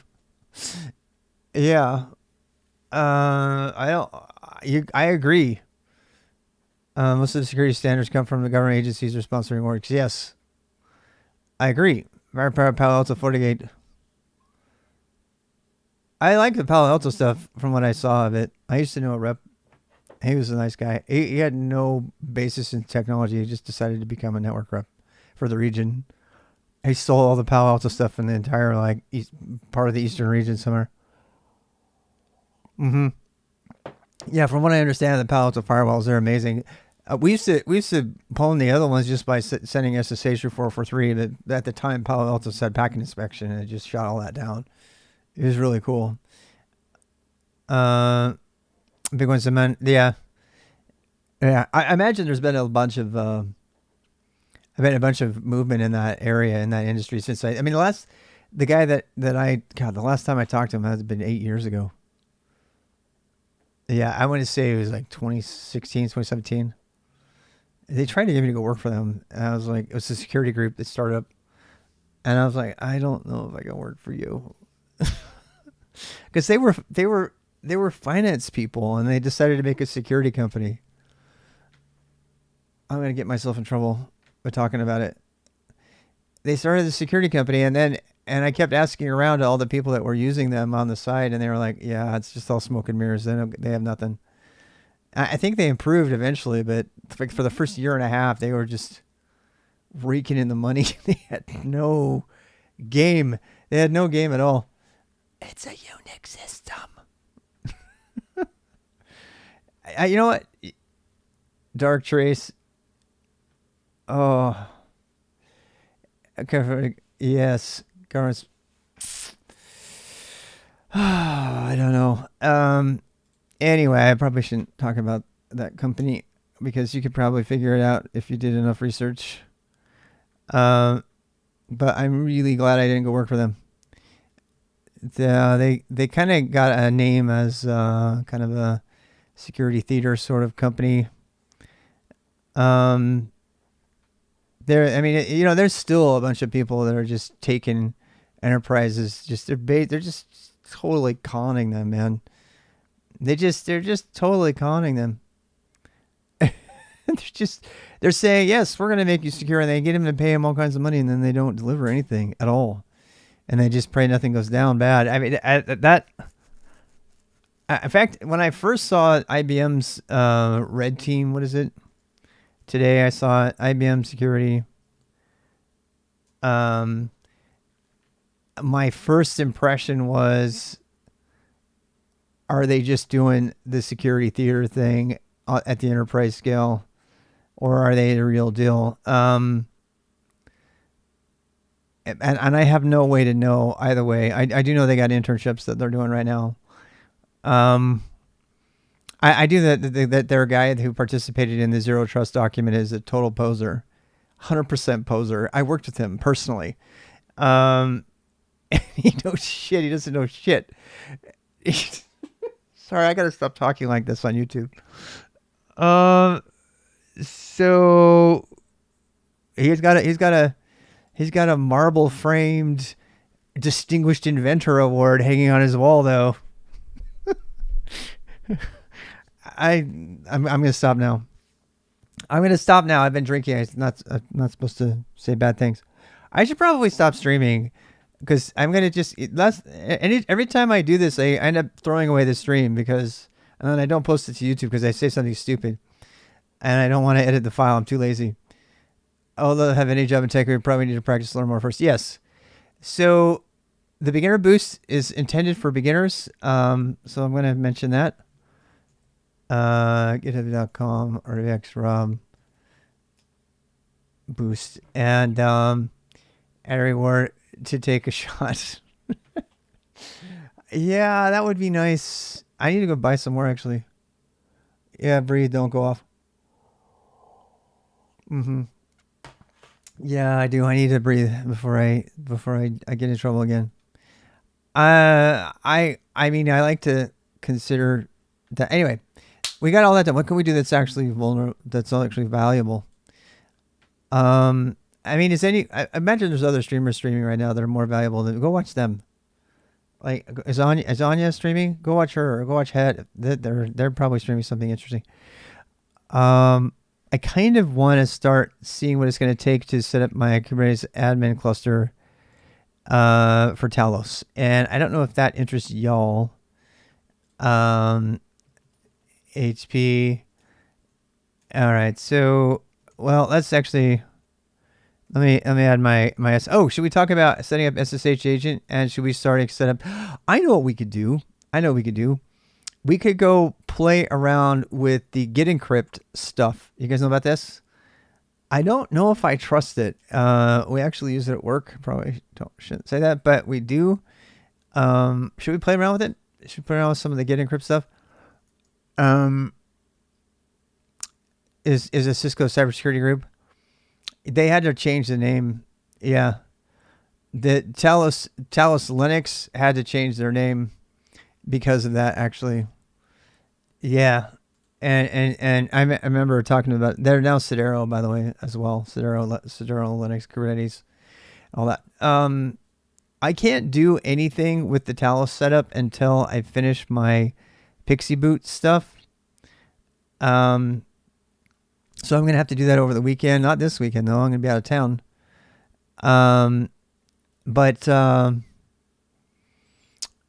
But we need to, so let's talk about this for a second. So this Talos server cluster, a bunch of Mac Minis and these Optiplexes, this entire thing is going to need iPixie Boot images installed. So I need to do that, and that has to be done by hand. I can't do that.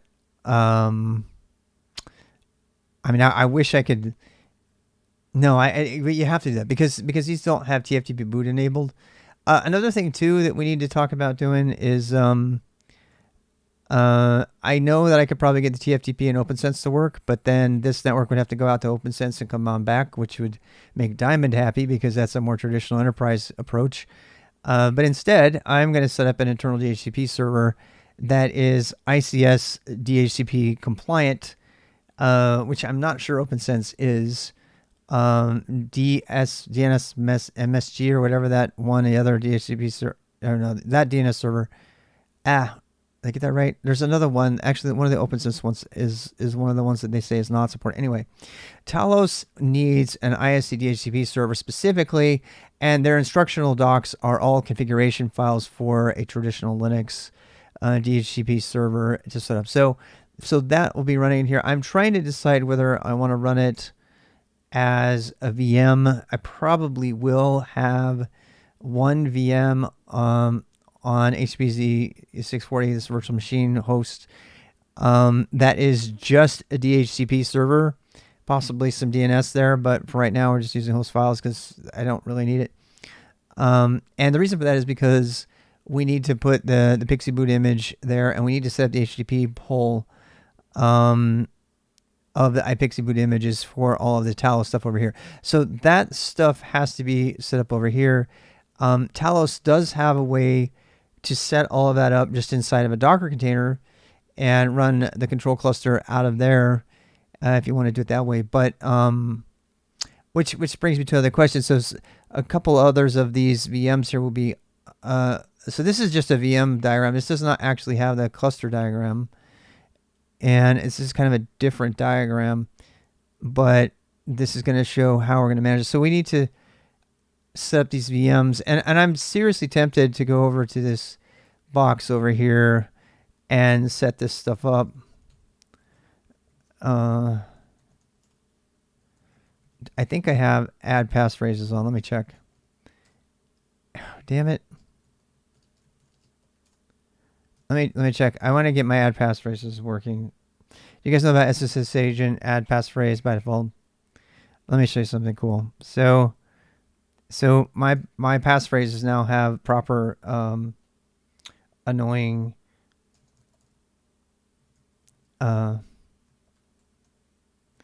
passphrases on them that take me forever to type, right? But you don't want to have to type it all the time. It must not be on. I must have turned it off. Where is it? Add keys to ForwardAgent, yes. Add keys to agent, yes. Exec bash -l. Huh. It should have added it. It doesn't seem to be doing it though.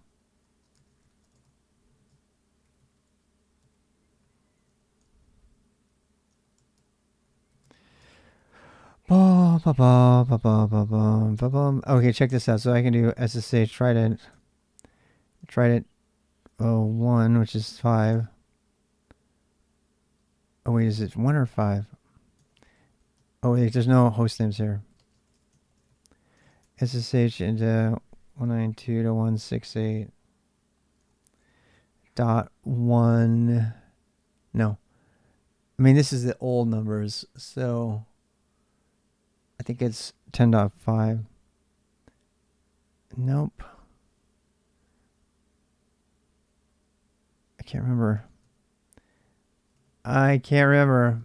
It's because I've got all this stuff in my head. I think it's 10.5. Do.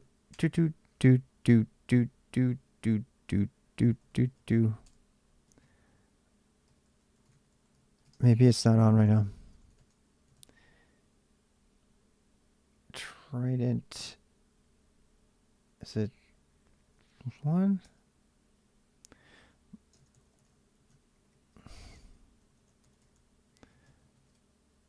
Do. Okay. So here we go. Don't you need the host first? I don't think so. I mean, it was working earlier, so I don't know. Nice. Yeah, these are the defaults. But my keys to agent is not working for some reason.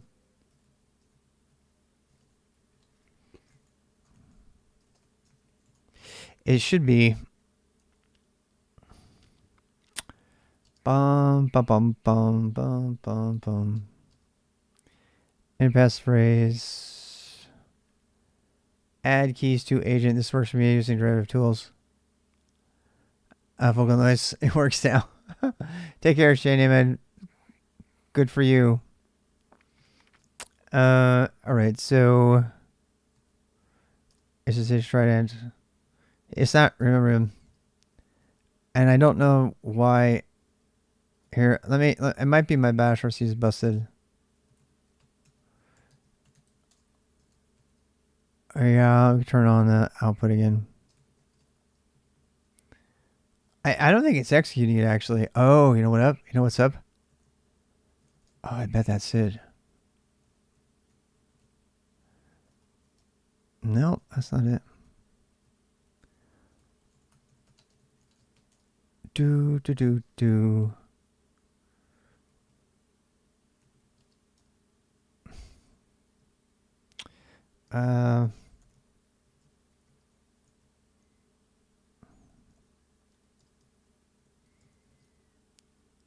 Identity added. There we go. There we go. These don't have the right IP. Oh wow, it still works. Nice. Okay, that's good. So that's what's supposed to do by default. So I don't know. Another thing too is that we're supposed to be able to do forwarding from here. So if I should be able to do, actually I think the IPs on that are wrong. So 192.168.1.5 or 10.5. Yeah, there we go. See that? You see how it forwarded the agent stuff? And when you exit, I go back. And it should go into that one too. So now I'm like all around on there. You made a chatbot website. What? Testing. It's not sending. Do I have to click something? Or did you just totally troll me?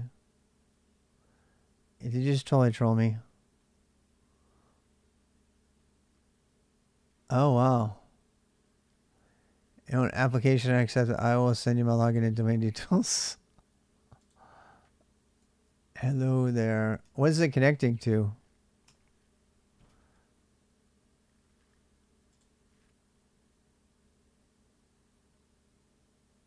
It's taking a while, but it is putting something up. It's kind of cool. I want to make one. I was thinking about this today because I wanted this CloudBot thing's broken, so I thought, why don't I just take it on and just replace that whole thing, you know?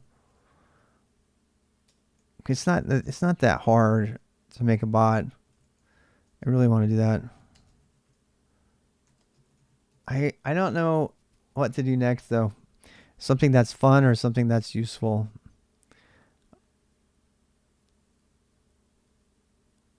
Is it going through Cloudflare? It had quite a bit of latency. It's exactly what I would expect from Cloudflare. Inside a VM. Wow. Oh, it's outbound only. Interesting. Yeah, I mean, it's cool that they can do that, but I just assume put it in the cloud. I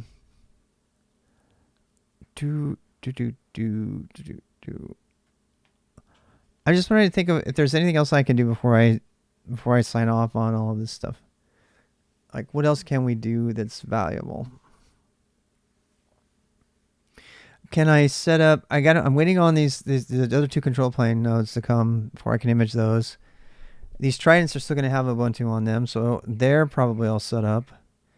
I could write some Ansible rules to put on my base image stuff. I could play around with libvirt on VLAN 1, Mossy, since you're here.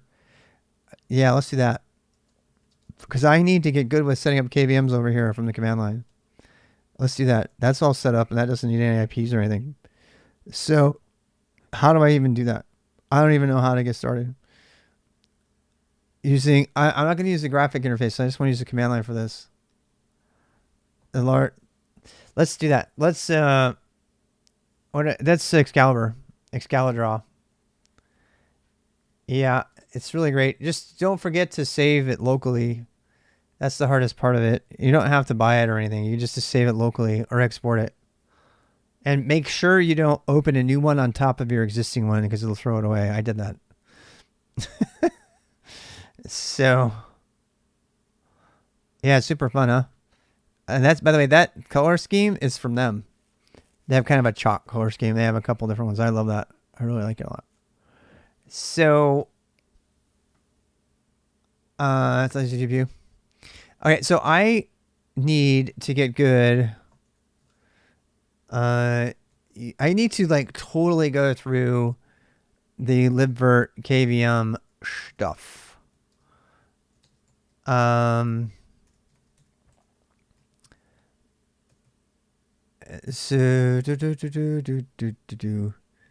encrypted configuration backup. Oh, that's right. I did the OPNsense encrypted configuration backup. Add the whiteboard for reference. Set up save for SSH keys with passphrase ForwardAgent. And add, what was the other things for SSH we just did?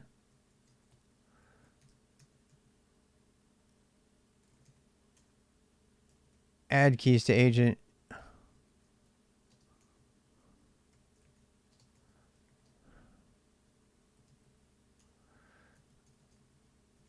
Okay.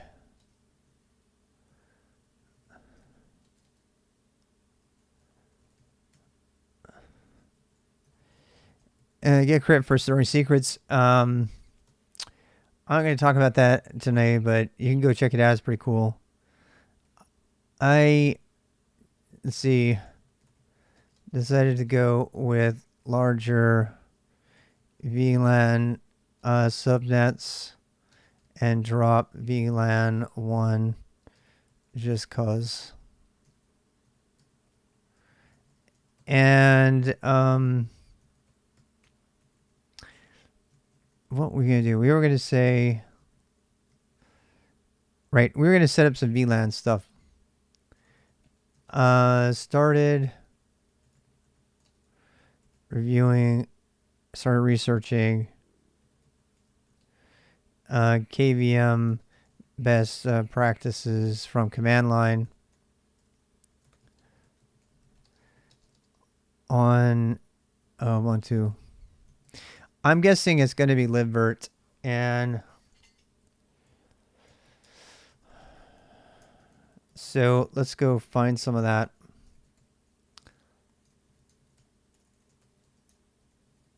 So starting KVM on Linux, KVM virtual. I'm pretty sure it's libvirt. I can't remember the actual command though, so I want to try to get good. Virtual machines to KVM. Let's read this really quick.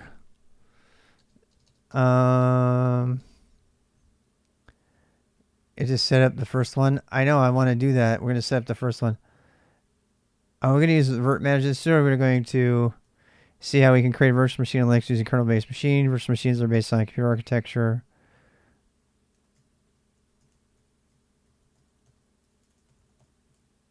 Links A. Do the CLI? Yeah. So basically, virtualization obtained virtual. I know what that is. Kernel-based virtual machine image. I know what that is. Steps for creating.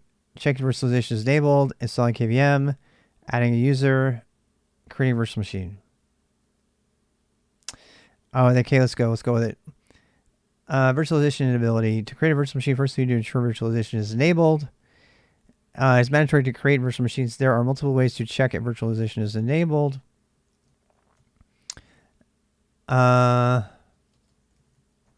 Set create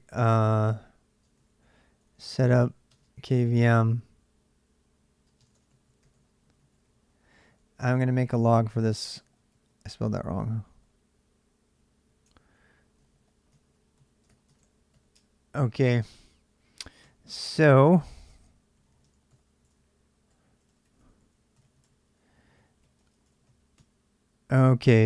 set up, see if it's enabled. Encrypted CVMX and proxy view info. Okie dokie. HP. So it's going to do encrypt-c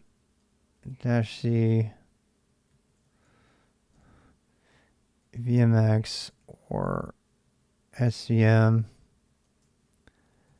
From proc CPU info.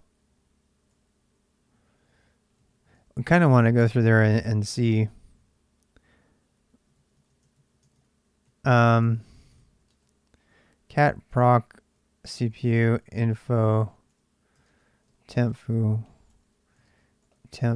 I want to just look at it. Okay, so processor vendor, CPU model, CPU physical ID, siblings core CPUs. 14 cores times 2, so that's 28 total cores. FPU, CPU level flags. So this is where the VMX would be on. Yep. And SVM. I don't know what SVM is, but it gives information about the processor output a command. The output number 1 or more, then that represents that virtualization is enabled. Output 0 says you need to enable virtualization on your system.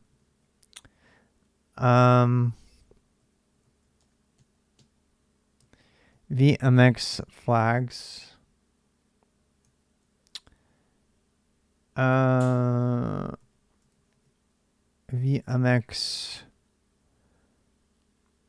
The output number 1 or more, then that represents virtualization enabled.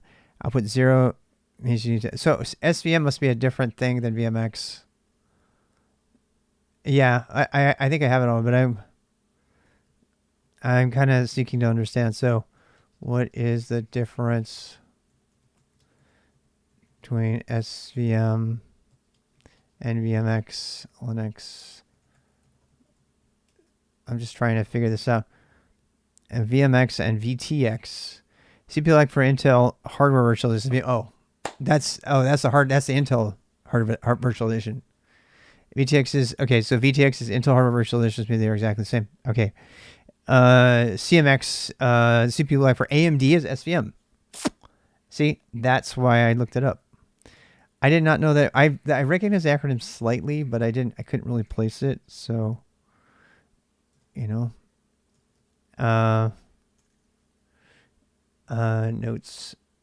Okay.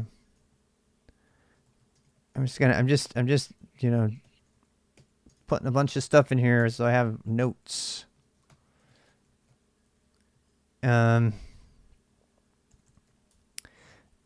VMX,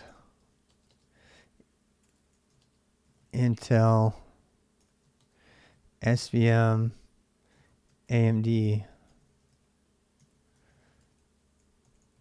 Okie dokie.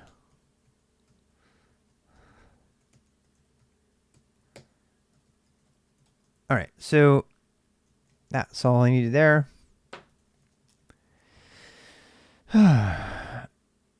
Okay, back to our tutorial. CPU gives you virtualization inability. Number one, virtualization inability. LSCPU grab virtualization. I'm gonna go look at the whole thing because I'm just me. Is it hardware? Oh, CPU. LSCPU hardware. So architecture. I mean, it's kind of like the same as proc. In fact, it's literally the same thing as proc. Virt-manager is so easy. I can't wait. Yeah, we're gonna do that. Virtualization features, virtualization VTX. So it is VTX. If the system contains a CPU with Intel VT support, the above command will provide the following information. Wait. Okay, so we definitely have it. There's all the flags. Yeah. So that's cool. And so like sudo. Now they want KVM and KVM. And this seems like it's dated to me. Now we know our system is capable of creating and running virtual machines. Does virt-manager have a command line interface, or am I gonna have to VNC it? I'm not opposed to it, but I don't want to. I want to get good with it on the command line. I'm never gonna have a headless. I mean a graphic UI. A head full. What's the opposite of headless? A head full. Versh. Yeah, I'm thinking of using Versh. I don't know about Versh, but I know it's giving a little bit for you. I think I would like to use Versh Diamond. You have experience with that? I mean, I did a little of this last year when I was doing the fluff stuff, but you're telling me, so virt-manager installs all of it. Everything with XML files. Yeah, I'm cool with that. XML, VML, whatever. Yeah, great. So installing KVM on Ubuntu. Now we know our system is capable of creating and running a virtual machine. We need all of this stuff. I have a feeling that I can just install virt-manager and it will pull all that shit in. Manager.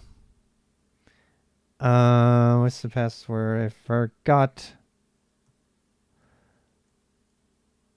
what the password is. Password. What's on again? This is Ubuntu. It depends on what you're talking about. What do you mean by this? Otherwise, this is the HPZ 640. 28 core, 128 gigabyte of RAM. On the Homelab. Oh, it's not going to have access to the internet. Wait for it.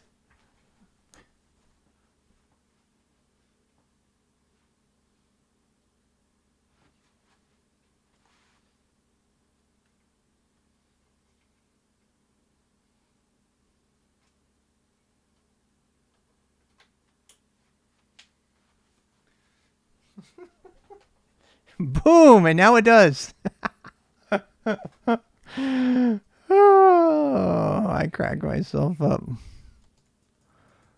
Ready? Go. Shit. Let me make sure I found it. I don't think my DNS is set up to work. It is.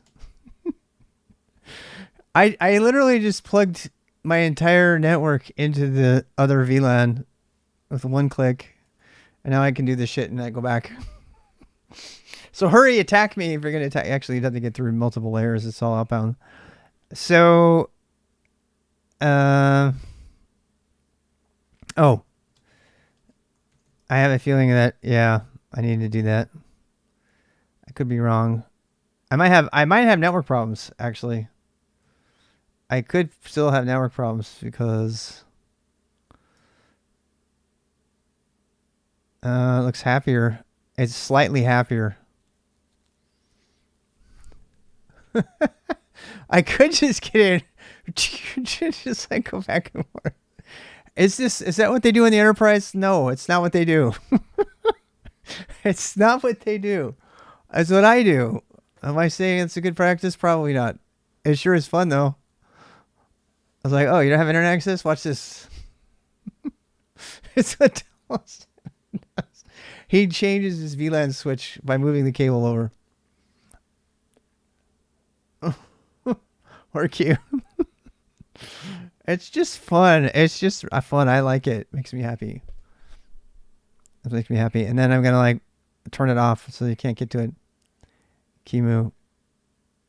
I'd probably leave it in there for a while. Although the more I leave it over there, the more susceptible to hacks I think I am. You know what? I need to turn on intrusion detection and outbound packet logging on my OPNsense router. I paid for the little bit more money for the good one that can do that stuff. A countdown timer switch, yes. It's like, yes. It automatically switches back. I mean, that's kind of cool. I like that. Yeah, I'm definitely going to turn intrusion detection on. There's like, I haven't even scratched the surface of OPNsense. It's got so many cool things in it. I cannot wait. A lot of that stuff I used to make myself. Like, you know, I'd turn on my own Wireshark and tripwire stuff and everything. I still want to do tripwire. Tripwire is absolutely the best security of anything you can ever make, and it's such a simple thing. You just take checksums of all your files all the time, like regularly, and look at what changed, and just review the report. Absolutely guaranteed, surefire way to catch any hacker. especially if you run it at regular intervals. A lot of times they'll delete stuff, but even then, they're going in order for them to have something running, they have to change the system somehow. I always am skipping those things, but it's probably a bad idea. Wait, yeah, intrusion detection. I cannot wait. All right, now what? All right, I have to make my network secure again.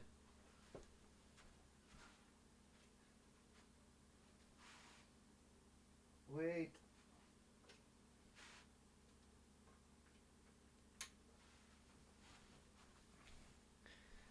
Alrighty. Let's check. Nope. Can't get out anymore. The crazy thing is I didn't even lose my connection between Anton because TCP/IP is so amazing. It's like, I don't care where the packets are coming from. It literally survived me disconnecting a cable and plugging it. So that is cool. That does not work on Token Ring, by the way. Nobody even knows what Token Ring is. Can we just all take a moment of praise and thanks that Token Ring did not become the standard for the internet? Anybody out there know what I'm talking about? If even one of you out there could share with me a slight prayer of gratitude that Ethernet died the horrible death. Token Ring died the horrible death that it deserves. Can you imagine if every single thing in the internet, if even one of those things had a problem, it took down your entire network? Who thought that was a good idea? Okay. Apparently a lot of people did. We were running Token Ring at my university when I was there. That's how old it was. And we're talking like 94. Yep. Before Ethernet. And then Ethernet came out and they got rid. You'll never forget like the old school Token Ring connectors. Oh my God, they were so bad. And people don't remember that there was actually a competitive networking standard out there, and that just died. Thankfully, it died. Frame relay, yeah. Well, yeah. ISP tech support. Okay, sir, go find your MAU, unplug and replug your. Okay, I don't know about that, but yeah. Okay, what do we do here? We've installed it. Bridge utils, CPU checker. QEMU, a program that runs the operating system of the machine on different machines. KVM. I don't want to use QEMU actually. I want to use virt-manager. Yes. It was Apple's protocol. It was actually IBM's invention, if I remember right. Who invented Token Ring? I'm pretty sure it was, but IBM and Apple were kind of in bed with each other for a long time. During the whole Talagent, which is a portmanteau of talented and intelligent. That entire effort just fell on its face, by the way. Brian Cantrell has a really funny sort of stand-up about that. 802.5. I think it is 802.5. I didn't remember the name. 84 Saturdays in 1989. Yeah, 802.5. There you go. That's something from D&D. I know. Especially the 3-byte frame called the token is passed around a logical ring of workstations. This token passed is the channel access method providing fair access to all stations and eliminating collisions. It's so bad. It's just so bad. You know what? They weren't thinking big enough. They were just thinking like a room full of computers. You know, and the Ethernet people were thinking, no, how do we make the entire, world work? So it makes sense sometimes. Yeah. Half duplex with hubs. That was a crazy. Yes. Oh God. Those hubs were horrible. We didn't have switching at all back then. There was nothing fast enough to do it. I'll remember the first time I got a switch, how happy I was. I remember that. The collisions were horrible. I brought a Token Ring switch from eBay for $100. Really? Wow. The good old days. Sudo KVM okay? That's a thing? KVM okay. Are you okay, KVM? Apparently, yes. Dev KVM does exist. KVM acceleration can be used. KVM acceleration. Guess this sounds like really bad 1960s Bond dialogue. KVM exists. KVM acceleration can be used. Check if KVM is installed properly. Also, we need to confirm the virtualization daemon libvirt.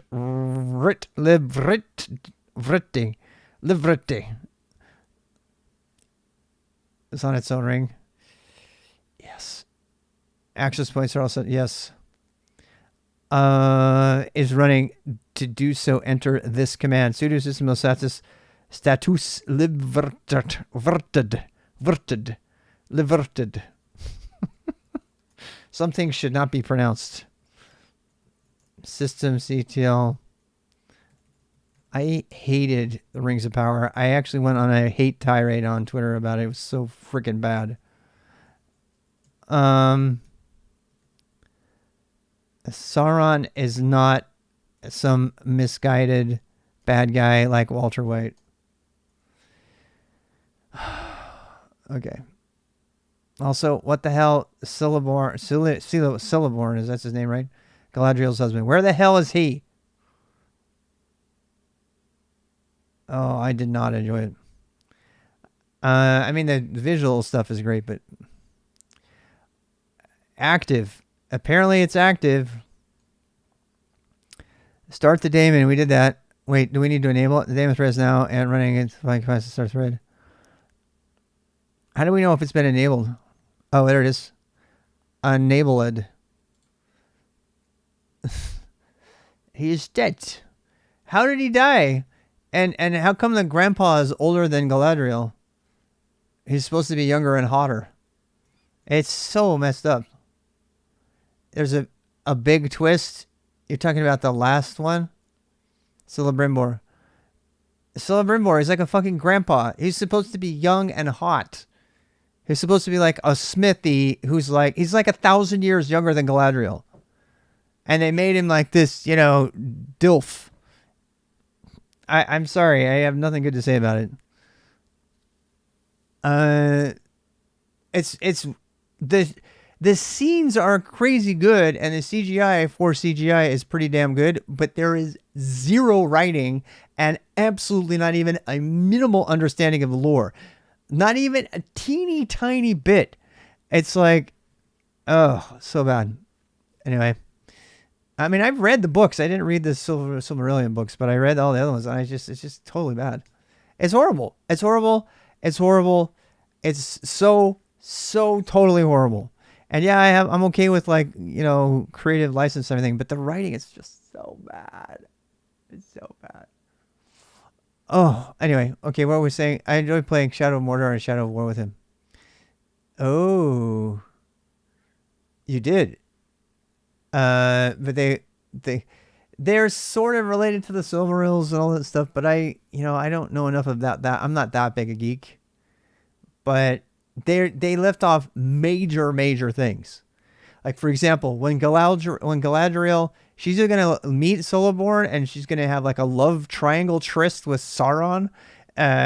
Or, I mean, the whole concept that Galadriel could fall in love with Sauron is so fucking blasphemous that I just can't even stand it. Tolkien would be running them down with his cane and beating them with it. Seriously, if Tolkien were anywhere near what they're doing with this, he would just be so upset. Was he a racist? Yes, but I'm not talking about that. I'm talking about the actual story. Oh, Sauron's just misunderstood. He's a brooding Dark Lord who was just, got a wrong start. And, if he'd had a good woman in his life to get him going down the right path, who knows what he could have become? The world could have been a totally different place. That is not Sauron.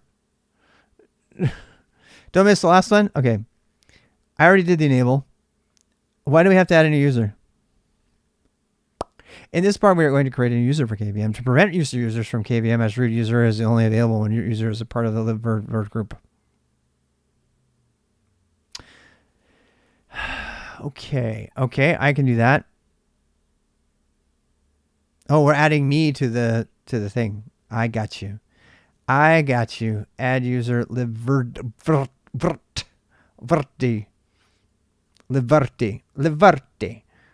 All right. Here we go. Here, I can't remember shit. User RBX Rob. Liberty. I'm being silly because I want to memorize it. Liberty. All right. What? Denied. I felt denied. I was so denied. I feel denied. Liv-virt-d. I know, but it's more fun. Liberty. Verti. Of course, it's not working. I know. I have a feeling it's backwards. And I think it might be add group.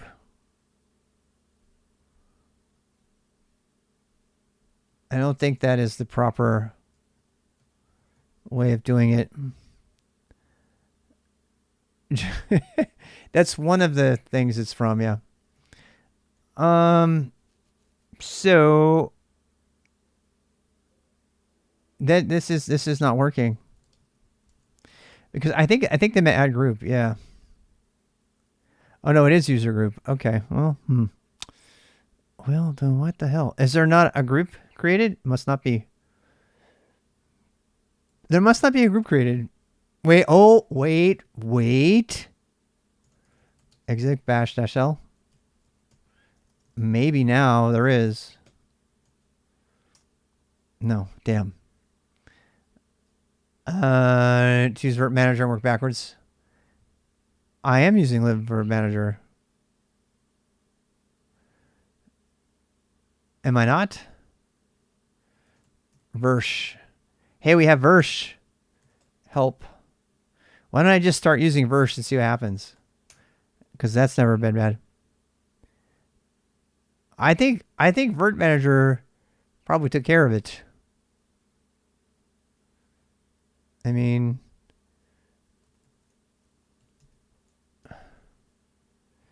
cannot open display. Oh, you know what? I can export to display. Yeah, you know what? Yeah, I am. I'm on the same VLAN. You know what? Give me a second. I can probably get away with this shit. So, X server for Windows.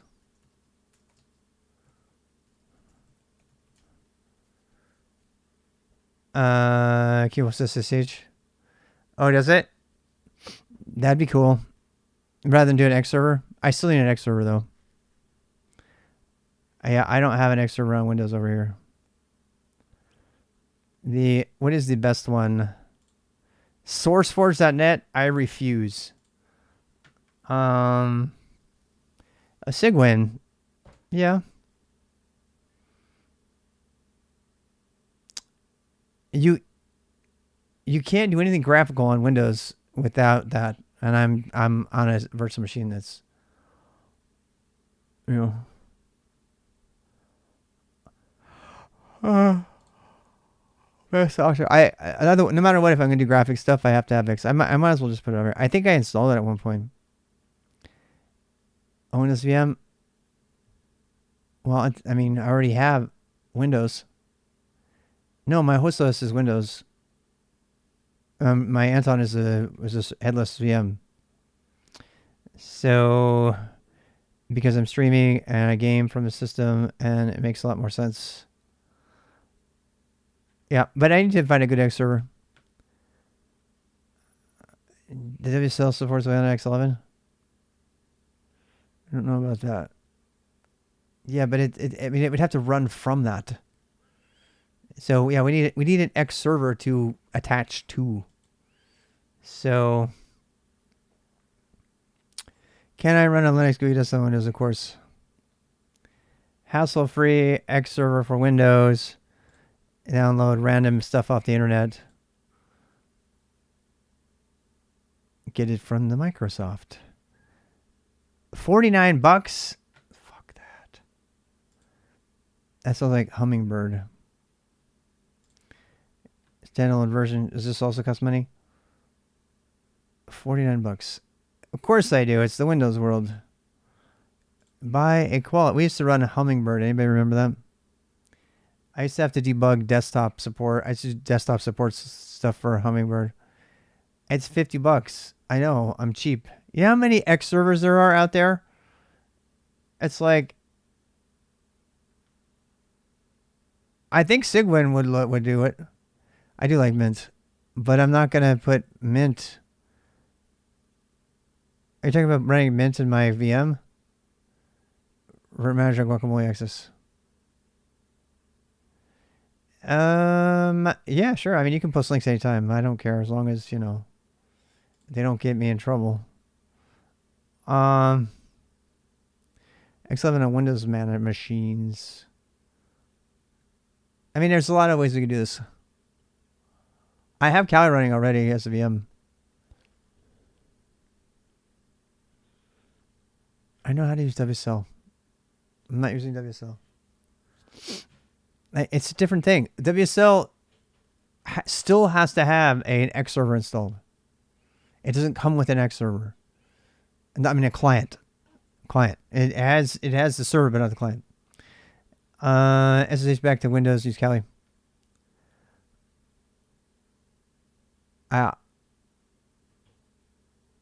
WSL is a disastrously bad piece of software, which I will never put on my machine again. Under any circumstances. Anybody who's been around here will explain to you why. They've seen it happen firsthand. It's horrible, totally horrible piece of software. It's not fit for production. And according to me, a lot of people disagree. A Docker virt-manager. What?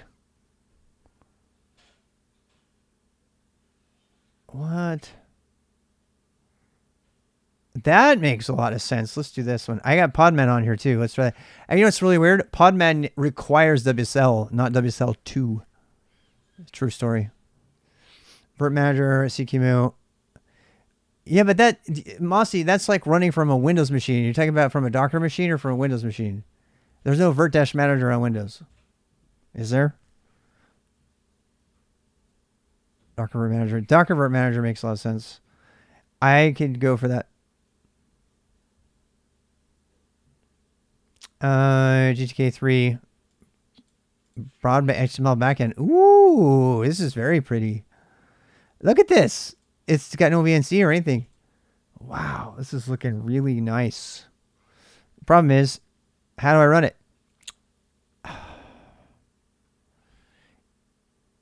virt-manager, Broadway.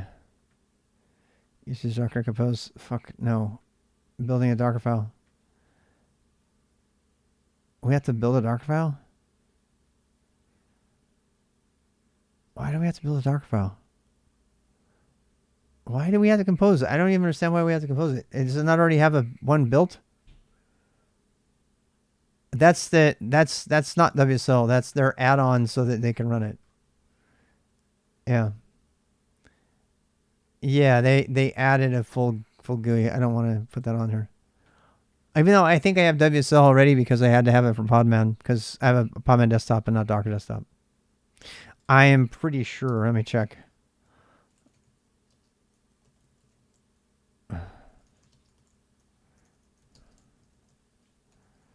Podman. There we go. Podman.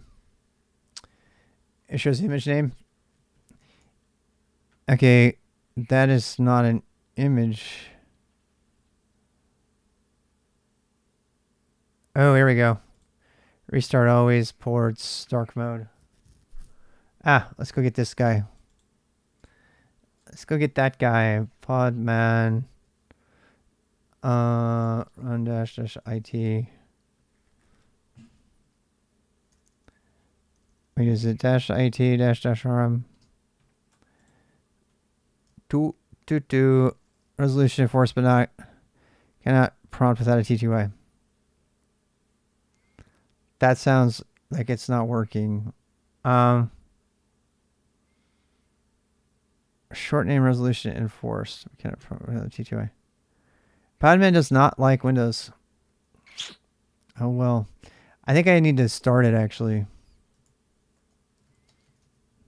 Yeah, I think you need to do like a start or something. There's something you need to do with it that you don't have to do with other stuff.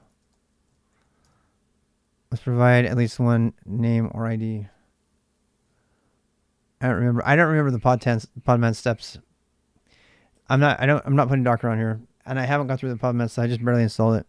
So Podman desktop is apparently better than the Docker desktop, and uses WSL actually under the hood, but it's not working right now. Podman info. Why wouldn't it work? What does that even mean?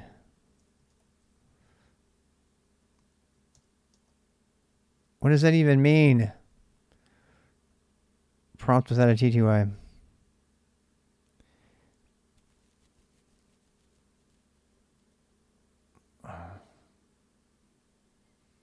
It's not supposed to need a TTY. It's supposed to actually fire it up properly.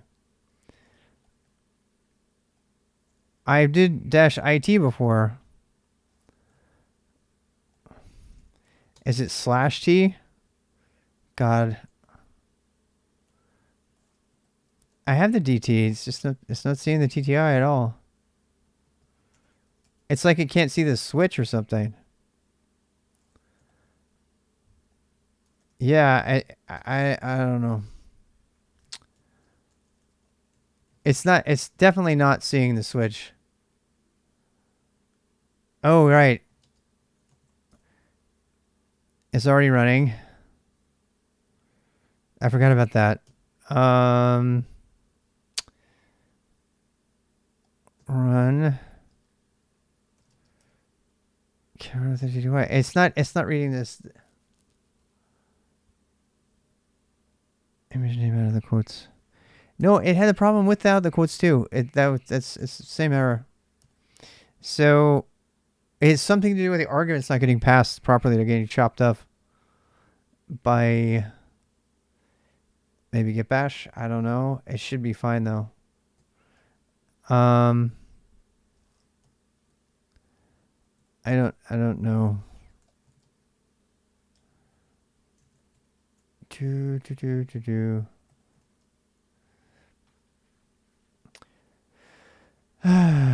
Exec options. Take image name out of the quotient matter.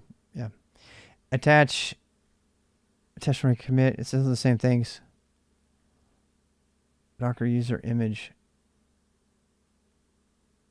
Yeah. Do you think it needs Docker IO? It should be implied. The problem is it's not seeing. The problem is it's. Oh wow! It saw it that time. Wow, that's weird that it needs Docker. It's because it's Podman. Yeah, Podman doesn't assume anything. Yeah, I forgot about that. Yes, I do. Because Podman is Podman. It's Red Hat. It's not Docker. So they're like, screw you. So all your... Yeah, I got to make a note of that to remember that. That's what the short name meant. Yeah. Yeah. It's like, I don't know what you're talking about because I don't know about Docker because I'm Podman. Meanwhile, Docker makes everything in the universe look like Docker Hub or Kimi hosts.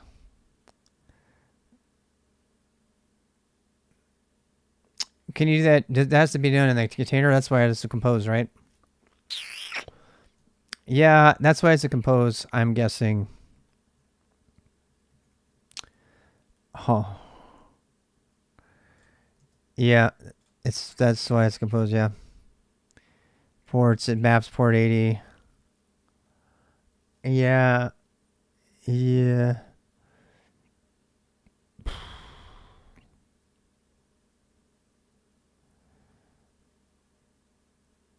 Yeah.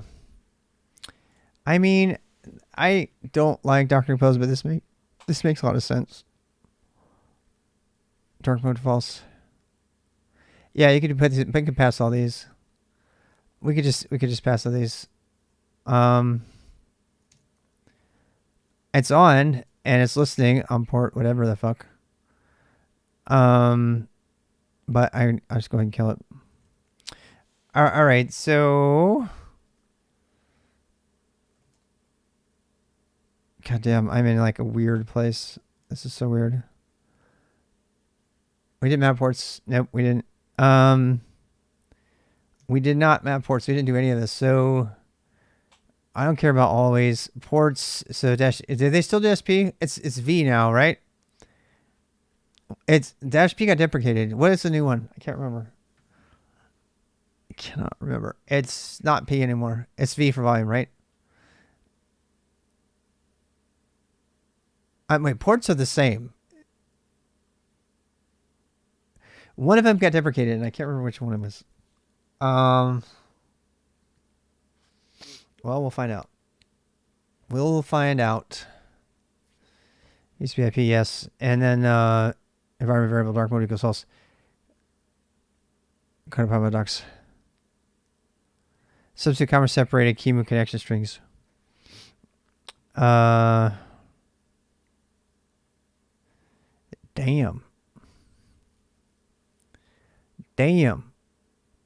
I think it was expose, yeah. But I might be confusing the volume thing. It's been a long time since I've done Docker images. I need to do them again. Customer substitute. It's still okay?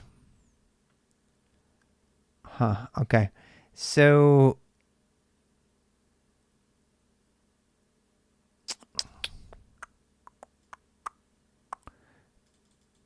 I mean, this isn't horrible. I guess we could.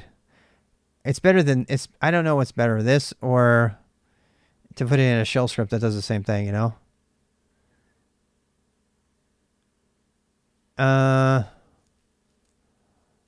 Library HTTP. Oh, it still has it in there. Okay, great. Thank you, Jay. Thank you. Yeah.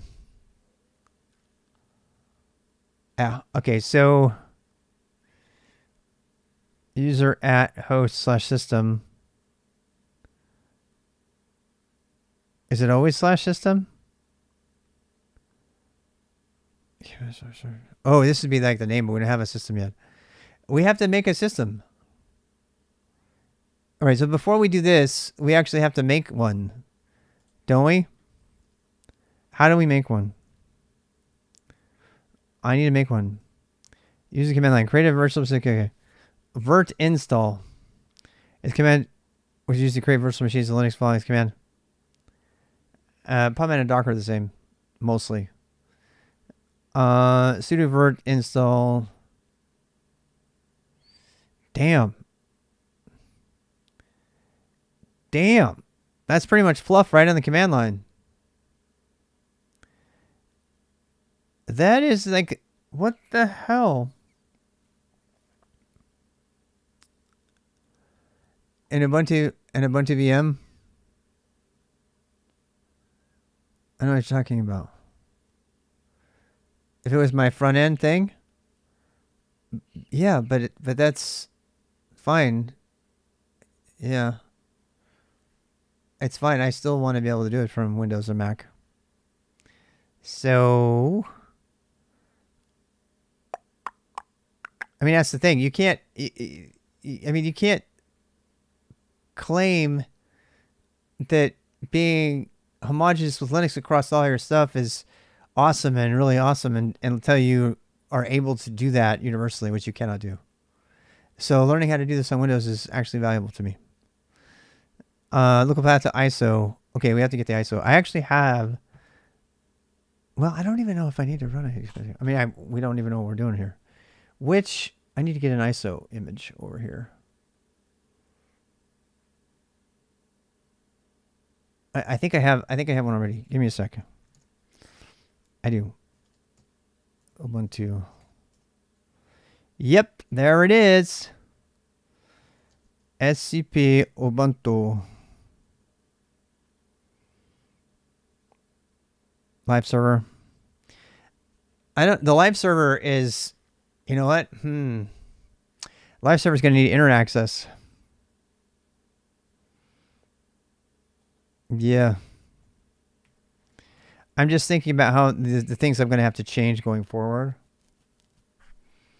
And stuff.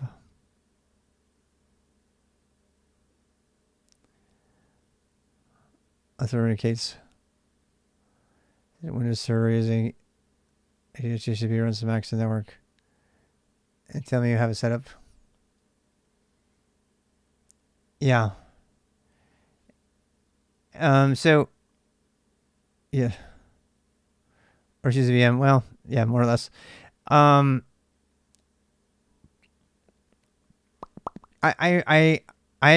don't know if I want the live server image because in fact, I know I don't. I know I don't. I'm just going to get the right image right now. So, Ubuntu, because I'm going to be on my air-gapped network and air-gapped-ish. Manual server installation, OS security guaranteed. Download LTS. Oh, is it on 4 now already? Yeah, okay, same one. Multipass, no, fuck, no.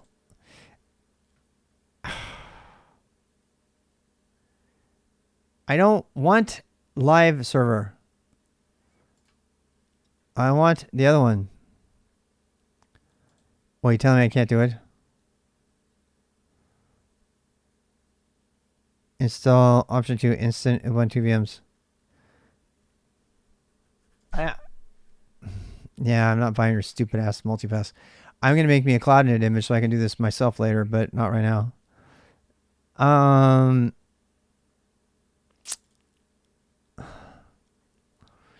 Previous select turn support versions to get a lot. Yes, I won't turn downloads. I don't want the fucking network installer. Wait, what? It's the same one we were just at. Oh my god. It's the only one they have live? Does that mean I'm gonna have to... I don't want it.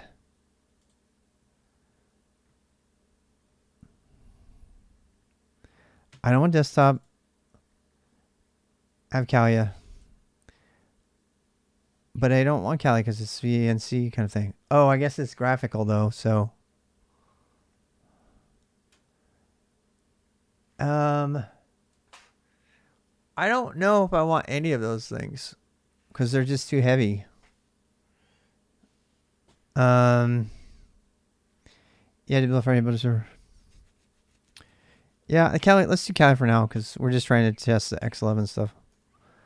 That's all we're doing. So, Kali Linux. Should I be getting? Do I need to do the? Do I need to do the Kimu convert thing? I think I do. Oh,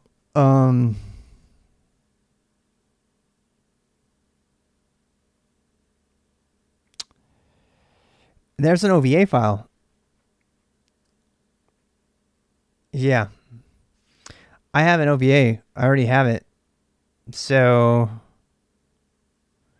I should probably use that instead. Damn it, it's a VirtualBox though.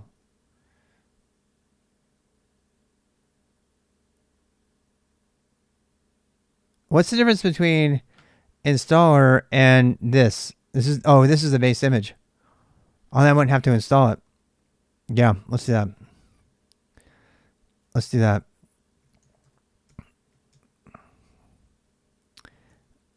Yeah, I'll make a copy of it. Do.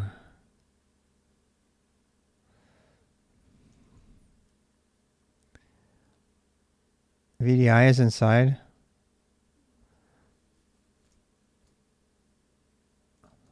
I think it's already in this one here.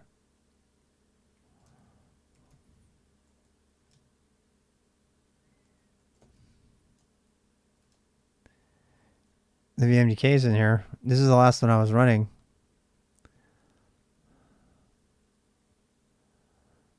The VMDK for VMware. I mean, but I already have this one that I've been using. I can just copy it. But that's just a disk. That's not like the whole thing. So just the VMDK by itself, really? Really, just the VMDK? That seems weird. But I accept. VMDK is the whole VM? No, it's not. Okay, so Ziddy, how are you?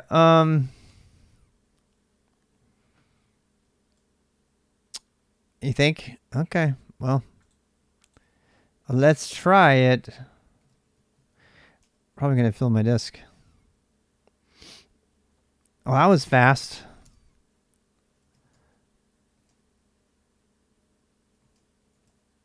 Oh wow, I have the ISO right there.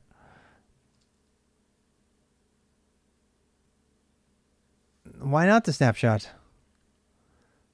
Because it's only a partial incremental snapshot. It's not a full thing. Okay, I hear you. I get you. It's an incremental update of the snapshot, so it's not the whole thing. Yeah, okay.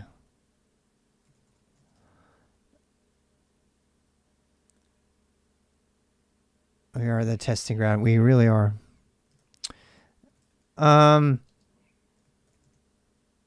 VMware AMD.s whatever. Wait. -s.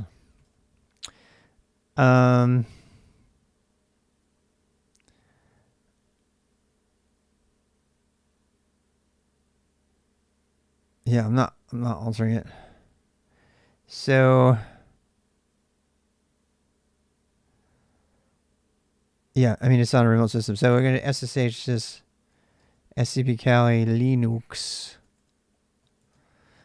.3 VMware AMD VMK over to HP whatever.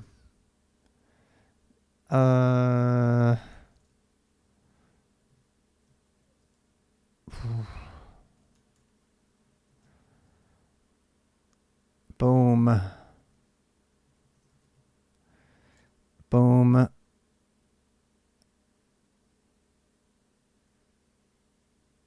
Oh, wait. We're confusing things here. We were supposed to be running the Docker image so we didn't have to do any of this. What are we doing this for? Oh, we're doing this because we want to run an image and then access the image remotely through virt-manager. Right? So,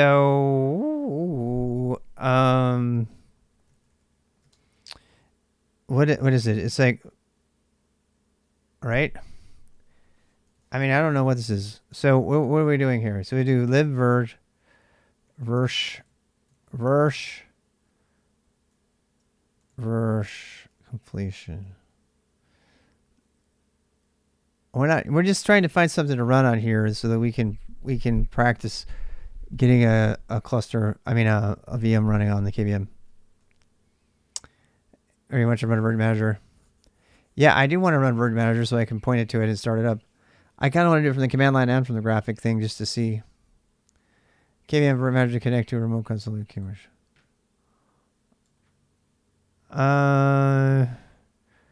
You still have the option to use the graphical virt-manager. You just need to specify the method communications. In the circle, I'll show you how to use that. SSH private key. Client for packager. Got all of that. Client test virt-manager. virt-manager-c. So we have to start up our Docker container before we can do this. Yeah. Because this will try to this won't work unless we have our X support. I mean, I will use Ansible at some point. Yeah. At some point, I definitely am going to do it all from the main thing. But I need to go through the handle of doing it this way first. Ansible is definitely the target method of doing all this. But I just want to see. Yeah. I mean, I guess I could just use VNC and call it a day. Why don't we do that? Let's just use VNC. I need to go with. I actually think I have VNC on here already. Yep. There we go. Let's just use VNC. So that'll be faster. That'll be faster than all of this other crap. The virt-manager dialog, blah, blah, blah. Virt-manager should immediately prompt you.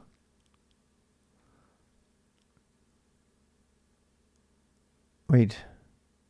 Either Spice or VNC is fine. Spice is, I really want to use Spice. I like it better. But virt install. Compose would take 15 seconds to copy and paste up and D. No, it wouldn't. No, did you see the command line that we had to fill in with all the QEMU lines? That's why I wrote it off. You're missing that part. There was a ton of stuff on there that we had to still add. We had to fill in all of these values and everything. Yeah. I think VNC is just going to be easier across the board. Plus, I need it for lots of other reasons. So, let's try it with VNC. So, where's that dog? What is that? Yeah, but that we have to translate it in the Docker Compose file, and then we have to compose the Docker image. Then we have to save the Docker image, and we need to run the Docker image. So the VM to connect to it is also lame. I want to try VNC. So using auto numbering, this person is saying VNC, and I like VNC because then I can use, if I do VNC, it's another thing I want to do. I want to set up an OBS server that I can run in the cloud and have VNC connect to. So I need to use VNC for most of the stuff anyway. I already know VNC is already working on my Windows machine too, by the way. So that's why. Client test, GUI dialog. It's an example of we're connected to my user, not default password. How do you start up with a VNC interface? I have no idea how. Specify VM port with virt install. Use static port, graphics, VNC port find. Use unnumbering. I don't even know what this is about. I don't know what that is about. Virt install. How do we? That's not virt install is like a different thing. Where's the virt-manager? Does the virt-manager have a VNC command line option? I want a VNC into this. Yeah. So apparently, virt-manager can run with VNC access. So let's go look. virt-manager. I think it has a dash graphics option. Connect URI, connect hypervisor at URI. No. Show domain, delete, no. Man, that's it. So it's only virt install that has it, apparently. This has... Oh, that's weird. It's not nearly the same as the other one.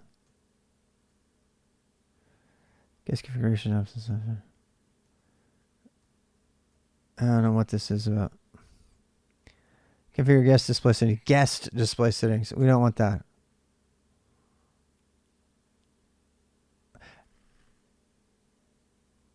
I mean, if we pop that up, we'd be able to run the graphics thing remotely completely. VMware basically is VNC to VVM. Yeah. Factory installation options.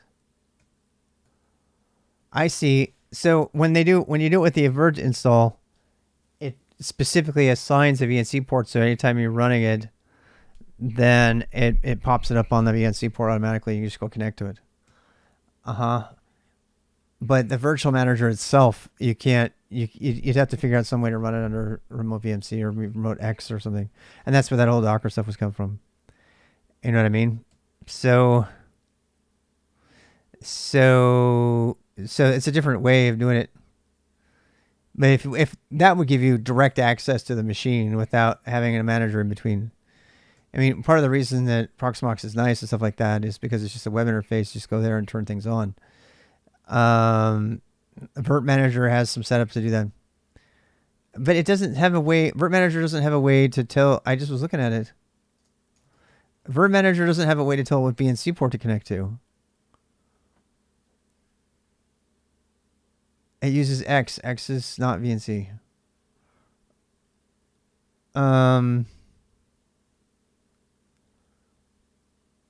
Yeah. I mean, because the case in point, if I use X, I have to install an X server, a client. I don't have to deal with VNC. I have to install a VNC client. Well, effectively, it's not the same. It might be under the covers, but it's not because I have to install something else. I'm trying to get away with not installing anything besides VMware. VNC, which is installed, and that only works with install. Via virt install, it doesn't work with the other stuff. So, I'm back. There's a ton of options there. I like the Docker option. We can go back to that. This is I have to get the IP number.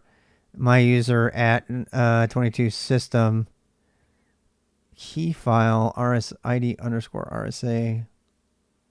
Regularly does not have a way to specify a non-default SSH port on the private key when connected to the remote server, but this is easily done by starting virt-manager with the /c parameter. All right, let's try this. So this would be artifacts_rob at 192.168.10.1 222 system key file equals _ed 255 19. Cannot open display, but it's running it over SSH. Oh, wait. That's what it's trying to connect to. Oh, yeah, that's not going to work. No, maybe it has to have inbound access to that.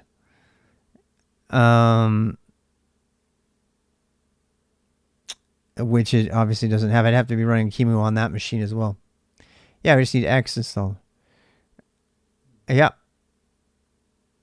Back to Windows. VMware CaliGuess virt-manager. Yeah, let's try that. That's already on here. Let's try that one. That's already queued up and everything. If I have to have graphic Linux, that's the one I've been using, so I might as well. I might run out of space, my RAM, but we'll see.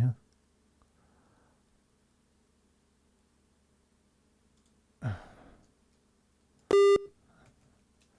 was loud. Now what? virt-manager? Or we just give it the IP address and use X, set up the X display.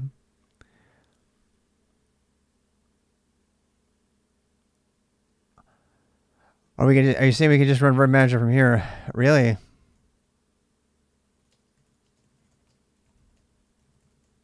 It's good enough to know about how to do remote things.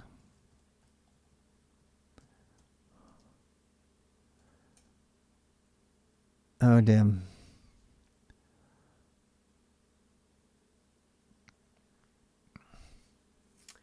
Damn it. I fucking hate Z-Shell. I hate it with a deep, abiding passion. I started out like tolerating it, and now I fucking hate it.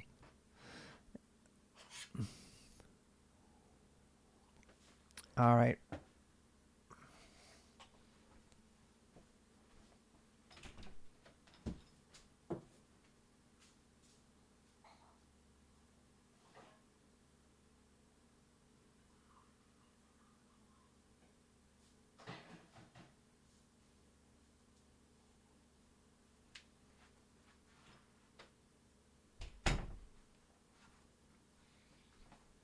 Okay.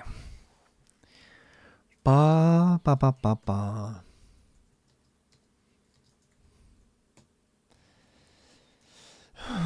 Yes, please.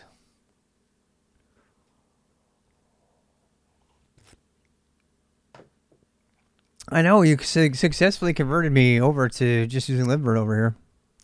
I say because no Proxmox.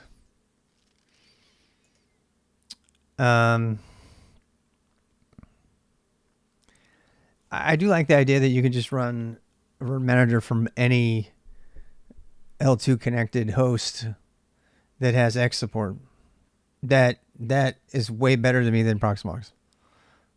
So assuming it's just a matter of getting on a system that's got X support. And even then, if we can pull that off on Windows too, that'd be even better, but I don't care. No, I like libvirt. Yay, an update scroller.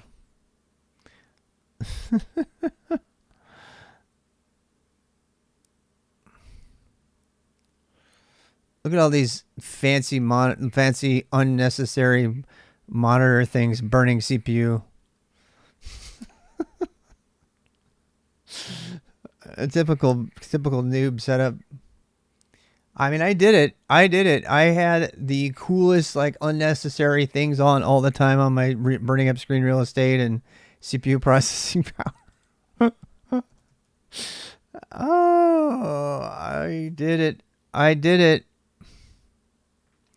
Unable to connect to libqmu system. Authentication failed. Access policy. I probably need to do this root. I've never used this before. QMU system. I assume so. Oh no, I need to add myself to the thingy, don't I? Yeah, don't I? Sudo user mod user add lib virt d, I'm guessing. Is it add user? I think it's add user.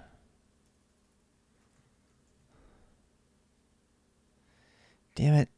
So all the other stuff isn't going to be here. Encoding's mercy view, yes.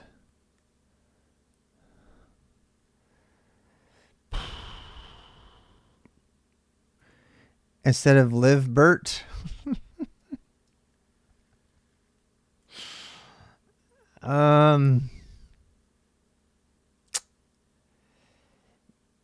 Yeah, I think we still have to do all those other installations things to get to dependencies.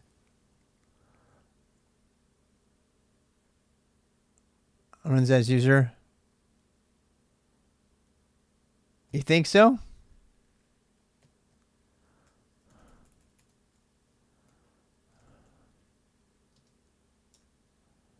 Huh. Okay. Well, that was a lot happier. Well, why libvirt and not libvirt-d? Interesting. Yeah, but why?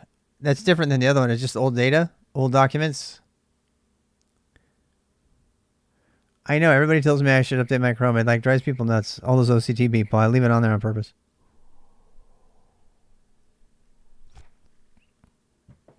Group names libvirt. Thank you, recursion tree. Holy cow, that is such a great bit of information. I'm gonna put that in my log or notes.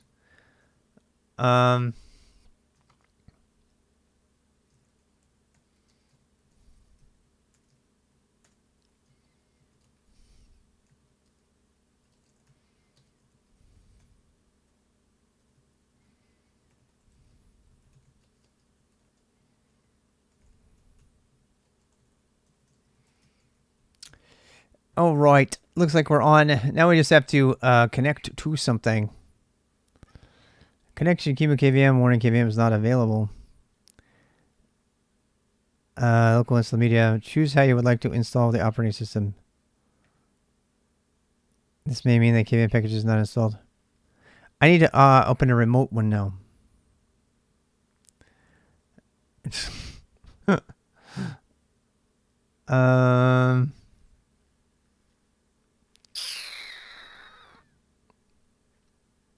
I actually don't want to install anything here. I want to connect to a remote one. I didn't know if I'm guessing that's possible. Add connection. Connect to remote host over SSH. Username. Host name. God, I'm gonna have to. The host name isn't over here, so auto connect. Unable to connect. RDBX system 1 configure SSH key. Access for remote host or install an SSH pass. Ask pass passwords locally.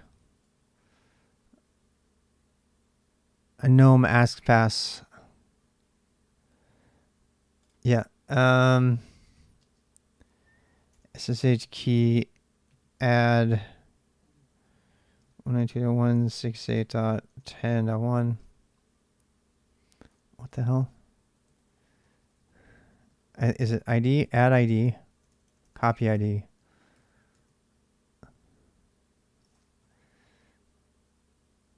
Yeah. No identities found.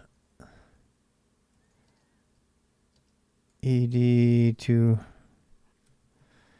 5519.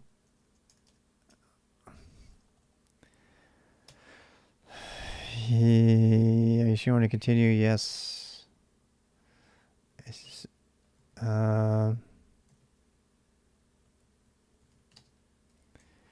Boom. Permission denied public key. What the hell?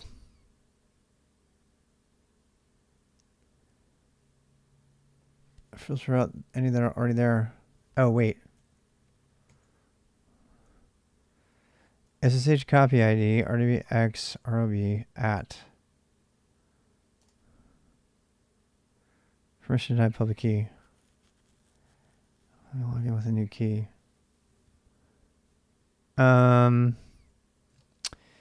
Cat SSH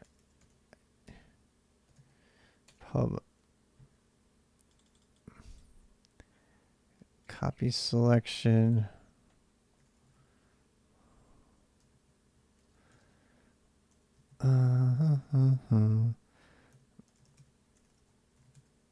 Do do do do do do do do do do do do. I just fucking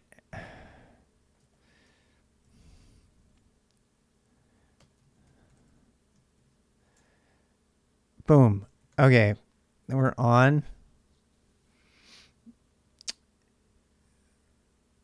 Host search KVM. Then run from Cali. Click new virtual machine. Then import this image. But it's not going to create the virtual machine on my remote host, right? We just do electronic yes.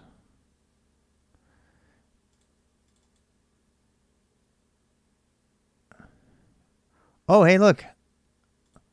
It's up. New. I like it. I like it like that. New installation media network install.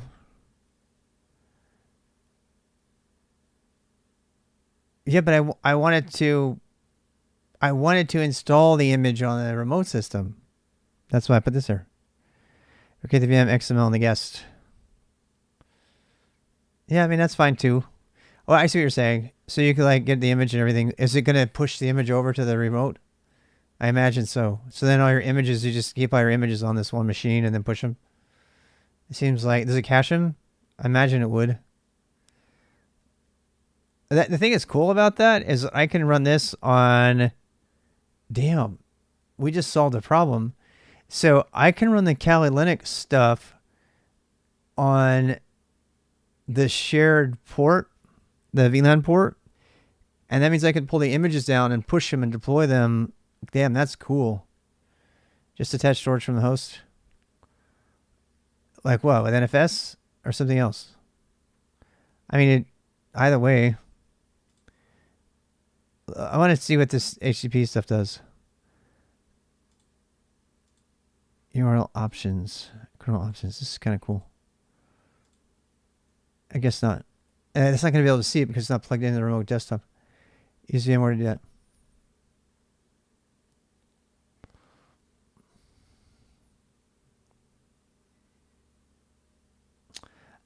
I see. What is it going to push the image over to the remote one?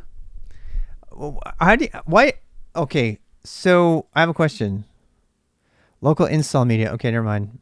As long as the connection is remote, if I pick local install media, it will grab it from the right place, right? Yeah, I see what you're saying.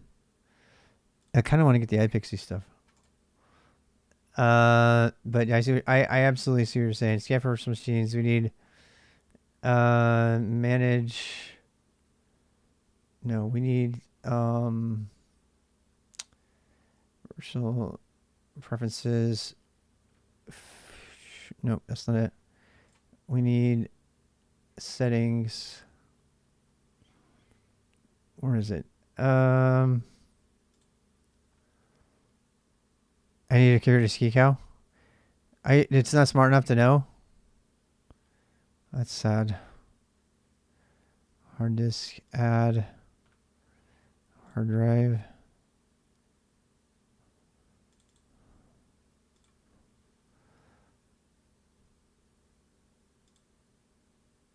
It's not really a floppy mount.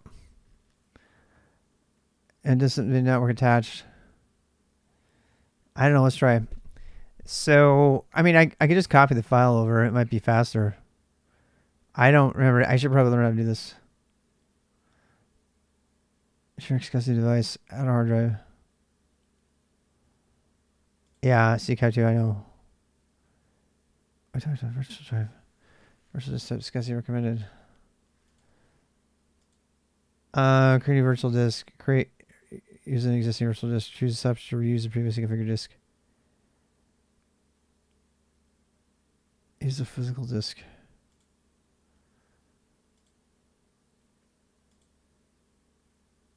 Kelly. Is this going to hurt it? I need to make another disk file. I don't know how to copy files over from the host VM. Is it small size? Yeah. I'm still trying to figure out how I would mount. How could I mount the host drive? I don't know how to do that. I know it can be done. I've done it before. I just can't remember how.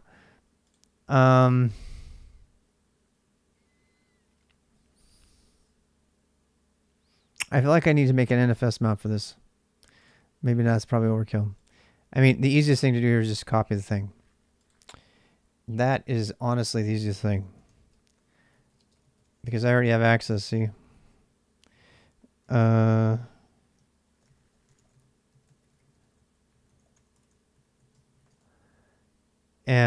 there. So let's just do that. I mean, we could install Kali onto Kali.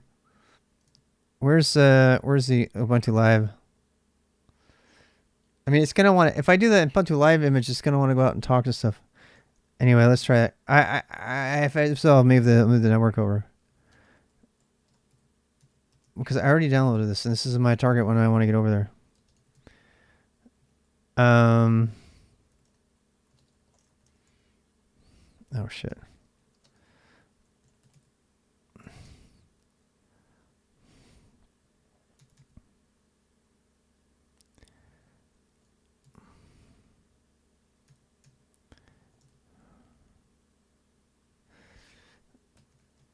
I don't think I have access to Kelly over here.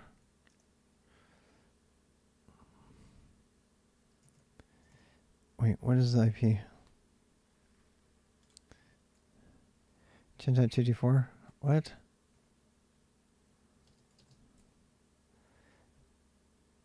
Let's set it 0 to 2.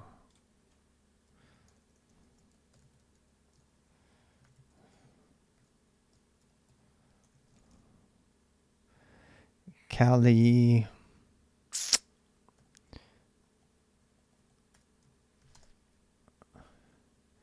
God damn it.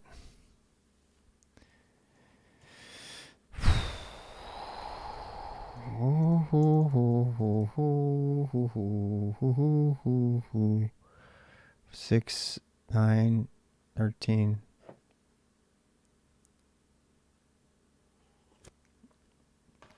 VM settings option shared folder. Much faster. Let's try it. VM settings options. I could not find it. I was trying to add a thing. Always enabled, disabled. Oh, this is what I was looking. This is exactly what I was looking for. Host path. Browse. I mean, downloads makes sense. Next. Finish. Okay. I mean, it didn't tell what point it mounted it, though.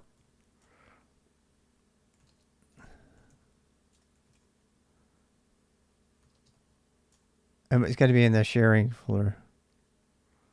Where do I have to mount it now? Anton's a VM, yeah. VM settings option share folder. How do I get to the share folder now, though? I guess we'll go look on the file system over here.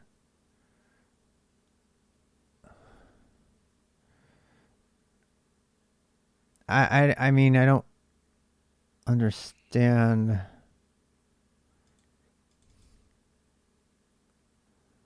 Windows Network. No. Good old Samba. What the hell? Oh, that's the. This is the ISO. Yeah, that's the ISO agent install Kali. Where's the shared thing?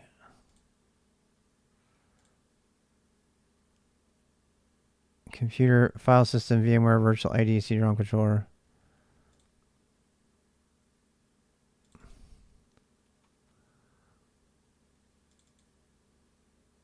Huh. I don't see it. HDFS. Why? We didn't tell it to mount it there.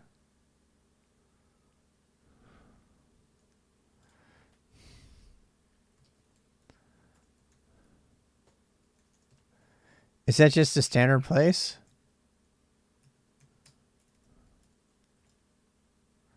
No.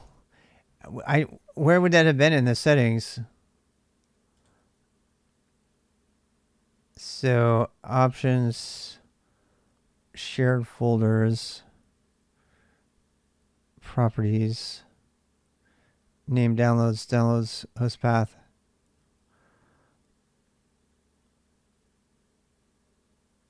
Maybe it's at the. I mean, I don't understand how it mounts it.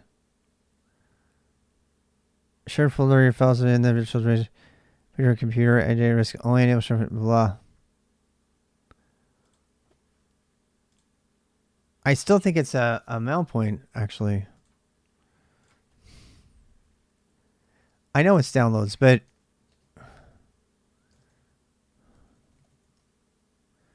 where? It's not my current user downloads directory, and there's nothing in MNT, so LSBLK.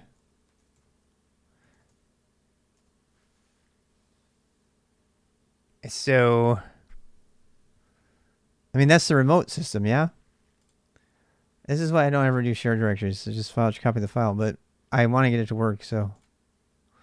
I think it's a virtual hard drive that then we had to add. That's what I think. No, it doesn't. It says always enabled, name, folder downloads, host path, but it doesn't tell you where downloads directory is. I mean, there's a ton of stuff there already, so it should be showing it if it were working. Oh wait. That must be. No, that doesn't make sense. See, I did downloads there. I mean, I don't know which one to do.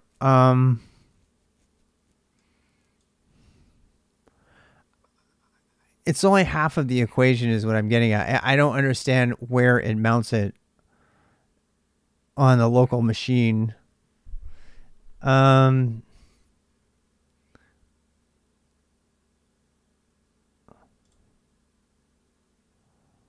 Make a new folder.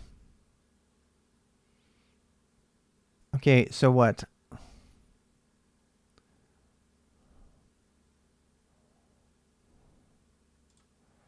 I mean, let's try this over again. What if we do desktop? Make new folder.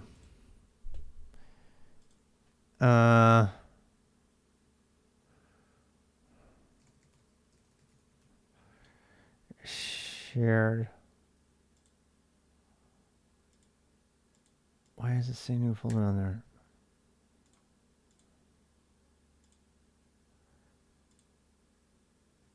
Name downloads goes to Kali shared.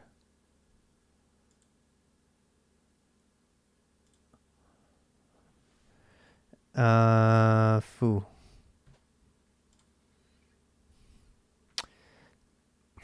Okay. Now what?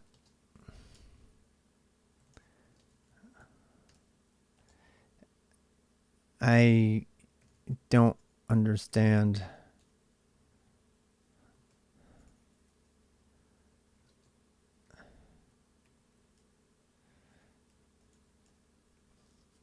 It doesn't even look like it's on the disk at all. It's almost like I have to remount it. It's like I have to remount it or something. I mean, I think it probably made one, but it hasn't been added as a device. So it's not true. So I think I have to go in here and you add like a new hard drive. No, that's not it. Is it a network share? I think it's a network share.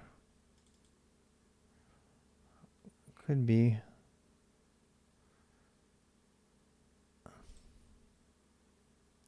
That's the USB mounted drive. This is the Windows network. Maybe we have to log in or something. File system. I mean, this is the main file system, so. God, I haven't used a graphic browser on Windows Linux in so long. Well, I would have this done if I had SCP'd it.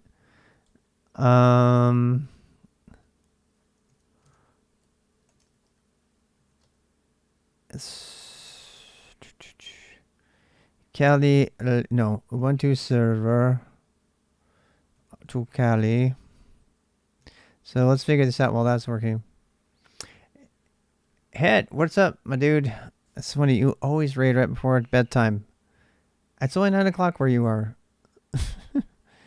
I'm already SSH to Anton. That's what I'm doing. How you doing, Head? I know. I need to watch your deployment stuff. It looks really good.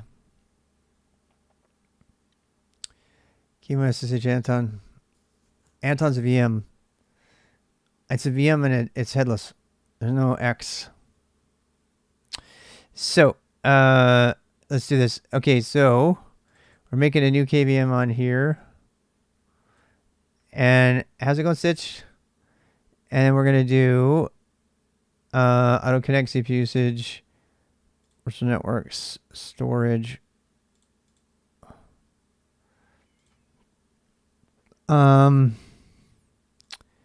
That looks all good. So let's take a plus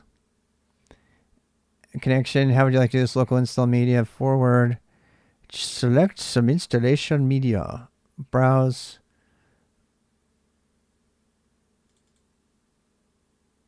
No. What? Varlib images.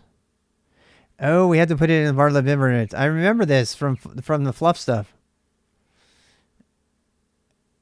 You can see like.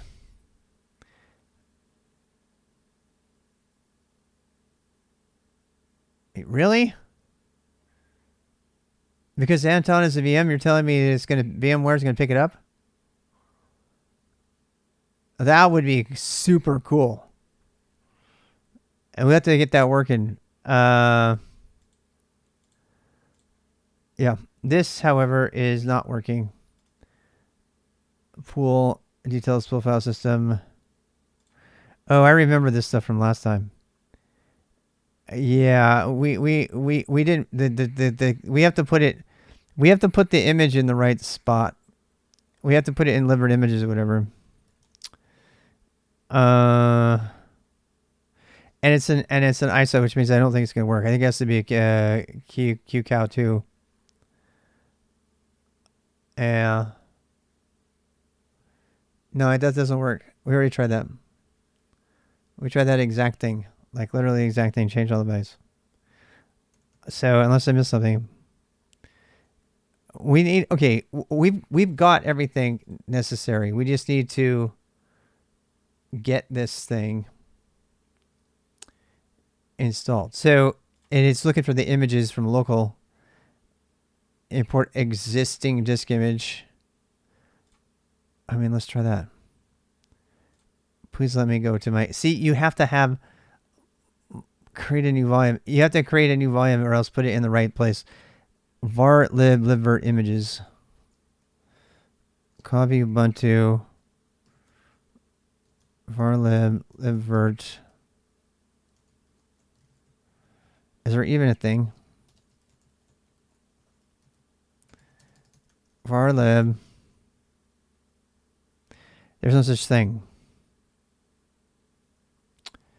Sudo make directory sp var lib lib.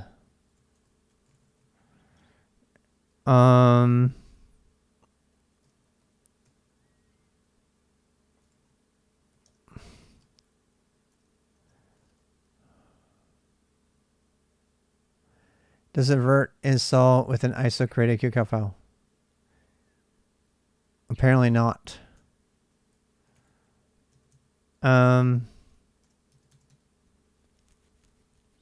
We're trying to do it remotely. We're running virt-manager against... The thing is on the target system. It's not on the same machine. So that's kind of the rub here. Copy Ubuntu to var... I don't think this is going to work because it's not a CCOW image. But I'm going to try anyway. It is across the file system boundary, so it'll probably take a while if it doesn't crash.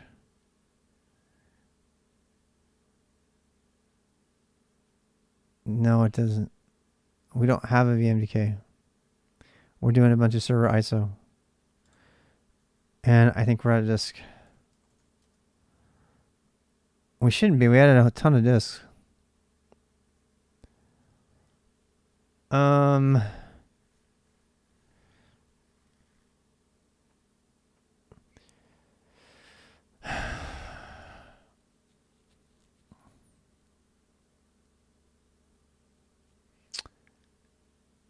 ISO won't work. You can chemo partitions hands on. No, you can't. You keep saying that. We tried that already. We decided that getting virt-manager over here running was a good thing. Now, the other option is I can copy that image over to Anton and use the remote thing. So let's try that one. So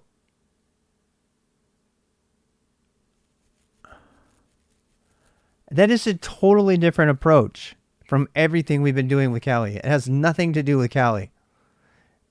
So if you want to throw all this work away, I am willing to try that eventually, but that completely negates everything we did with Kali. So what I don't understand is why I think I had to add a volume. This is a more of a kind of a mundane problem. It's a regular virtual machine manager problem. You can't do anything with images that are here. So I have to do a QCOW conversion of the Ubuntu thing, and I don't remember how to do that. So we have to do the conversion of the ISO image over to a QCOW. This is why this isn't, easy. In Proxmox, you just pointed at a remote file, source, and it installs it, does all the right stuff. virt-manager CQ. Yeah, but then all the stuff after that is the hard stuff. And it has to be able to go from the remote system into the other one, which means I have to set up the keys to have inbound access instead of forwarding from the other side. Yeah, you do. Okay, fine. So let's add it. We're gonna add plus local install media, keymoo, and there is no local install media. Choose an operating system you're installing. Resource dev.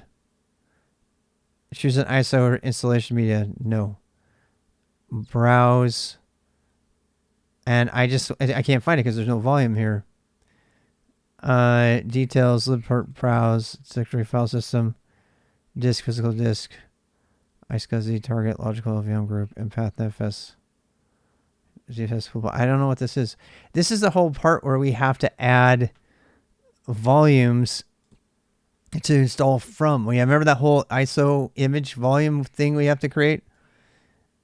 And I need to add one, var libvirt images. I tried to put something in there, but it's not working.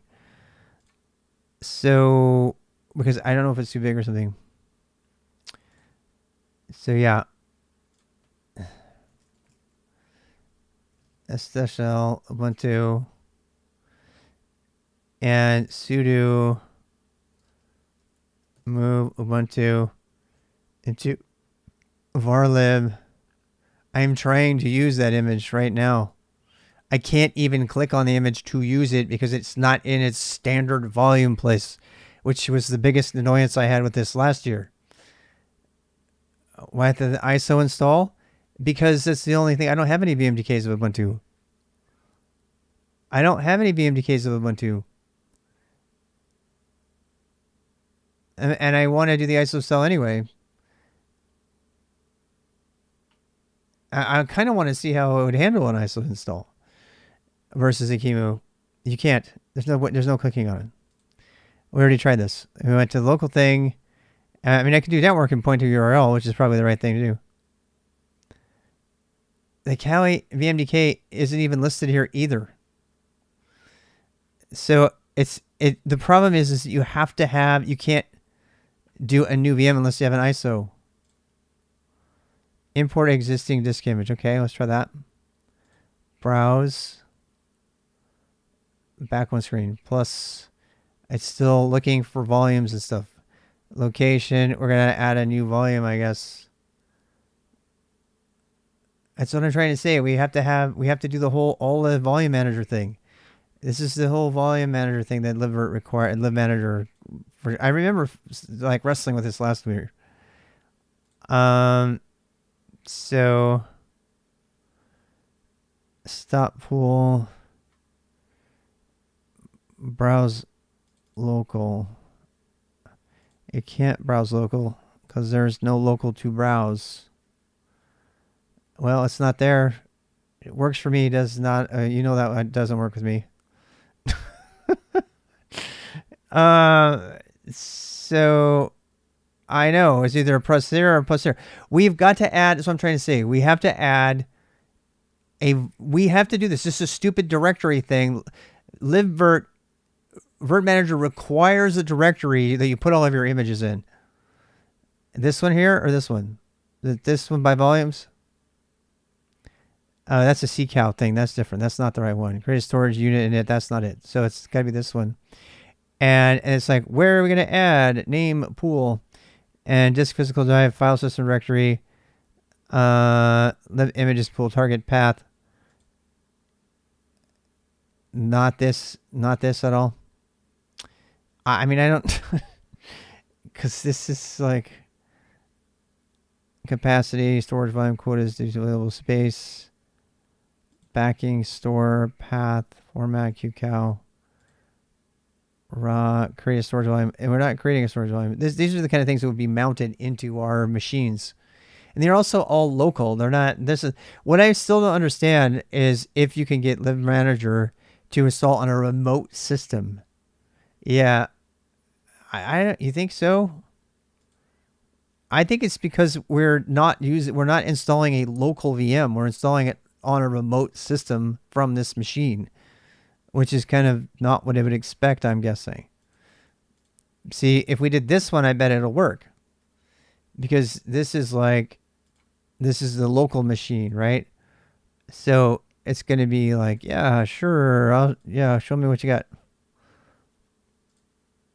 I guess not. That one is even worse. Yeah, it's like, oh, hey, pick a volume again.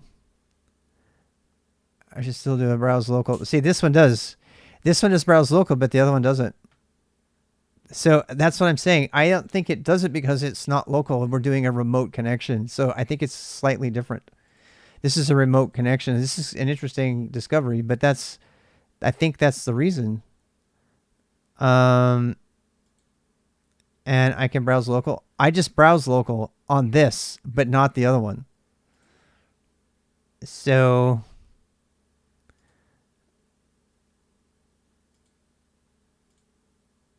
well, maybe it's okay. So the question is, okay, I have a question. So if this is this local or remote? I have a feeling this is remote. I have a feeling this is remote. This has got to be remote. Hey, it doesn't tell you, but this is probably on the remote system, so it doesn't exist. See, I was hoping that it was going to transfer the image over for me, but it's obviously not going to do that. So that means SCP Ubuntu, create the VM locally and use the image from host. No, I think it's just I think it's just trying to do the right thing. It's just can't, because it's this. Look, here's why I think that. So if I do exactly the same steps, if I do the same steps with the local KVM and not the remote one, everything works because it's local. I click here and browse local is right here. But I can't browse local when I'm remote because it's remote. So it has to be there already, and that's why it's getting finicky, which means that I have to but if I install it here, it's going to install it into a VM in Kali Linux, and I don't want to do that. Yeah, well, the remote thing is the whole reason I'm interested in this, right? So that's why I'm interested in this. There's two ways to do this. We either use the virtual manager client and try to use it remote. I think this just means that we have to put our images in the right place. I have a feeling. I don't know. So make directory varlib virt. What was it called again? Varlib libvirt images.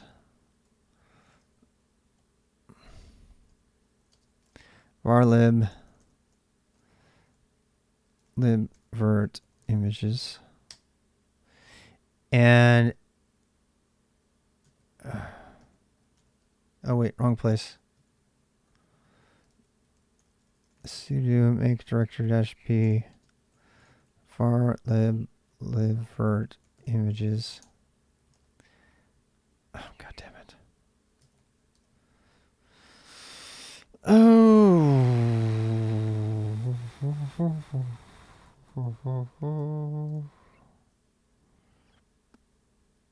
Oh god.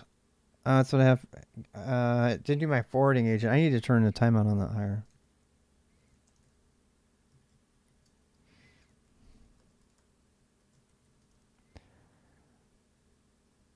Oh, come on.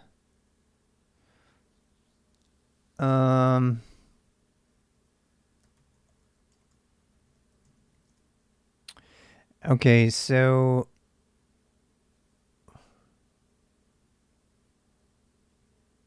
yeah, that's what I think. So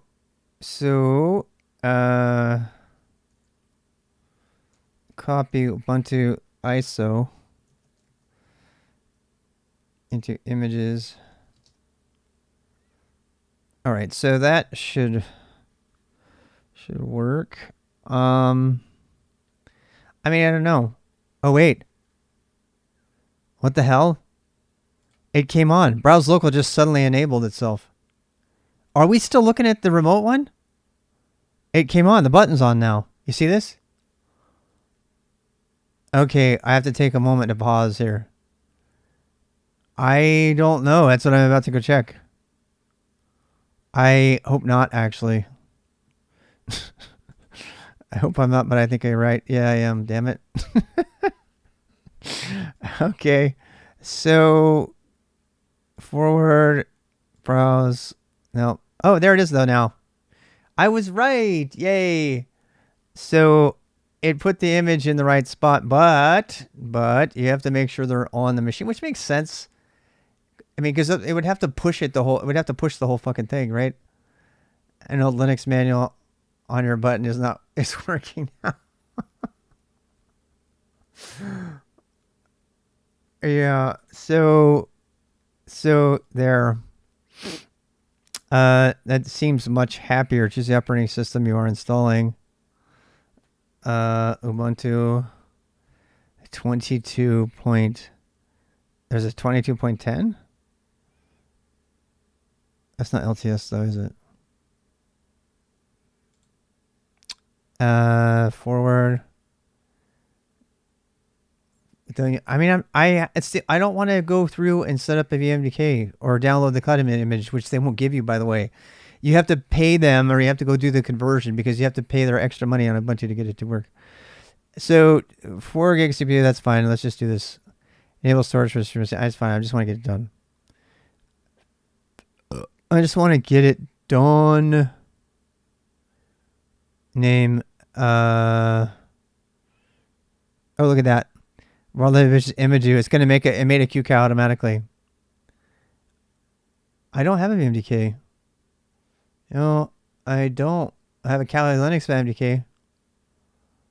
I know the convert command. I know that. I just don't want to do it. Virtual network is active. I know. We did it last time with fluff stuff. Virtual network default is not active. Would you like to start the network now? Yes. What I want to see is if this actually pulls up. Yes, it did. Oh my God, that's awesome. This is what I wanted to test. If I can actually do an install like this and then freeze that VMDK and then use it. That's one of the reasons I wanted to use an ISO. So this is fantastic. You know what else I like about this? I don't have to burn RAM, and I can still teach you people how to install Linux and stuff.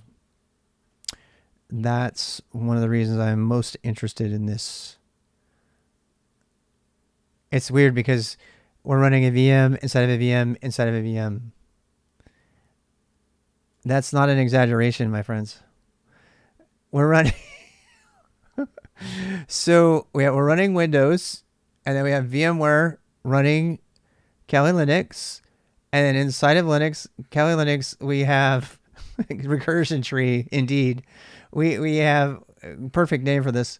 We have we're using virt-manager from Kali Linux to make a remote connection, which is giving us a VNC connection, I think, into a Ubuntu server that's installing on another machine, on another Ubuntu server machine inside of that Ubuntu server virtual machine.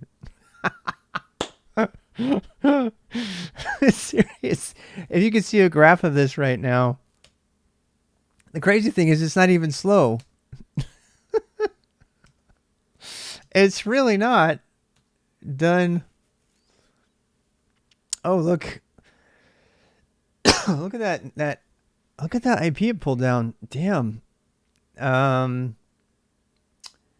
might as well use this. Let's see. Let's use this. Let's make this the DHCP server. So, I mean, how could I put it on the VLAN? I think I'm gonna have to do VLAN tagging. Yeah. Oh. Hash policy layer 2, rate slow. I think I might have to do... Oh, that's crazy. No, everything on that is going to be VLAN 2 right now. So that would have to be a 10 dot.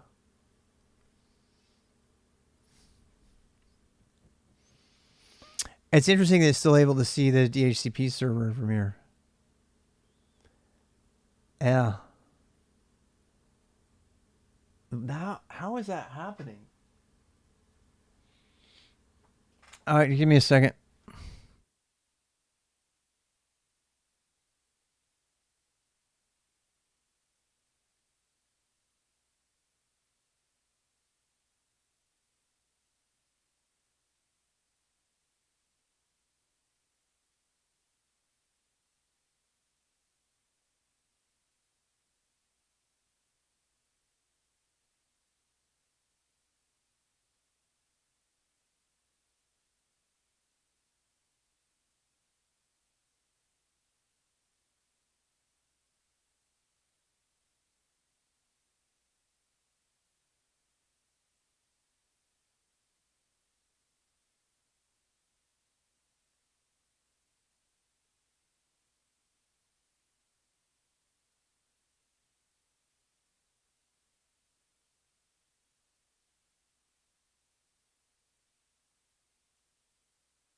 Yeah, this actually worries me a little bit. There's no way. I must have created a bridge network to. It shouldn't be able. The VLAN should be stopping this from happening.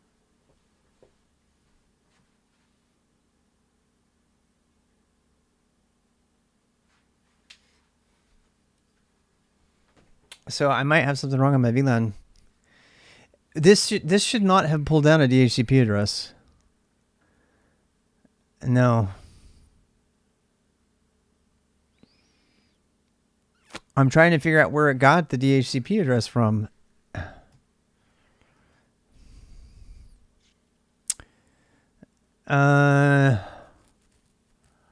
Yeah.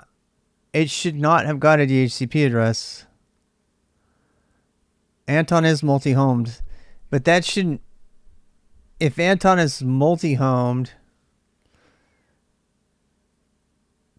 then it created a bridge network to that, which then gave it the DHCP address. I see what you're saying. You know what else that's going to do? That's going to allow it to pull stuff off the internet to do the installation. God damn, that's terrifying. I mean, it's fine as long as I know what it's doing. I don't need to add a VLAN tag. I was thinking of adding a tag. Let's put it here. It's supposed to be... No, we don't want DHCP. Manual. It should be 192. This one should be...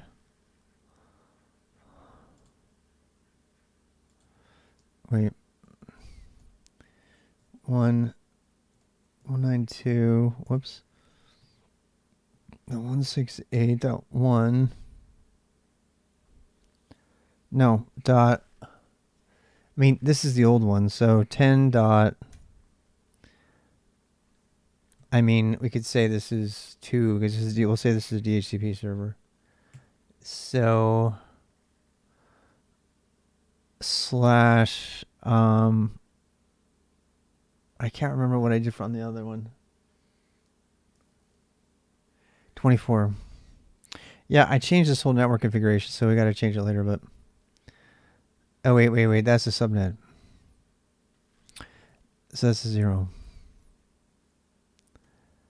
Oopsie. There. 192.168.10.2 gateways.1. Oh boy. 168.10.1 name servers. Don't really have those. Let's just use the Google ones.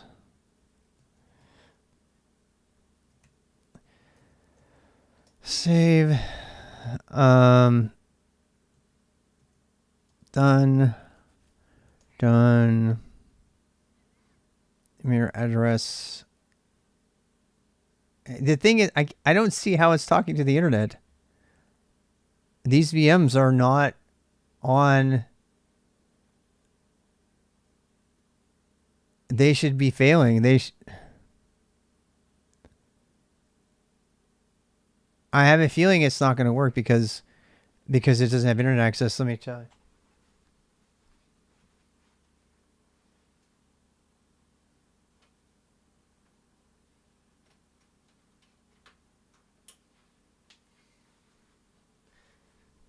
There it goes. I gave it access with one cable switch. LVM group. I mean, okay, it's GCP, but whatever. VLAN 66 VM and is bridged internally with something.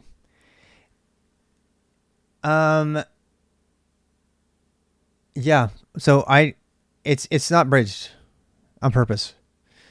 I want it to be secure. That's one of the reasons I wanted to see how far I could get.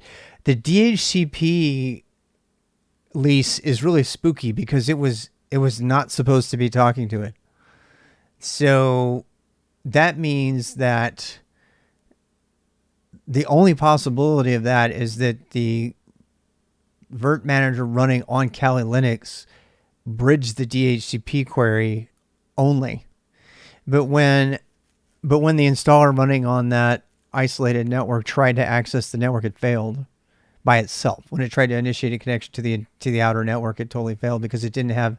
It was on VLAN 10, which is internal, which 10.2, whatever, and so it doesn't have any touching. And then I just switched it over to the, to the dual port, the port that's got both 66 and 10 on it, and it was able to see it and get across, which is what I want actually. And then eventually I want to be able to get good with poking those holes in a safe way so that I have very, very controlled access to the internal network, including from the internal network outbound. I don't want stuff broadcasting itself, even if somebody thinks because, I want them to have to do the work to get information off the internal private network so we can trace that shit. It's easy enough to steal stuff, but, we're just going to go with it. This is just, continue. So, Urbix. No, we want this to be, VM1, I guess. Whatever. I don't care. Password. What should my password be?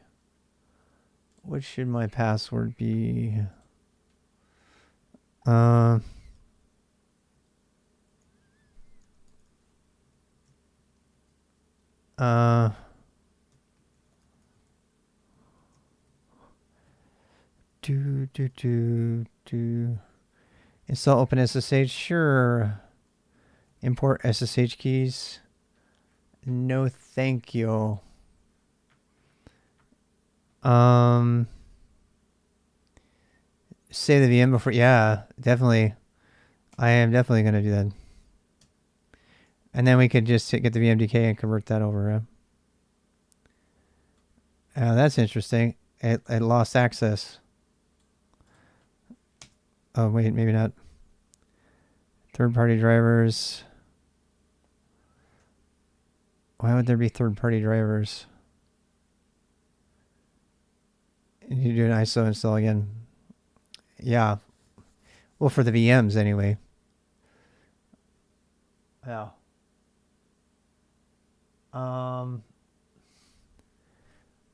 It's definitely talking according to the lights.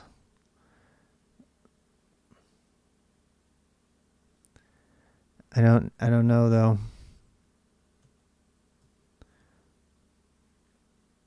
It's not happy though. I wonder if my networking's messed up.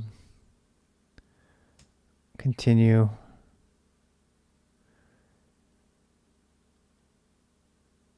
as VM to PV.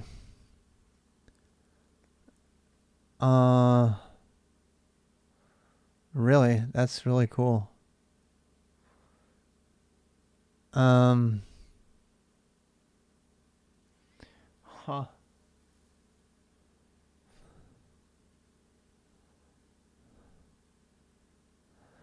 I think, I don't know.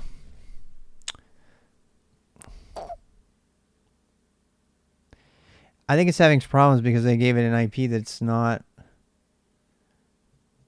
visible from here. Yeah.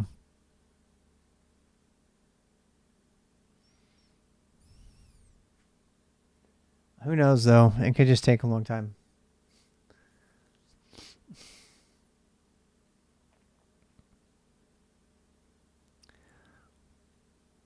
Yeah.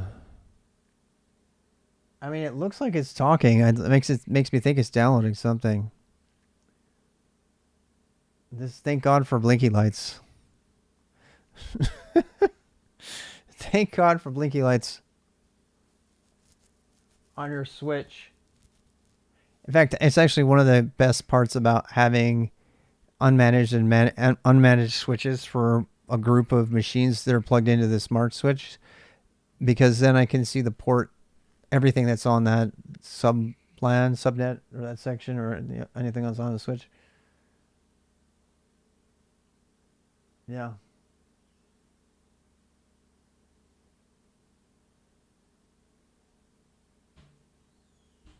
It's definitely doing something. Just taking a long time to do it.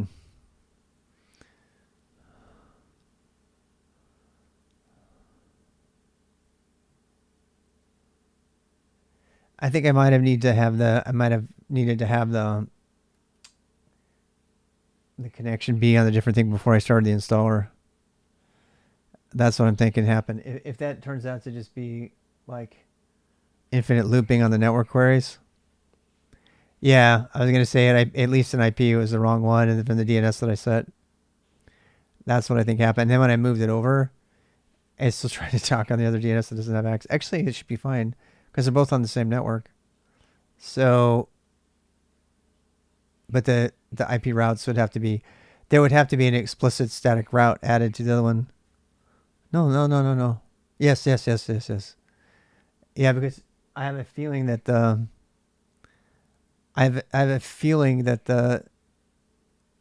gateway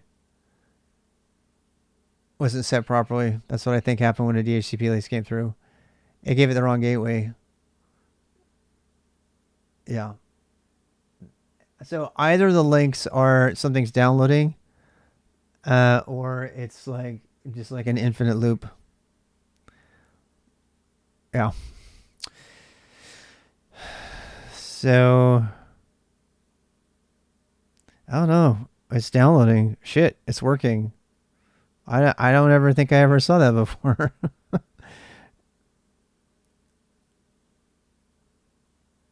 What is it doing? Is it actually doing it?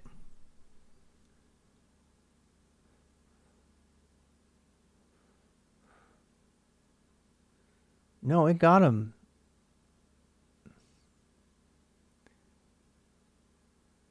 No one likes ISO install. It's a necessary evil, unfortunately. Yeah, it's definitely apt updating. It would not have done any of that if it hadn't. It would not have gotten this stuff over here. Oh, I take it back. This stuff is just fetching it from the CD-ROM. It's not fetching it. It's not fetching it from HTTP. All the HTTP stuff has failed. I know you make a golden image VM, but you have to make the golden image VM. That's my point. It's not something that exists, but it's definitely preferable. Temporary failure, yeah. Oh, it can't get DNS. Yeah. It couldn't get the DNS name for that. I wonder if I changed it on the target, if it would work.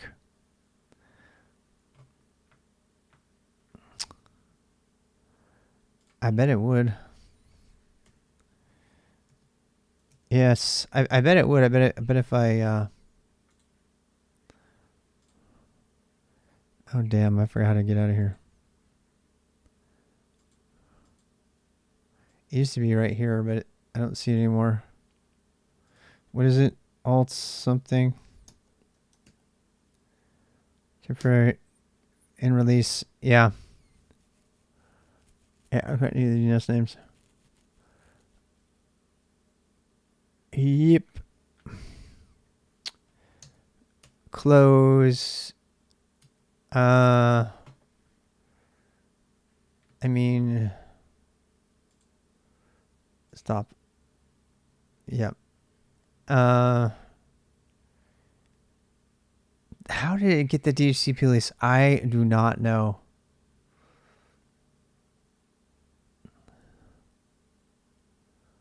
Interesting.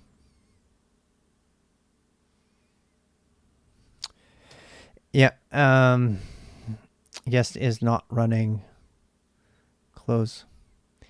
Yay. All right, let's get rid of you. Delete. Delete what's used before. Yes. Yes. Yes. All right, one more time. So plus, because I changed it over. Forward. Browse. ISO. And hopefully, if it gets to the DHCP list, it should be the same this time. I mean, I don't have any idea how that other one worked. You know what I'll do? I'll just let the DHCP go through, and then I'll change it. I'll change the network stuff in netplan later. That way, we won't have a problem. That should definitely work. Forward. I mean, let's think about this. This could be my main DHCP server for the internal network.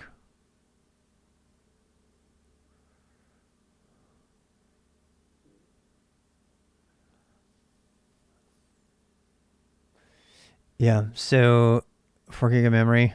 I mean, I guess that's fine.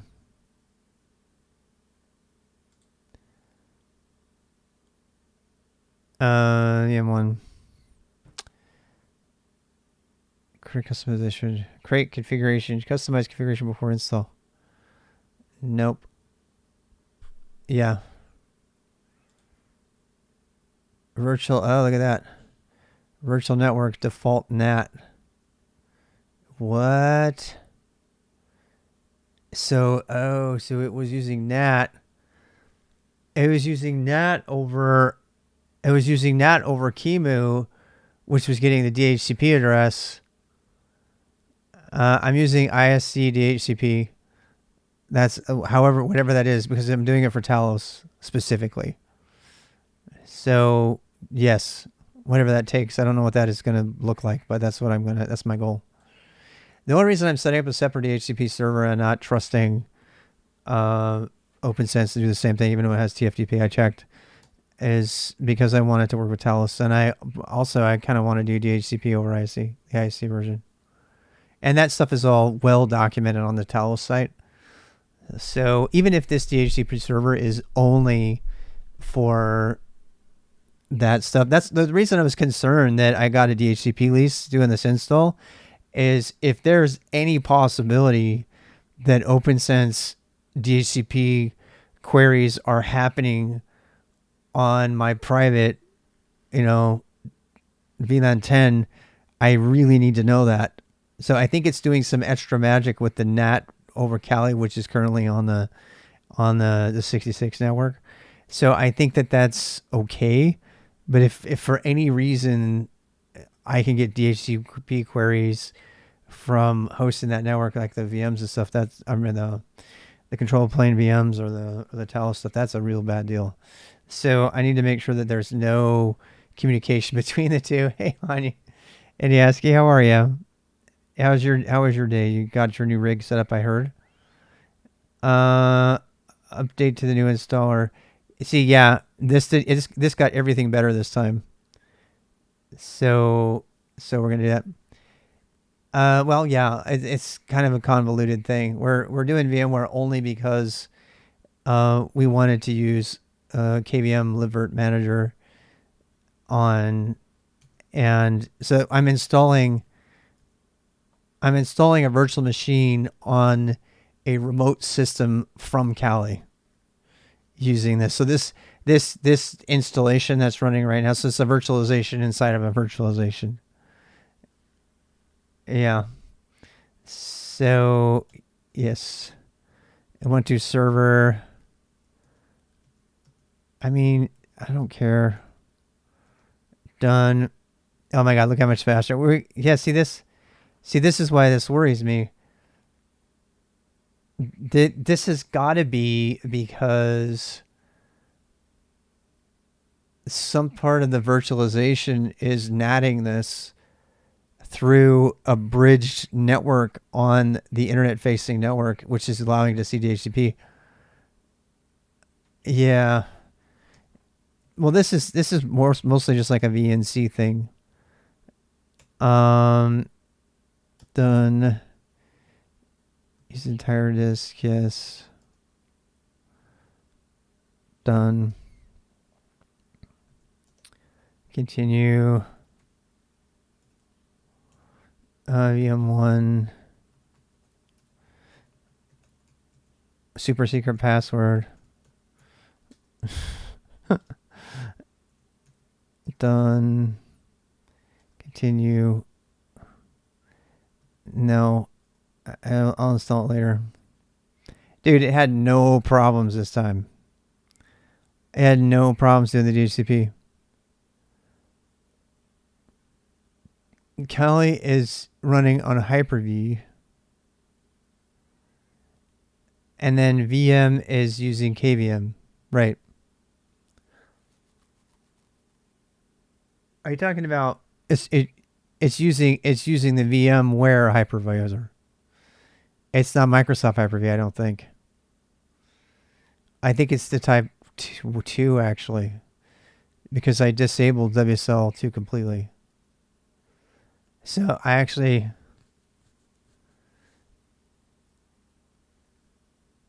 I don't know if you're talking about the VMware hypervisor.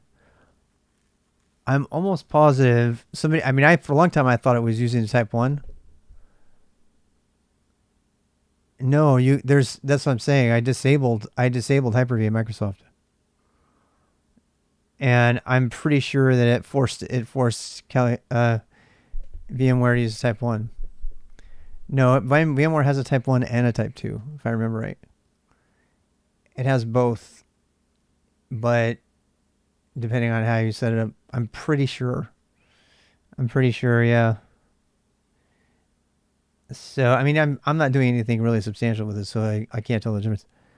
I wish you could tell. I wish there was a command that you could use to see. And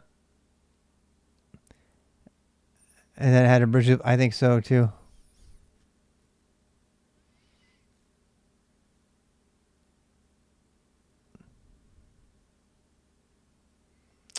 The updated installer is handling the network faster. Yep.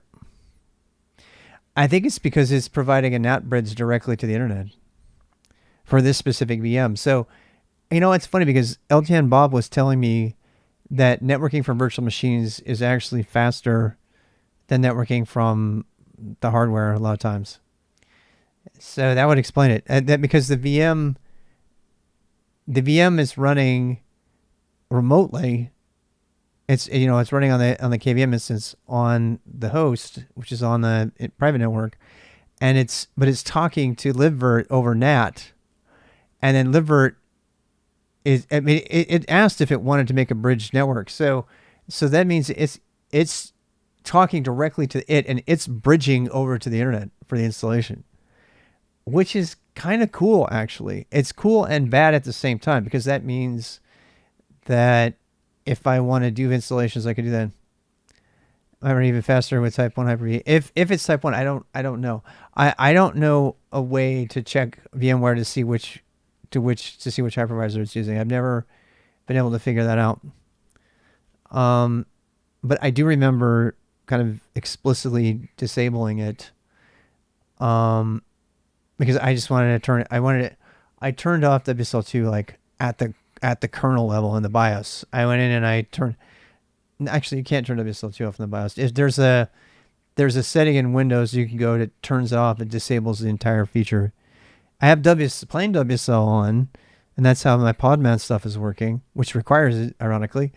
But I never got the other stuff to work.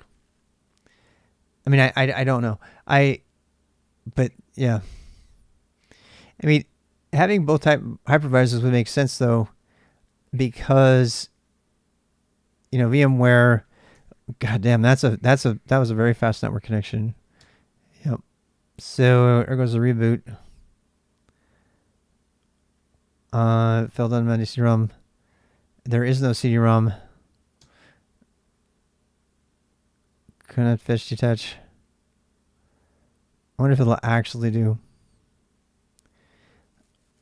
The thing I find interesting is that rather than just being like a VNC thing, this seems like it's bridging the connection to it, like over the network, and that. I mean, there's stuff to consider there. That could be a problem. Those are just host keys. Don't want to get panicked. I'm just curious to see what IP it gave it. I really, really curious.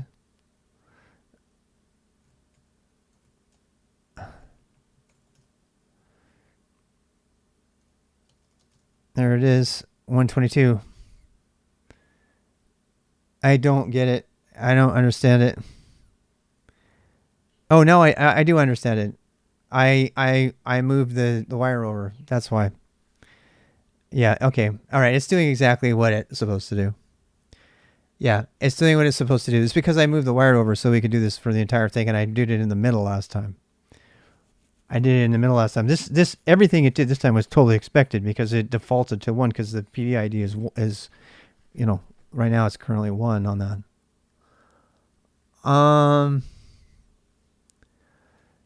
Type assertion. Oh wow. Several data types. Yes, it does. Instead of doing interface bracket ping though, you should be doing any these days. Nobody uses interface anymore. Hazy. So thank you for the sub. Let's do this. Let's say so we've got some good stuff there. I mean that worked. That worked. Let's go ahead and take a snapshot of this. So we're using KVM. We're using virt-manager. In case anybody just joined, we're using virt-manager remotely from Kali Linux because of the graphic requirement. Kali Linux just happened to be one of the VMs I had installed in VMware on my Windows machine. And so far so good. We were able to do a full Ubuntu install remotely into a KVM instance on a VM server I have over there on the rack. And now I'm logged into it through graphic user interface, which is also nice. And because I can manage, if this is true, then this means that I can manage all of my VMs. Now, what I wonder is when I change the network, if it's going to kill it, if it's going to make it so it can't see the host, which I think it would. If I change this IP address, which I plan on doing, it would make sense that it can no longer talk to Kali, which is on a completely different subnet on a separate VLAN. And that would mean that I wouldn't be able to manage these things from here, but I could do some port forwarding or something from the. Actually, no. No, wait. No, it should actually that should work. It should still work because Anton. Here, where's my diagram? How do I get out of here? By the way, how do I go exit full screen? I forgot. Is it F11? It's taking over my keyboard. What is the command? Control Option Command whatever.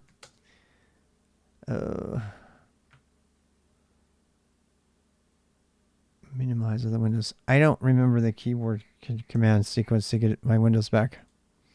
I full screened on like an idiot, so and now I can't remember how to get off of it. They always tell you, they always warn you. What is it? It's like, I thought it was command control. Call it control.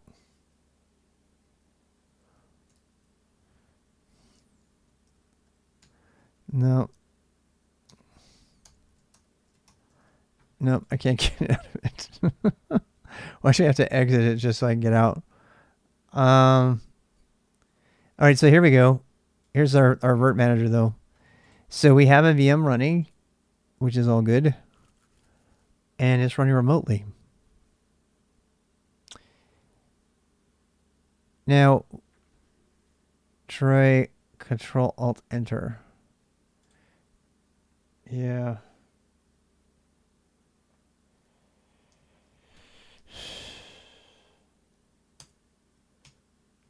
There we go. That was, yeah, that was the one. All right, so here we go. And then we've got, I mean, this is everything I could hope for. See, this, what I want to know is if I close the lib virt-manager here, is it going to still keep it running? And I think it is. I mean, the VM is still running over there, right? So if that's true, then 192.168. I mean, what was this? What was the IP address? 122.142. SSH 192.1.2.142.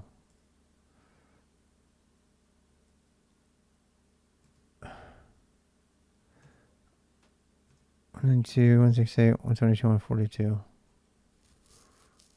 It's probably because it's not bridged. I don't think it's bridged. I think it's natted. Send key menu. Yeah. I'm pretty sure that networking here is not natted. So we're going to need to change that.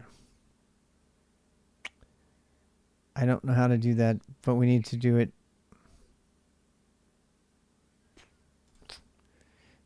It's got to be, I don't know this at all. It's the first time I've used it. So we got to figure this out. Power on the virtual machine.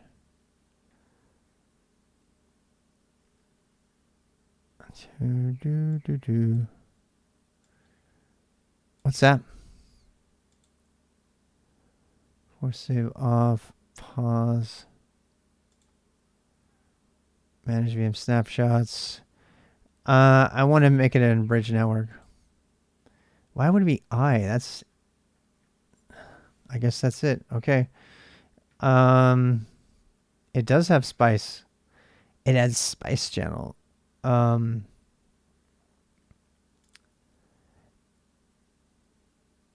It is a virtual network. It's using the NAT. Yeah. I have to go into a bridge. Device model. I mean, this is all new to me, so if I use bridge, I wonder what it'll get. You know, it doesn't get a new one. That's weird. I'd have to change the DCP. I'll go ahead and apply that. No source bridge attribute specify internal interface type equals bridge.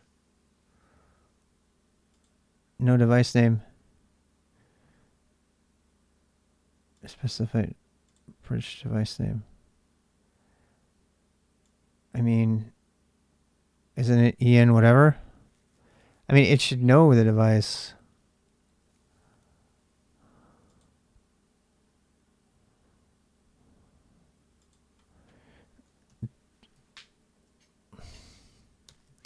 I guess it lets you set your own. That's where. CBR 0. So yeah. So this is, you just get to make your own name here, huh? That's cool. I've never seen that. Thank you for that. Thank you for that. So that's going to show up on my netplan bridges. I'm hoping. I hope it updates it. Does it update your netplan? Probably not. I'm guessing it doesn't. I bet it doesn't. I bet when I do an IPA, it'll have the bridge interface, but it won't be listed in the netplan. I bet you anything. And the next guest shutdown. Okay. Well, that's weird. Because you can totally NAT while it's live in VMware. That's weird. Yeah.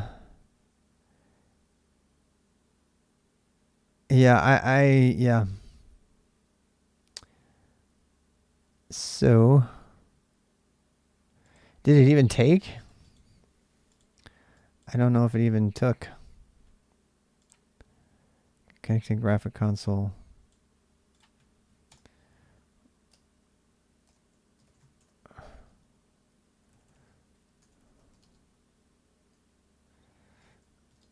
I have to just look. Yeah, it doesn't know shit. It really doesn't. So, yeah. No, restart will work. It should work. It's the same thing as a shutdown. I mean, I don't know. We can check it, but.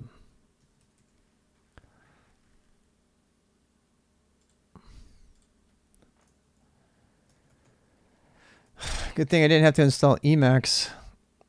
We're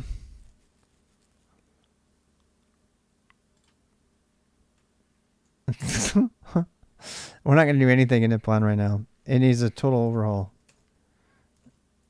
Yeah.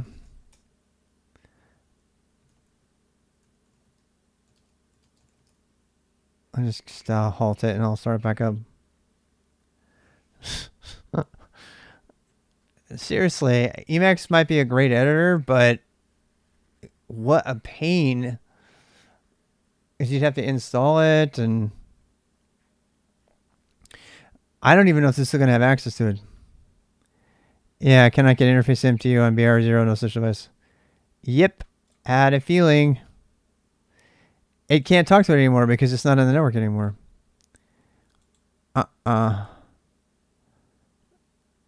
Because we took it out of bridge. The only reason it could even do it before is because of NAT. So yeah. Which means we have a VM over there that we can't start up unless we're on the remote system, which is pretty much what I would have surmised. Click under File. Yeah. QEMU. KVM user session. Reverse net edit. Yeah. I can already tell on the host machine, though. Yeah, that's what I'm saying. So I can't even get to the machine now because the bridges are all missing. So there are a couple of things I just want to conclude here, and I'm going to let this go for tonight. This is extremely informative. I really appreciate everybody helping me out here. Thank you so much, especially Mossy. But what DNS server are we going to use? We're probably going to use internal core DNS server or none. And I just use host files so I get SSH tab completion. And I'm totally fine with that. People don't like that, but you know, we don't need internal DNS. I don't need internal DNS. There's no need for it whatsoever on my private network. Okay, click under File, then what? Add connection. Then what? I thought we already did this. Connect your remote host over SSH. QEMU KVM. We'll change this back. Does it have to be root? Auto connect. I mean, I kind of like that, whatever that was. Connection details active on boot. IP configuration default. Virtual networks add. NAT routed. Yes. For any physical device, no. IPv4. No, fuck no.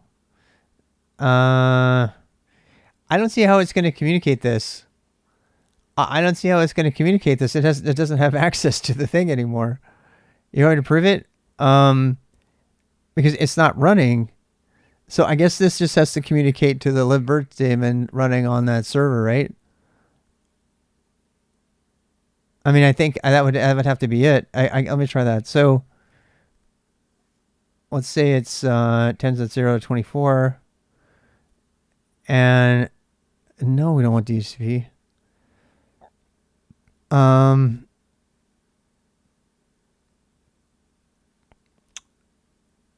I mean, I don't want DHCP.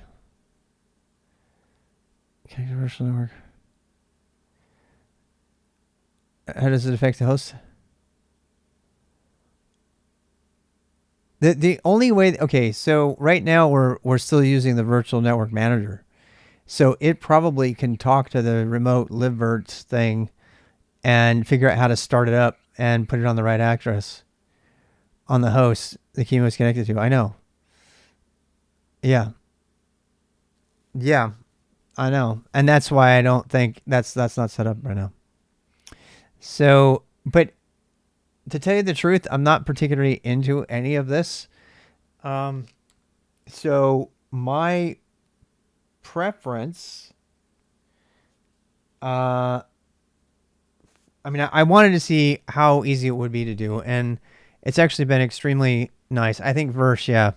So the very few cases where I would actually need a graphic interface, I'm okay setting up Spice or VNC, and then accessing it from my you know, my other network. So this is what we have here. So now you have the XML files. Yeah, right. And so we've got all that stuff we can go through and use it. Yeah, and I honestly, I wanted to see the fact that it could do it remotely. I find extremely amazing. That means that virt-manager is able to communicate with another instance of virt-manager on a remote system, and as long as the images are over there, it can open them, and that is extremely powerful. That was really cool.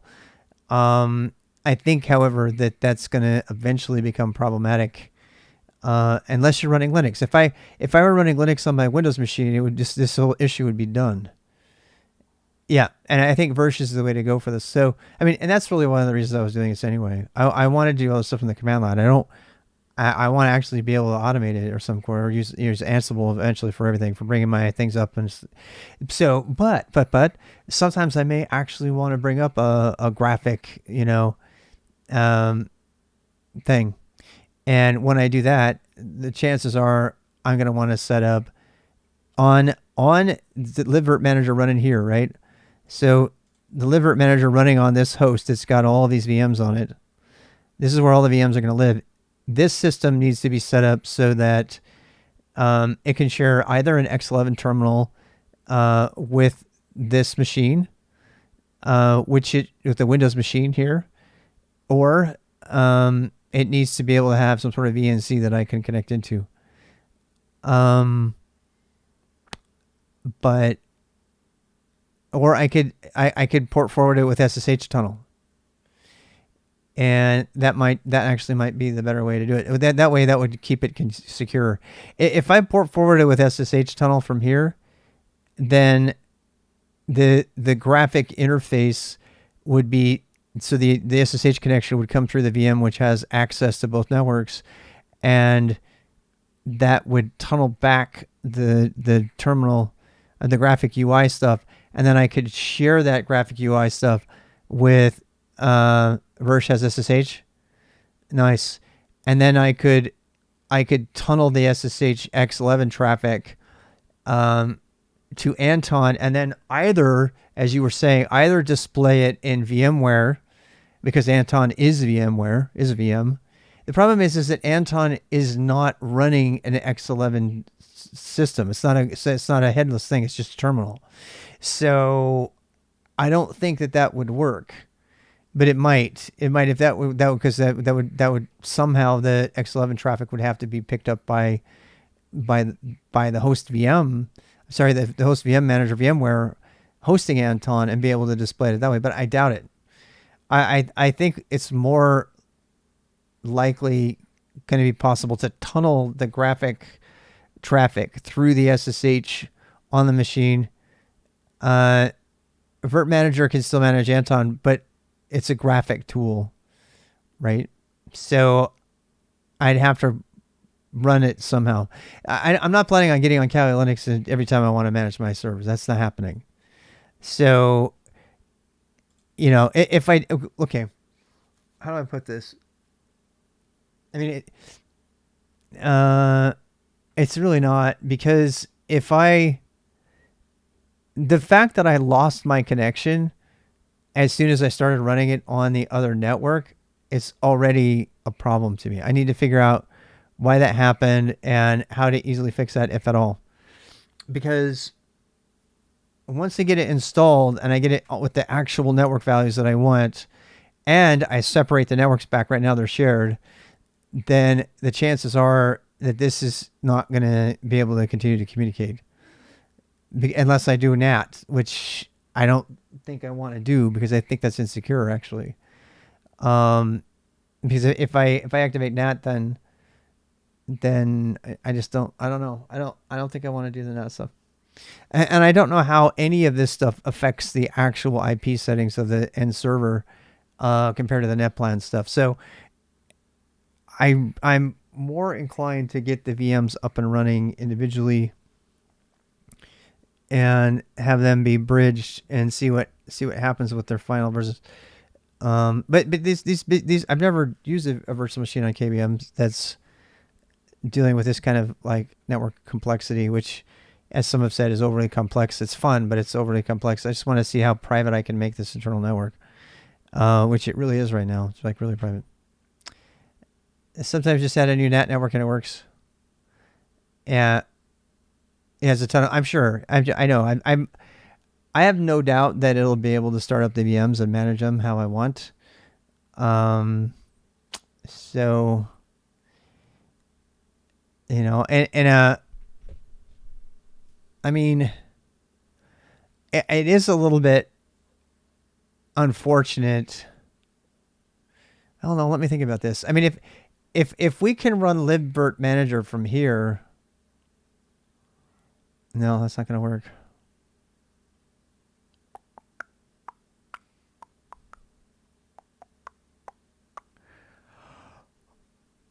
Yeah, I'm just thinking.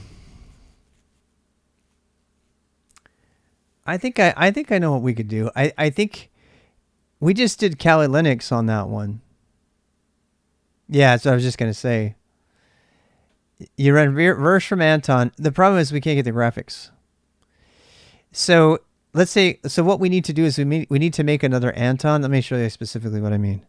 So we need to get this kind of configuration set up. I know when these networks are going to change, that are overlapping right now, but we need to set up another KVM that has graphics, whether it's Kali or something else, and it probably will be Kali because I'm still trying to figure out if okay, so I don't have any doubts that virt-sh can do this entire thing without ever touching graphics, but if I wanted to run a VM that had some sort of graphic interface, I mean, obviously I could run it in VMware running locally on my desktop. I'd be more inclined to do that. But if I wanted, for some reason, I don't know, like an OBS server that I wanted to play around with that had a virtual, a graphic element component to it. If I wanted to run it on this 10.10 network, then but the thing that Kali is missing right now is it's missing the double addresses. Yeah, that's exactly right. Kali right now Kali is missing the double interfaces. If Kali had the double interfaces, it would have no problem at all seeing everything we did, and it wouldn't even have to NAT it, and it could be in bridge mode because it would have direct access to both of them. So what we need is we need kind of an Anton and kind of a GUI Anton. So like an Anton and a Kali. And we're going to have to use Kali anyway, because when we do hacking, we're going to have a Kali interface, a Kali network anyway, right? So we'll have Anton and Kali, and then I'll snapshot Kali again and maybe start with a new one, a clean one, and then we'll snapshot Kali, and then I'll set up Kali's network so that Kali would be here as well, actually. So we would have an Anton and a Kali, and then the Kali would be, graphical, and then that way we would have access to libvirt directly. I mean, to the virt-manager, and we wouldn't have to. I mean, another way would be to port forward VNC, but if you port forward VNC and all that stuff, the host Windows system can't see the private network. It can't. That's by design. So that would be, that would be something to consider. This is yeah. So yeah. Only these two would be dual routed like this, and it would be Anton and Kali. Virt-manager, it doesn't matter though, because there's no graphics to show. That's what I'm trying to say. There's nothing to display VNC. Those things have to have access to the network to show them, though. That's the problem. And unless I NAT it through there, it's just not going to make it. That's why we have to have a graphic VM that has the adapter set properly to go to that network. Otherwise, because Windows can't see it. Windows cannot see anything on this network, on the internal network at all. It can't see it. The only thing they can see the internal network is Anton and potentially a Kali Linux VM, which I can turn off.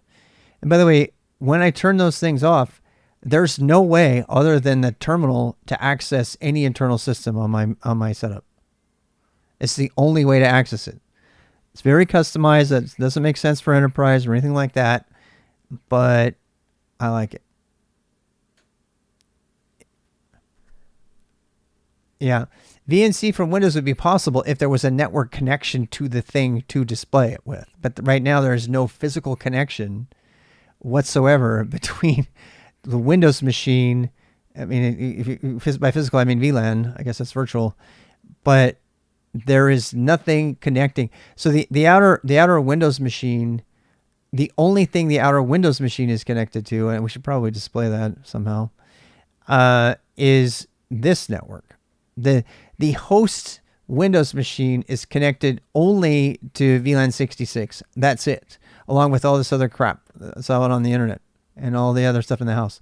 The internal VMs have bridged things in them. Oh, but you know what? The wire that goes into that port is actually getting both of them. Wait, let me think about this for a second.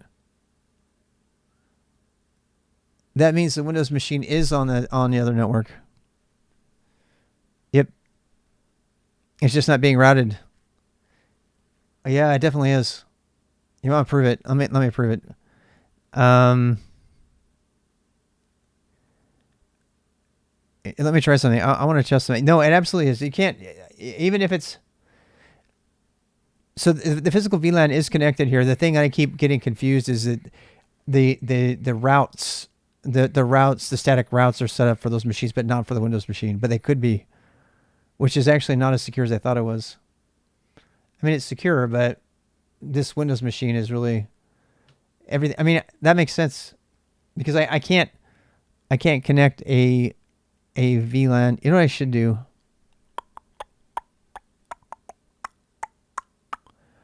I should get rid of that VM completely. I should get rid of the VM completely and just have this be a Windows machine, and then move Anton over here, because Anton doesn't need to have any access to the internet or anything. No. I need that because I'm going to have the cloud bot running. Yeah, I'm just thinking about stuff. Yep, it's been cool, but I'm glad we talked through this because there's definitely a physical connection here. I'm going to prove it.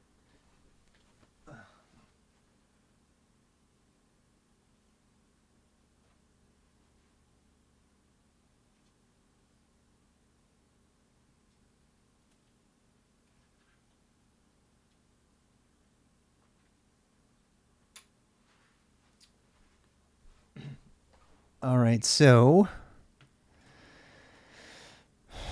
from the VM, I mean, just the fact that the Anton can already see it means it's already there.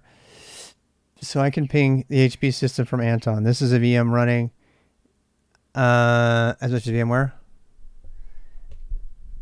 I do like it's not as good as VMware, but it's very good. It's also free software, so I don't blame it for any of that. The fact that you can manage remote VMs is pretty amazing.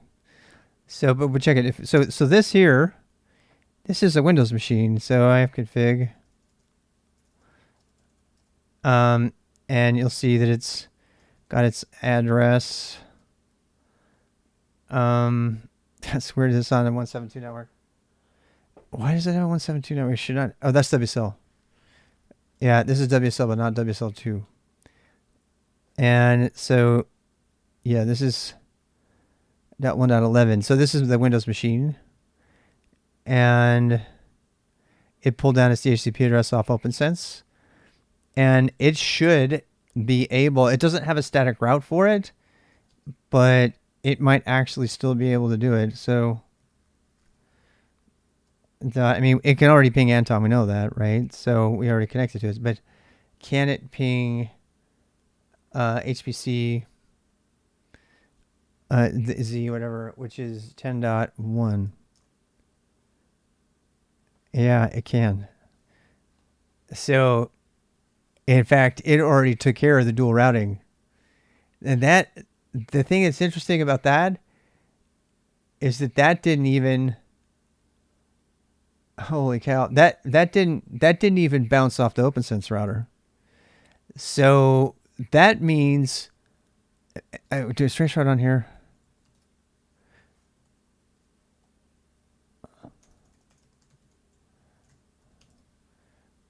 So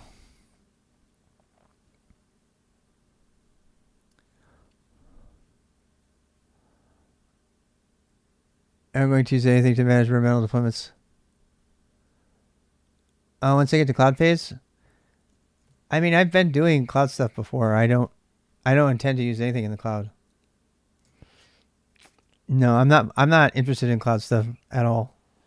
I mean, I have cloud stuff on DigitalOcean, but not anything like deployments stuff like that. Yeah. Oh, the on-prem cloud.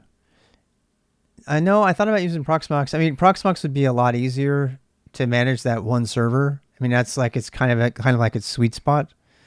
If you get more than servers, I put 14 servers on a Proxmox and a cluster fell on its face, and I got a really bad taste in my mouth with Proxmox. But to be fair, Proxmox makes a lot more sense than this in terms of, facilitating ease of use and stuff like that, because it just manages like all the images. It pulls them down so nicely and everything, but that would depend on Proxmox having access to the internet and stuff, which I could do. I mean, I don't know. I could easily see myself being convinced to put Proxmox back on that server, just on that server only though. And managing the VMs that way. Mostly because it's just so easy to use. It's like you go in there and you click a bunch of things, you got a VM and you're good to go.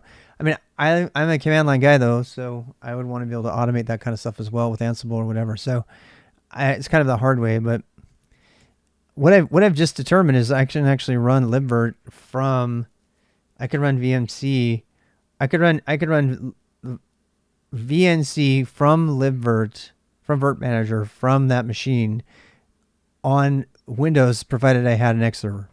or ANSI server. In fact, we just proved it because I just pinged it, man. I can SSH into it from Windows. Yeah, so I don't know if it's because of the subnet being the same or not, but I could definitely do that.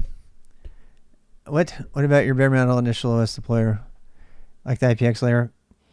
Yeah, I don't know where that's the IPXE layer's got to go. I don't know. So these all got to have IPX on them, and IPXE on there, and I don't know if it's the best way to do this, but I was going to make one virtual machine, VM1 or something, and put DHCP on there. Canonical mass, yes, that's what Moss has been talking about. Yeah, a lot. He's been talking about mass a lot. There's been a few people talking about that. Yeah. Yes, there's a couple of things from Canonical that I want to test. I want to test mass, and I want to test the what's the other Kubernetes one? They have like a super easy Kubernetes distro, but I want to do Talos. Talos has to have a DHCP server with iPXE boot and HTTP server set up so that you serve up the boot images, and that stuff all has to go in a management cluster that it takes control of it, and that all has to be on in the same, I think, layer 2 stuff, because I don't know, but so that's the part that I'm still trying to figure out with Talos, because Talos is like charms, right? Yeah. So Talos has got this requirement for a management cluster, and one of the things that it puts in the management cluster, Sidero, yeah, that's what this is. That's exactly why we're doing all this extra work, because I decided that I'm going to put all my minis on Talos, at least try to put them on Sidero, on Metal. That's what this is, Sidero on Metal, and then we're going to try. But Sidero on Metal has some requirements that we already went through. It requires its own DHCP server, ICS DHCP server, which OPNsense probably doesn't fulfill, even though it will also do TFTP. It prefers ISE. You probably read that.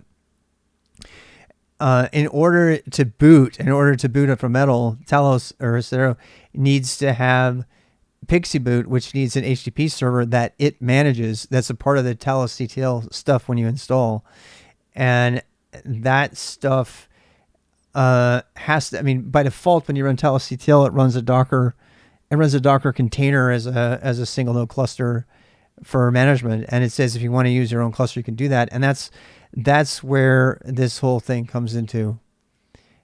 Sidero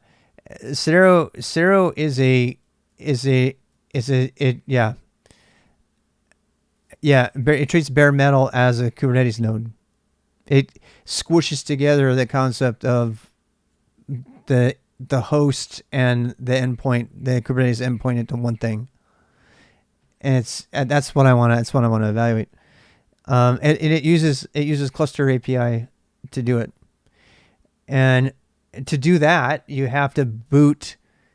So it's interesting because you can control and manage your hardware configurations, including NVIDIA drivers and stuff like that. But all of that stuff has to be saved in the Pixie boot image, which goes into an HTTP server, which goes into your management cluster.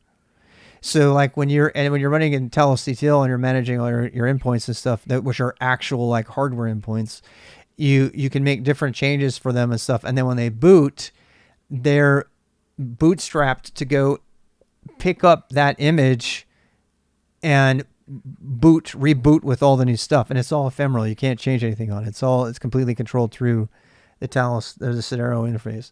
So that is interesting to me because, but I have a lot of questions about the capacity of the cluster for doing that kind of thing. I assume, because one of the things about Pixie Boot that I read that I'm really glad I read is that it caches the image.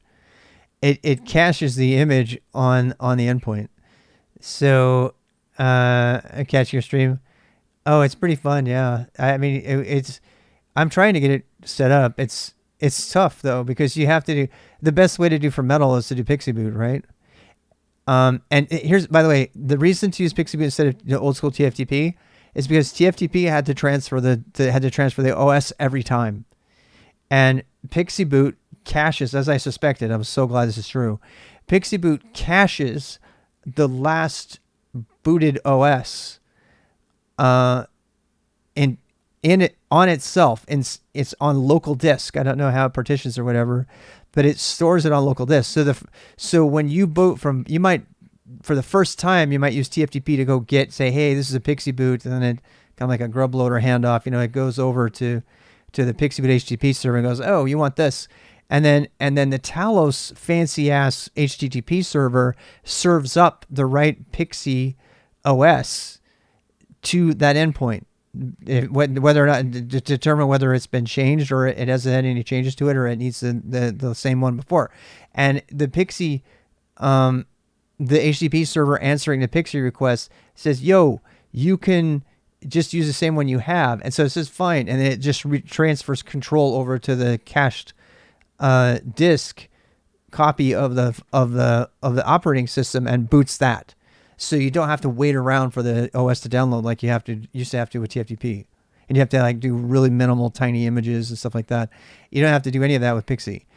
And I think a lot of the magic that's happening in Talos is actually in the configuration of the different PXE boot images. Because let's say you have a non-heterogeneous environment, and one of them's got more RAM, we got different GPUs on there, one of them's got a driver dependency and all that. Every single one of those things is going to constitute a change to the operating system for that specific hardware node. And that way, Talos, I don't know, I'm really getting interested into looking at the details. In fact, the guys who made Talos I spoke with them quite a bit. My name's there on the front page and everything. So I would like to actually have them come in and explain what I suspect is happening internally, because if that's what's happening into like an EFI image, I don't know. That part I don't know yet. I don't know. I'm super fascinated to see what it does, because the way we'll know. Okay, so first of all that stuff is deployed as a Kubernetes application, and what I'm trying to scope and spec the management cluster for sustainable stuff. If my entire Talos cluster is completely dependent on to boot from this management cluster being available, then I probably want to build some HA in there, even if it's virtualized, right? You can use any cluster whatsoever for the control management cluster. It'll build one for you, but you can point it at anything. So I'm still trying to decide how much HA I have to have in here, because if for some reason the control management cluster is not there when you reboot a Talos node or even a Talos control plane, which also boots off PXE.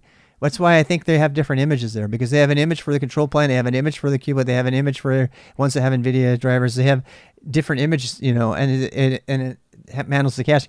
But if the PXE HTTP server is down, nothing in your Talos cluster comes up. Period. It can't boot. I mean, that's probably not true. It could probably boot. It probably has like a timeout where it says, okay, I'm going to use the last thing I downloaded, and it just boots with that thing. So what I'm trying to figure out is how much HA do I need in my management cluster for Talos? Like, should I allocate 3 VMs and control planes? I mean, even though they're not true control planes, they're running as VMs on, whatever. Or should I allocate my actual infrastructure cluster to be, I have another cluster coming that's got, it's basically it's a straight up hardware cluster, and I could use this as my cluster. This is where, a lot of high performance stuff is going to be, including, Elasticsearch and Prometheus and all that stuff that needs, high, maybe some Ceph and Rook stuff. I don't know. But the GPU, this is going to be where all the machine learning is going, because they got the biggest GPUs there. So, but that's not going to burn up the control planes. That's why I bought 2 more control planes for this. So I'm trying to decide if I should use this as my management cluster for Talos, and then have just these 2 clusters, and then not have a management cluster be in virtual machine at all, and see how that works. We still need a DHCP server to serve up all that stuff. And the DHCP server, still needs to tell where the HTTP stuff is, and that's what I don't understand. So if the HTTP service is managed by Talos inside of the Kubernetes application, then that stuff would all be contained within the Talos, Kubernetes application, control application, and then I wouldn't have to mess with making sure the DHCP server is on the same system or anything. I have a feeling though that I could just put a cheap ass DHCP server up, because the DHCP server is just enough to tell it to go get this other Pixie Boot thing. And at that point, I'm like, do we want to figure out some routing or some alternate VLAN strategies for serving up that DHCP, bridge from my OPNsense router? But I don't know. So yeah, it's like a lot of stuff. We used to address Snowflake configuration management with Puppet. Yeah. Yeah. Well, yeah, we thought about doing some of that, but I mean, I have a lot of unknown questions about the management cluster for Talos. That's really the question. I do actually have an open support interview with them about that, because I mean, I still need this cluster, so I'm going to be building this cluster next, this infrastructure cluster, no matter what. I need this is just a traditional stacked etcd deployment. Probably still use my own CA root CA stuff for that. I don't know if I'm going to use Vault or not, and where we're going to put our Vault server if we're going to do that. And I thought about putting Vault server as a VM as well and stuff. So that would be our PKI thing if we're going to do that. And we went down that rabbit hole last week. That's what all this shit was about. Oh my God. All this PKI stuff. Whew. Yeah, that was quite an adventure. So by default, Kubernetes does not have true PKI. It doesn't have a root cert period. It has 4 root certs, 3 actually. And you can take that over, and then it's a full architecture. Puppet server comes up, gets the manifest, sees the manifest apply to it, and then starts pulling. Yeah, I do like that. That's something about Puppet I do like. Yeah, there's good parts to both, but yeah. Yeah, I don't know. I mean, I think the Talos thing could be useful. I mean, it is slightly annoying that more and more applications these days are requiring that you have a management cluster, which is independent from your main cluster. So, multi-cluster is kind of the norm now, even if it's just for management. We have like 3 or 4 clusters right now, so we don't have that many, but I every time I go to put something in a VM, I just kind of wince a little bit. I don't know why. They just don't feel solid to me. I got to get over that, because it's like, they definitely are. And then automate the rest. Yeah. The management cluster, but the question then is what are your requirements for a management cluster, right? If you do it all as a single VM, then you can snapshot your VM for redundancy and backup. You don't need a lot of HA. You know what I mean? I mean, there's really not an HA or even a load balancing requirement for your management cluster. It's not like, you're going to be pulling down, 3 Pixie images even a minute. The hit to the management cluster, you can almost take your management cluster down for most of the day and just let it run on its last orders, your other stuff that needs it. So I don't think the management cluster needs to have 3 control planes, for example. I think you can get off with just because the Talos CTL docs say just use the container, the Docker container version of Kubernetes. I'm like, what? So, but if there's anything else that's going to use it, it's like if you're going to use cluster CTL for other things besides Talos, which I would like to do actually, I mean, it's very possible I could put this entire infrastructure cluster into cluster CTL. And Kreger was talking about that, doing it because the easiest way to do any kind of Kubernetes deployment is definitely cluster CTL, as opposed, which uses the cluster API, right? But that means that you need to put all of these hardware images under the control of cluster CTL, which means they have their own boot images and all that other stuff, all that iPXE stuff. And so it's possible that, rather than just use the quick and dirty Talos CTL Docker container that's a cluster, that I probably want to do at least a single node, or maybe a control plane in a single node VM, and then install the Talos stuff into that, and then which is the same, which uses cluster CTL, and then allow the use of cluster CTL directly to manage any other clusters that are not Talos. And then these other clusters, the infrastructure on these clusters could be managed the same way that I manage the Talos infrastructure, just I'd have to do it directly with cluster CTL as opposed to Talos. So that is, those are considerations for like what management cluster should look like, and whether it should be a VM, two VMs, like a control plane, single control plane node and a single worker node, and a VM that I freeze because most of the time I don't need it, right? But it really depends on whether the services need to be around or not. But the more important thing is if I'm regularly freezing the backup of that thing, or copying off etcd or whatever, I don't really care about the extra redundancy, if that makes sense. And frankly, I mean, I could almost put a DHC per server in the cluster, which is not completely unheard of. More likely though, I would just make it a single VM image, and then I would back up. I would have 3 images in the management VM cluster. I'd have the DHCP router image. And I mean, I don't know. I think of another. Last time I left this, I decided I was going to put the DHCP server on the base raw HPZ 640 host, because I also have, that's also says my default gateway,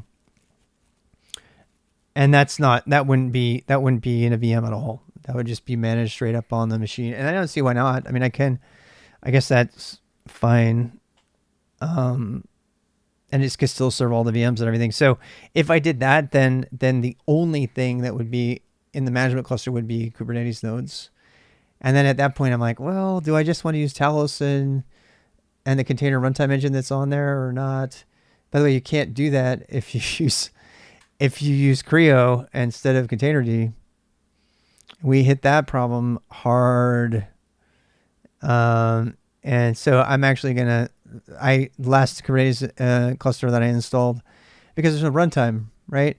So if for some weird reason, which, in production, you should never do that, but if for some weird reason in your home lab, you want to be able to use the container engine, that's also being used to serve up the Kubernetes stuff, pods, you can't do it with Creo. You cannot do it. You have to make a pod. So you like the prime build approach, build a management node first, then the nodes, build both nets and hosts down. For new pods in our model, require manually building out the first management node. Having remote hands attach VPN to network on management node. Yeah. I think that might be the way to go. I don't know. That's why I'm doing this. I'm just experimenting with a bunch of different approaches at the same time, just to kind of get all the considerations in mind. I mean, the last thing was this VLAN stuff, and I arrived on a bunch of networking changes that I need to make. So yeah, let's go raid somebody. Anybody have any suggestions? Is Anya on? Strager's on. Who else? Let's go see. Thanks, YouTube. We'll see you later.